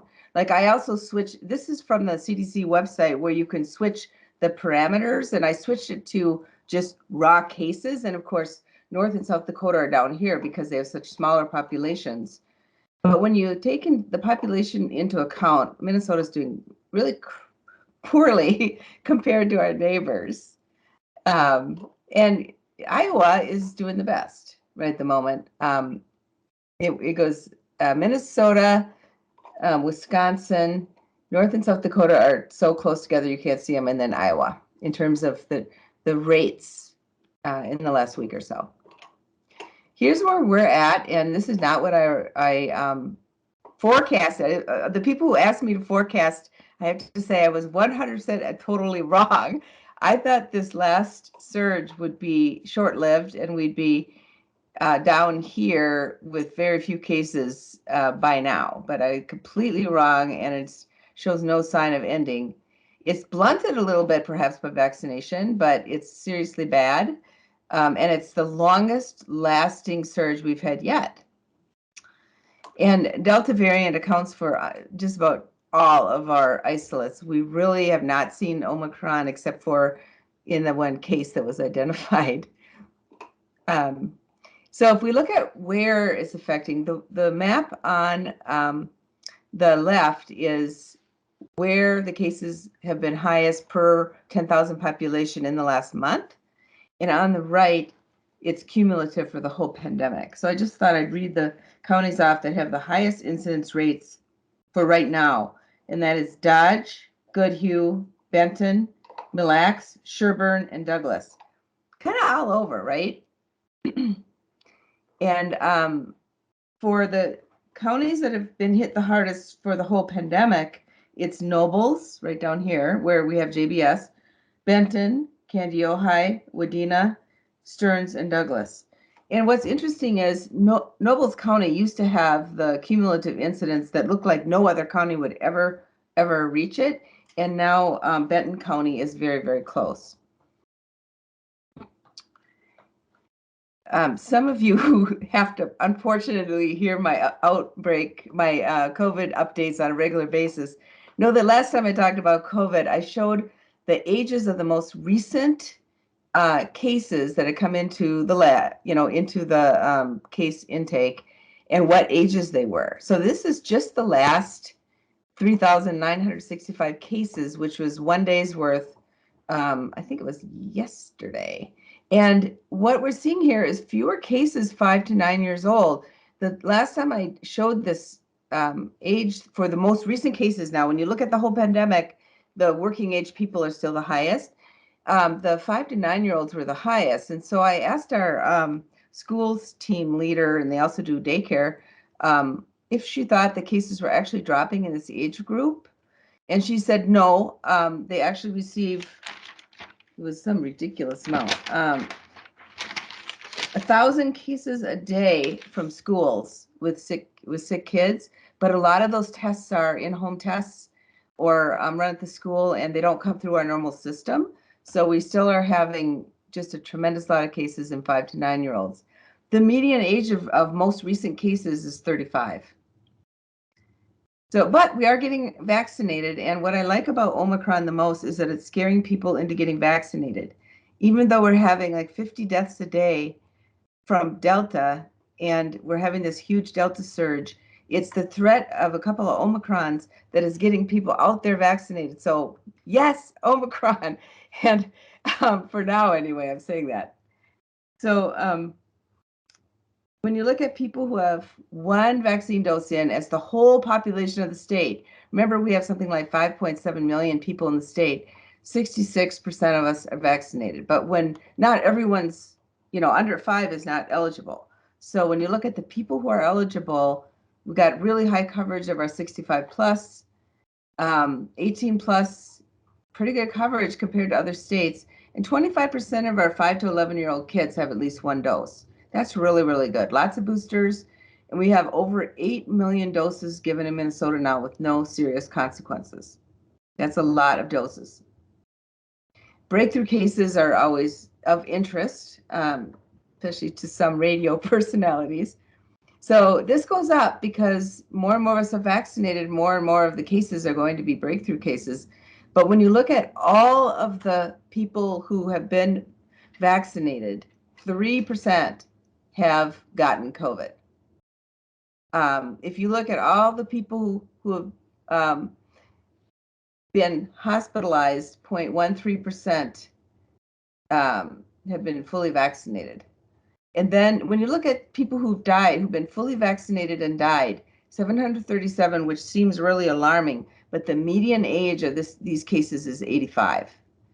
So we're looking at immune system is not jumping in there to help the vaccine as much as it can when people are younger. Here's a graph showing in blue people, the rates, the case rates now per 100,000 people in people who are fully vaccinated in gray, not fully vaccinated in blue. So especially if you are over 65 and you're not fully vaccinated, you can see you have a much, much, much greater chance of getting COVID than if you are fully vaccinated. When you look at hospitalizations, the blue line is not fully vaccinated and the green line is fully vaccinated. So the vaccine is keeping people out of the hospital. And I can switch it to death here on our Minnesota data webpage, and it looks just about the same. So Omicron, I was just actually turned on to this blog from an epidemiologist named Caitlin Jetelina. And if you like this sort of thing, I'd recommend you get her blog. You can get the free one, which is what I do. And this is what she had to say in her latest blog. I paraphrased or put it into my own words, but we finally have our first small study in from South Africa, and their scientists are really working overtime. That they figured out, number one, that this virus, the Omicron variant, uses the same receptors as the previous COVID-19 virus, SARS-CoV-2, the ACE2 receptor. That's critical, because if they used a different door to get in, then the vaccine would have much less chance of actually working. If you had 2 doses of Pfizer, there was a 40-fold reduction in the virus particles that were neutralized with Omicron compared to the original virus. So that's not good. Delta had a 5-fold decrease and Beta had an 8-fold decrease. But if people with 2-dose series plus previous infection, because remember in South Africa, they don't have boosters yet. So this would be similar to getting a booster. It increased the ability of the antibodies to hook onto Omicron and neutralize them very much. So, please get your booster. So what we're looking forward to is an increase in breakthrough cases, especially among people who are not yet boosted. We don't know yet about how virulent this virus will be, about hospitalizations and death. Thank you. Can I take questions? Hey, does anybody have any questions for Dr. Scheftel? Erica Sawatsky has a question. So just a quick question. I'm from Douglas County, and I'm wondering, with the counties that you listed that have the highest prevalence, they're kind of all over, and I'm wondering if anybody knows why, like Candy, Ohio and Nobles have processing plants and a higher population, like with that workforce, but like Douglas County, for example, doesn't. So is there any similarities or known reasons why there's higher prevalence in those counties? I'm not actually sure about Douglas itself, but when you look at Todd County and Clearwater County,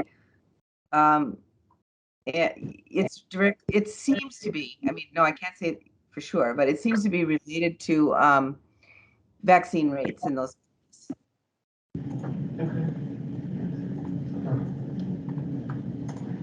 Any other questions?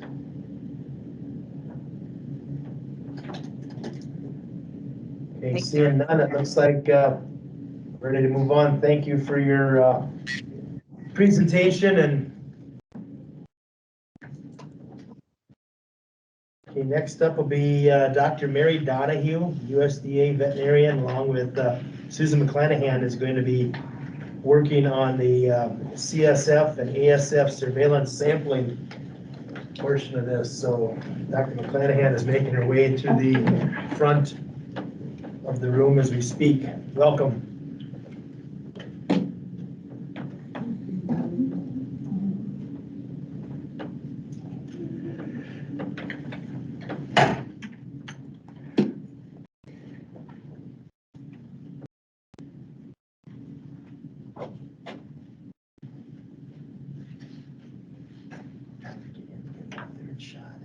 All right, I'm Susan McClanahan, one of the field veterinarians or district veterinarians for the Board of Animal Health. I've been with the board, I think, since maybe 2008 when the TB outbreak occurred. So I'm kind of using some of the knowledge and skills that I acquired through the TB eradication program to kind of apply those same thoughts to what's going on with our swine programs and the presence of ASF and CSF in the world right now. So I think Mary Donahue. Mary, are you going to start first? Guess not. All right, so field staff, we have a variety of USDA, APHIS, and Minnesota Board of Animal Health field staff, kind of representing most of the state of Minnesota. So we also know that we have a pretty significant threat of African swine fever, in the world, and we're certainly very concerned about it arriving here in the United States. So we're looking at some increased opportunities. I know more about the knowledge and understanding of swine movement in Minnesota with increased or enhanced surveillance. And I think one of the objectives that Beth brought up this morning that I wrote down is that we want to understand more about the market channel movements of pigs. Certainly we have largest number of pigs that are going through major packing plants, but we certainly have another multiple types of populations of pigs that move around Minnesota, in and out of Minnesota as well. So we really want to try to focus more on the understanding of where are all these other pigs moving that aren't going to the major plants. That's where we're at. So one of the things that came up is certainly that USDA APHIS certainly does a lot of CSS surveillance in Minnesota and throughout the country as well. So in working with them, we've certainly been able to obtain a lot of information on where they are right now in their sampling process. The other thing that we're looking at is also the custom exempt and other state inspected E2 plants which slaughter pigs in Minnesota. So there's a fair number of these plants in Minnesota that we can start to work closely with and gather more information about the movement of pigs into those plants. So information that we can gain from these plants is certainly obtaining swine owner information on the premises of these smaller farms, maybe supplying pigs into these smaller plants. Identify these premises. We also want to look at sales barns. Pigs that are moving through sales barns. Where are they coming from into the sales barns? Where are they leaving and going to out of those sales barns? We really want to focus more on that type of movement as well, and look at those animals as qualifying also for surveillance. All right. So working with the USDA, they're the ones that set up they have set up the contracts and the CSF surveillance that they are performing already. We want to work with BAH field staff on sampling for CSF surveillance and also expand surveillance here in Minnesota. So with that expansion, we'll be able to expand in terms of disease surveillance, but also owner information, movement of pigs throughout Minnesota, premises information, and where are these pigs moving through different channels, or just understand more about the movement. We know certainly that movement, market volatility, etc. Okay, so that's in terms of the board part of it. Any questions? Mary Donahue is going to present the USDA side of things. But that's where we're at right now. It's kind of in the early stages of expansion of surveillance in Minnesota and gaining understanding of the smaller numbers of pigs that are moving through markets, moving through plants, and where they're originating from and where they're going. Okay. Mary? Oh, there she is. Okay. Is she available?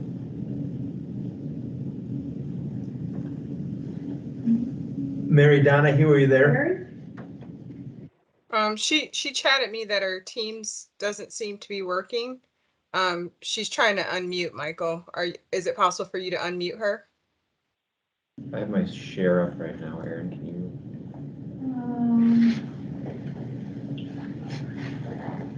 I don't see her on the list. I thought she called in on her phone too. Okay. I thought I saw that come through. And she's on her phone. I don't know if she dialed in or if she's on the Teams app on her phone.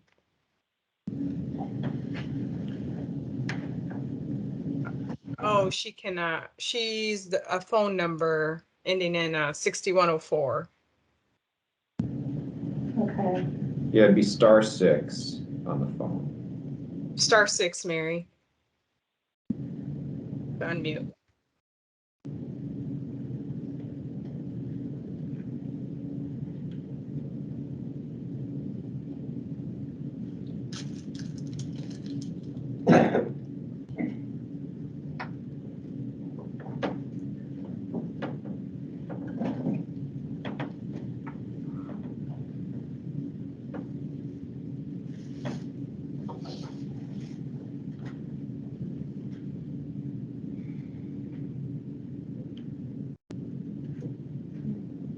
Hello? Mary? We can hear you, Mary. It's Hello. cutting out. Okay. Okay, good. Do you have my slides up?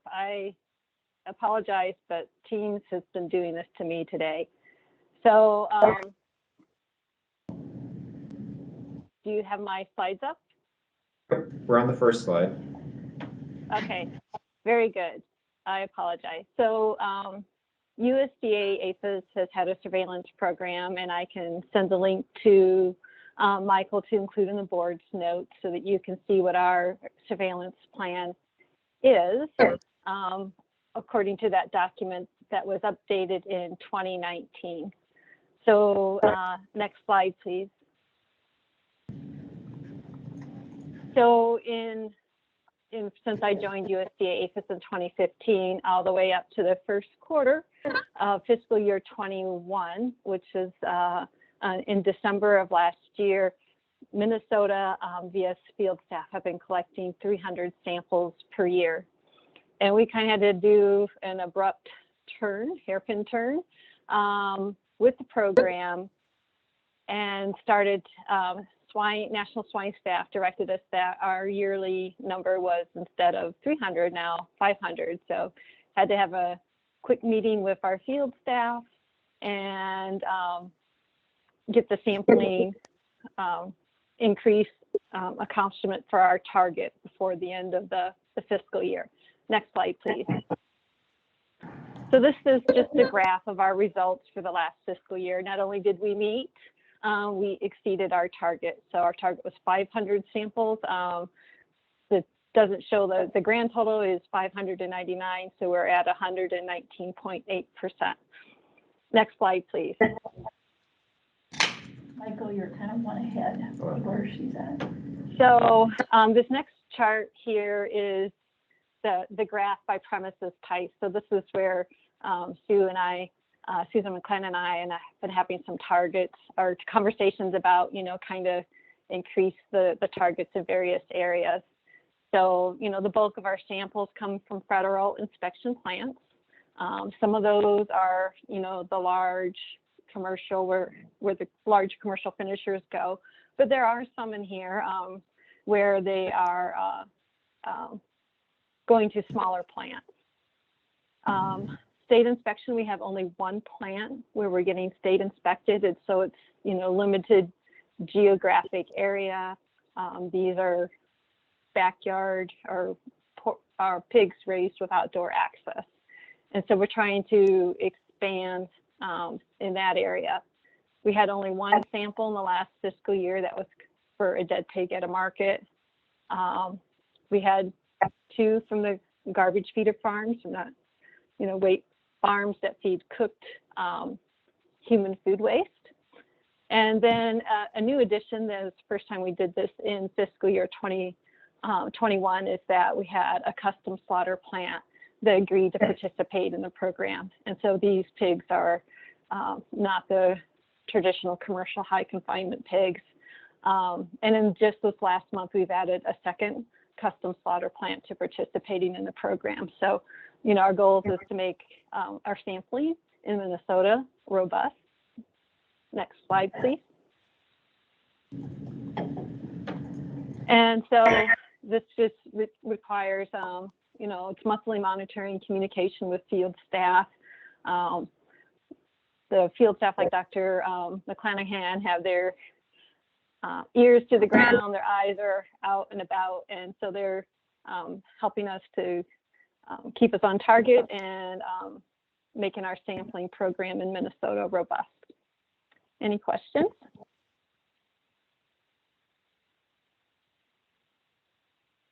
Any questions for Dr. Donahue?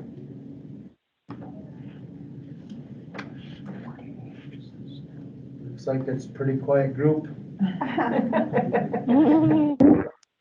Right. Subdued, Mr. President. Seeing none, I guess, do you have anything more at all, Susan?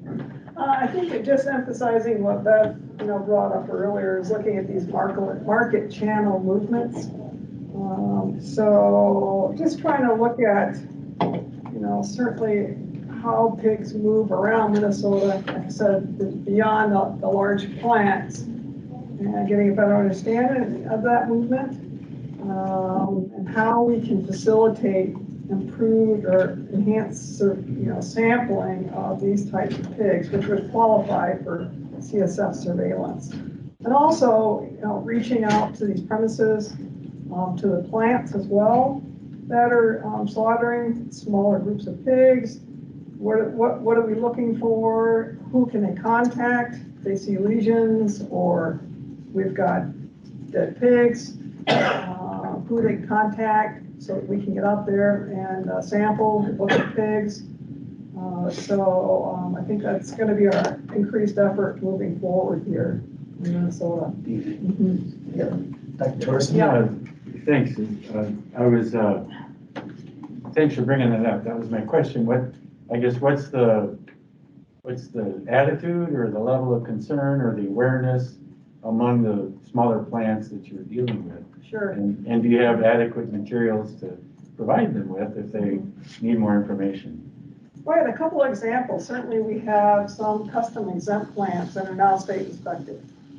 So it's a great opportunity to work with the veterinarians from Department of Ag that are the inspectors at these plants. So working with them on information on lesions, which we have provided in the past, certainly with the vesicular lesions. So reaching out, working with them, which is what we're doing right now with some other projects that we have going on. Also working with the owners of these markets or plants. So we've already visited with one owner right now who knew more about ASF than we did. And that's pretty awesome. Because they're like, we want you in here because we understand the impact, not only on our business, but on the industry. So that's pretty cool. So we're ready to go with this plant as soon as they get enough cooler space implemented. We're going to be there. So, and also addressing, we certainly have some garbage feeders in the state. They're going to be moving through plants as well, or through markets, livestock markets, and then on to plants. They're going to be plants arriving here in Minnesota. These pigs, we want to know. We'll be able to kind of set up a little mini infrastructure on contact information with certain plants, where you receive your pigs from right now.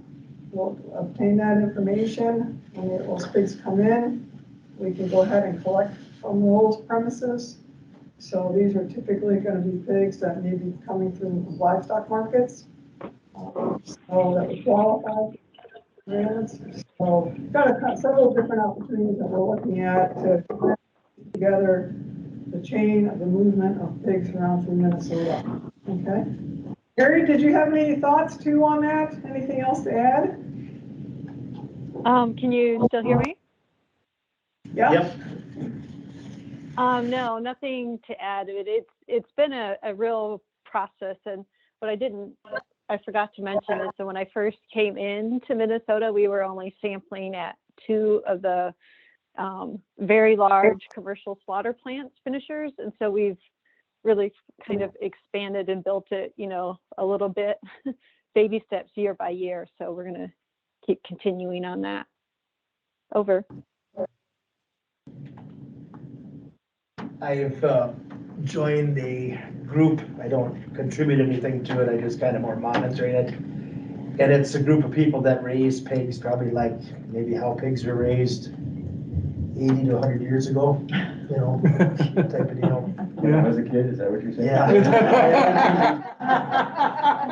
But, and that's the thing is a lot of those are going to go through some of your small local locker type things. And of course, how they're raising them brings up concerns that we had when pigs were raised that way, 50, 60, 70 years ago, literally.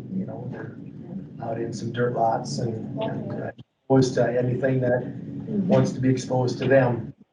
So that's really concerning, and I think whatever a person can do to try to ramp up some of the monitoring there is going to be really important, because it's, there's a reason why we've done things different, just like in the poultry industry, by moving them indoors and getting them away from those vectors of disease. We were able to make it a much safer product, and of course there's all why these people are doing it, but there's also people that are pulling that through, wanting that kind of meat and they want it raised that way because it's a warm and a fuzzy feeling to them, but they don't understand why we got where we've gotten, you know, in our industries, and it's, you know, it's gonna be a challenge. It is, and Dean, I have one question too, with, so with the larger, you know, swine units, is there a certain percentage of lighter weight or smaller pigs that aren't gonna make that cut? Yep. So what happens to those pigs? They would go to a market like a Wickman Pig Company, a Lynch, Okay. Parks, Heinhold, you know, places okay. like that, you know, probably, a lot depends. Where's that? Or up to South St. Paul, the live Yep. market. Yep, Oh, that's exactly, right. right, you're gonna get your, there's some ethnic groups that like things of certain sizes and. Right. And of certain, colors or breed makeups, I guess.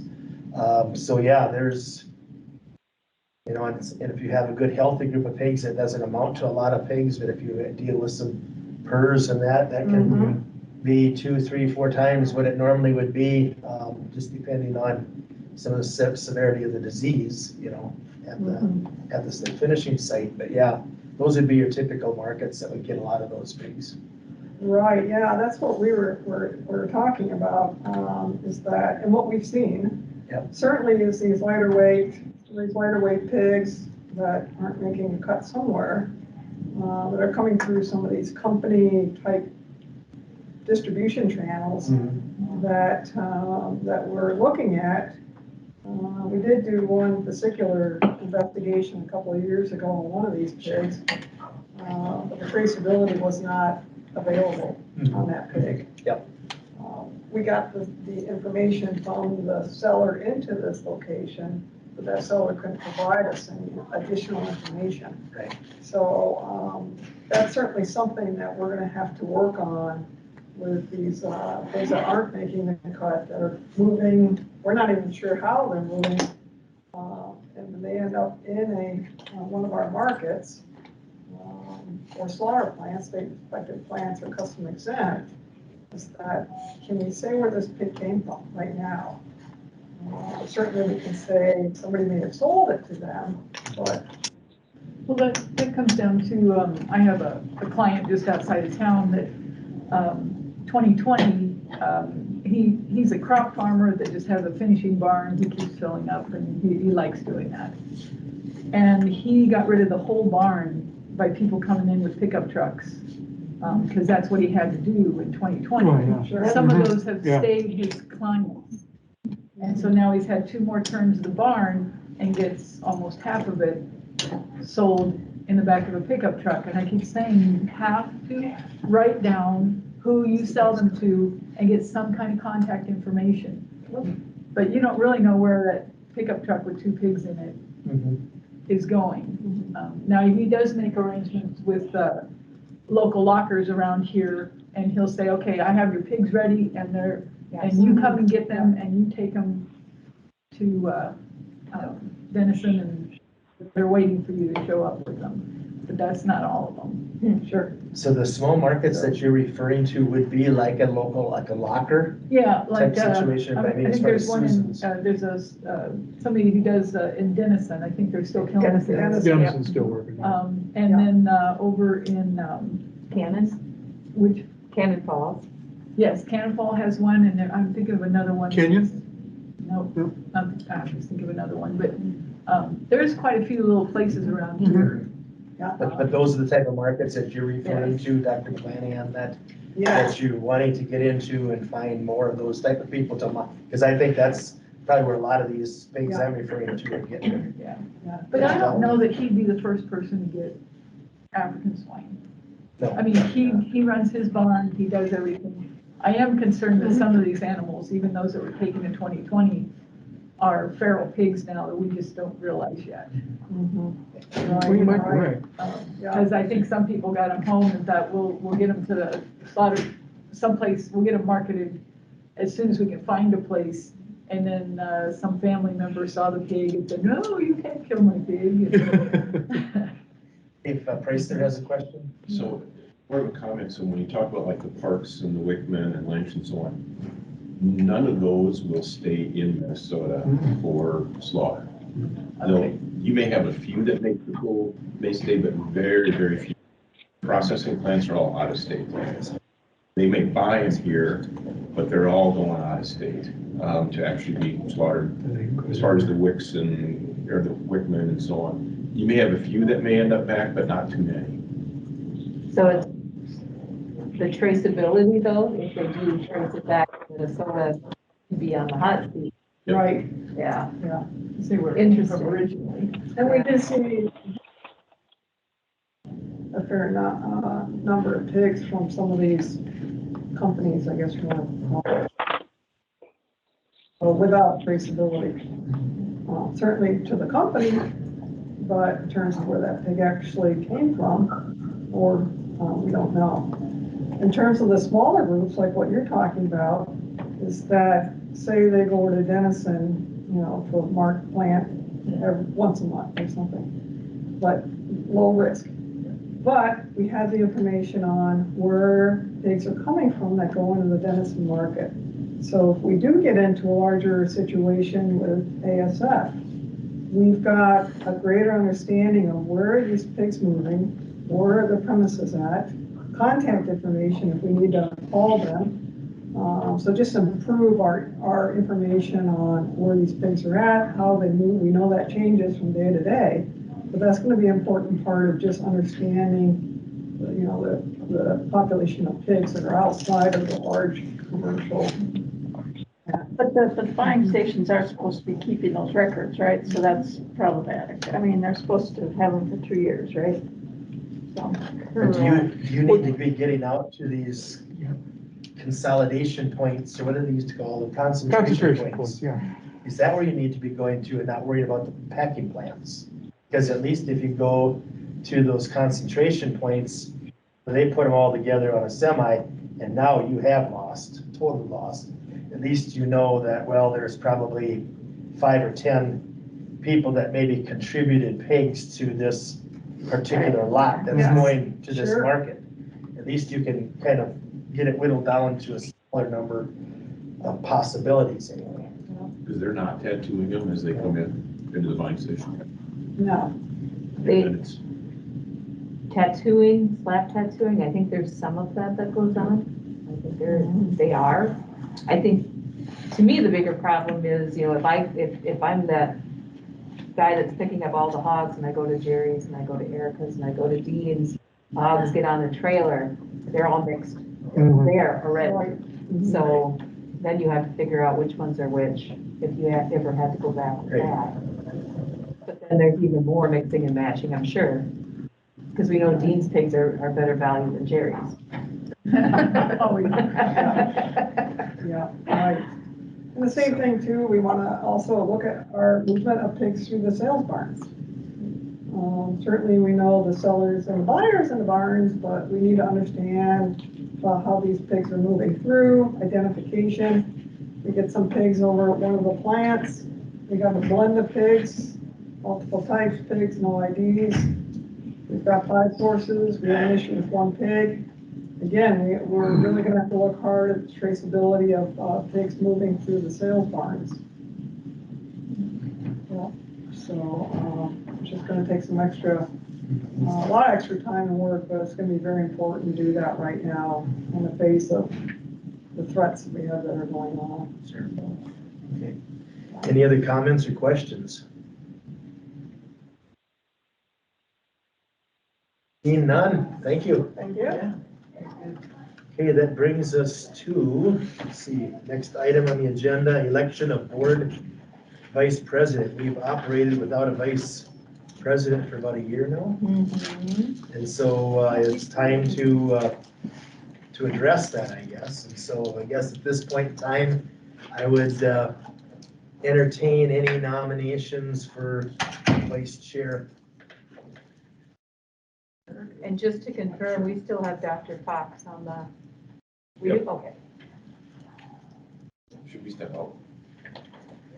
I don't think, I think there was a deal made about when we elected that they wanted that done in public setting. Everyone is welcome to go on the tour. Let me say that.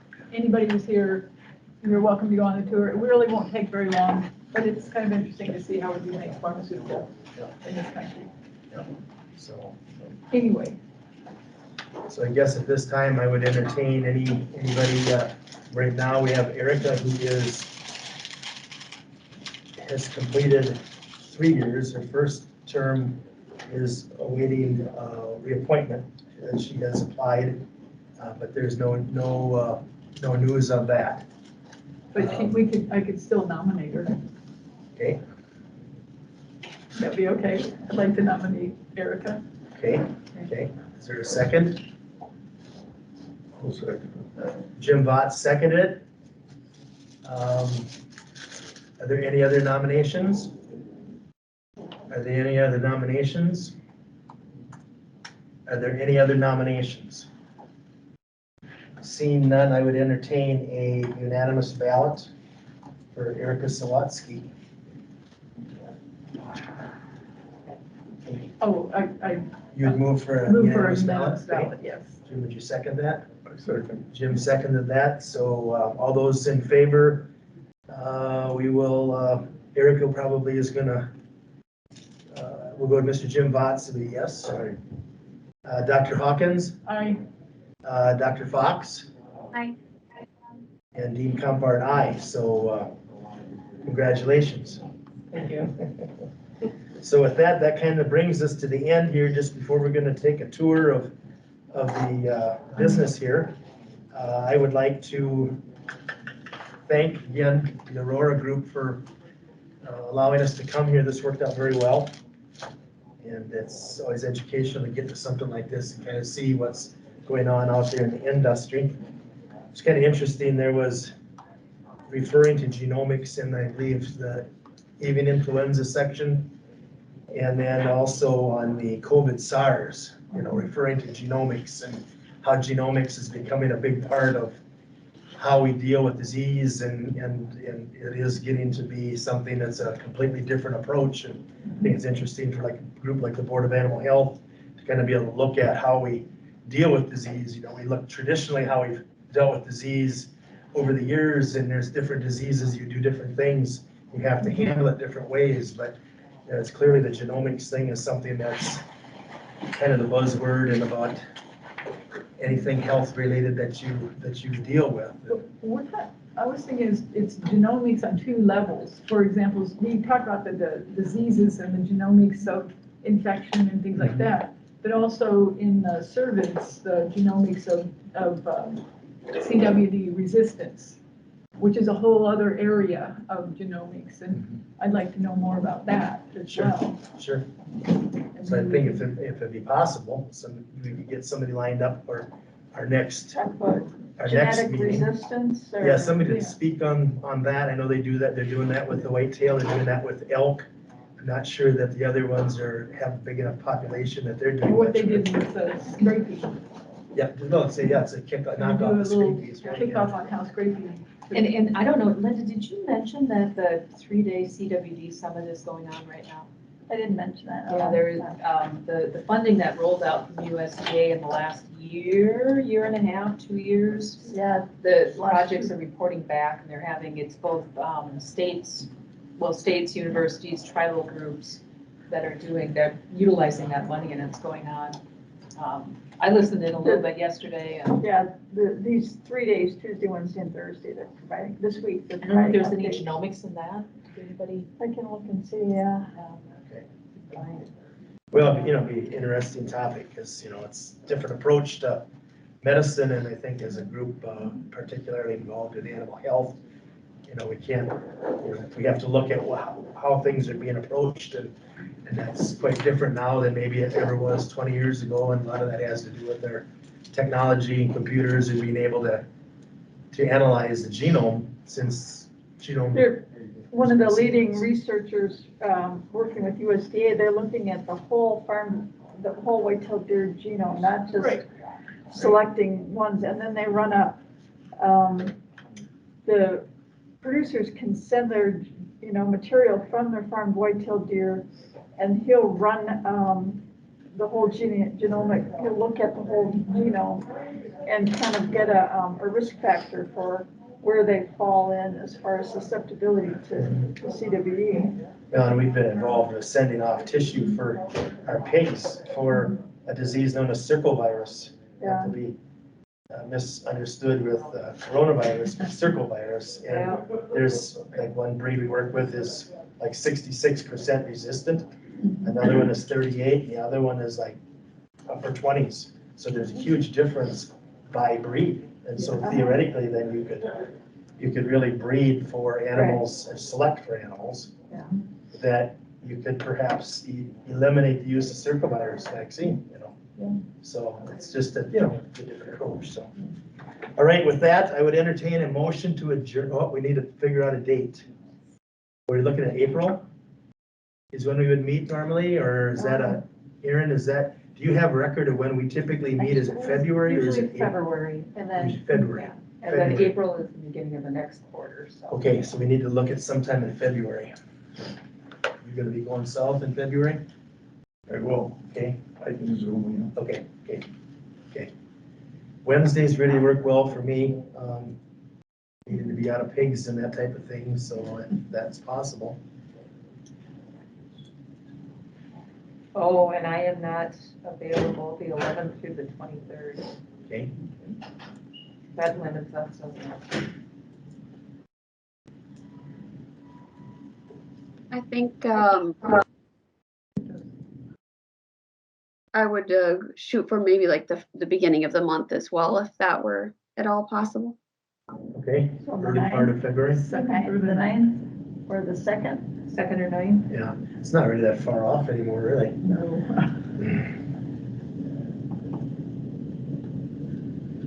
How would the 9th be?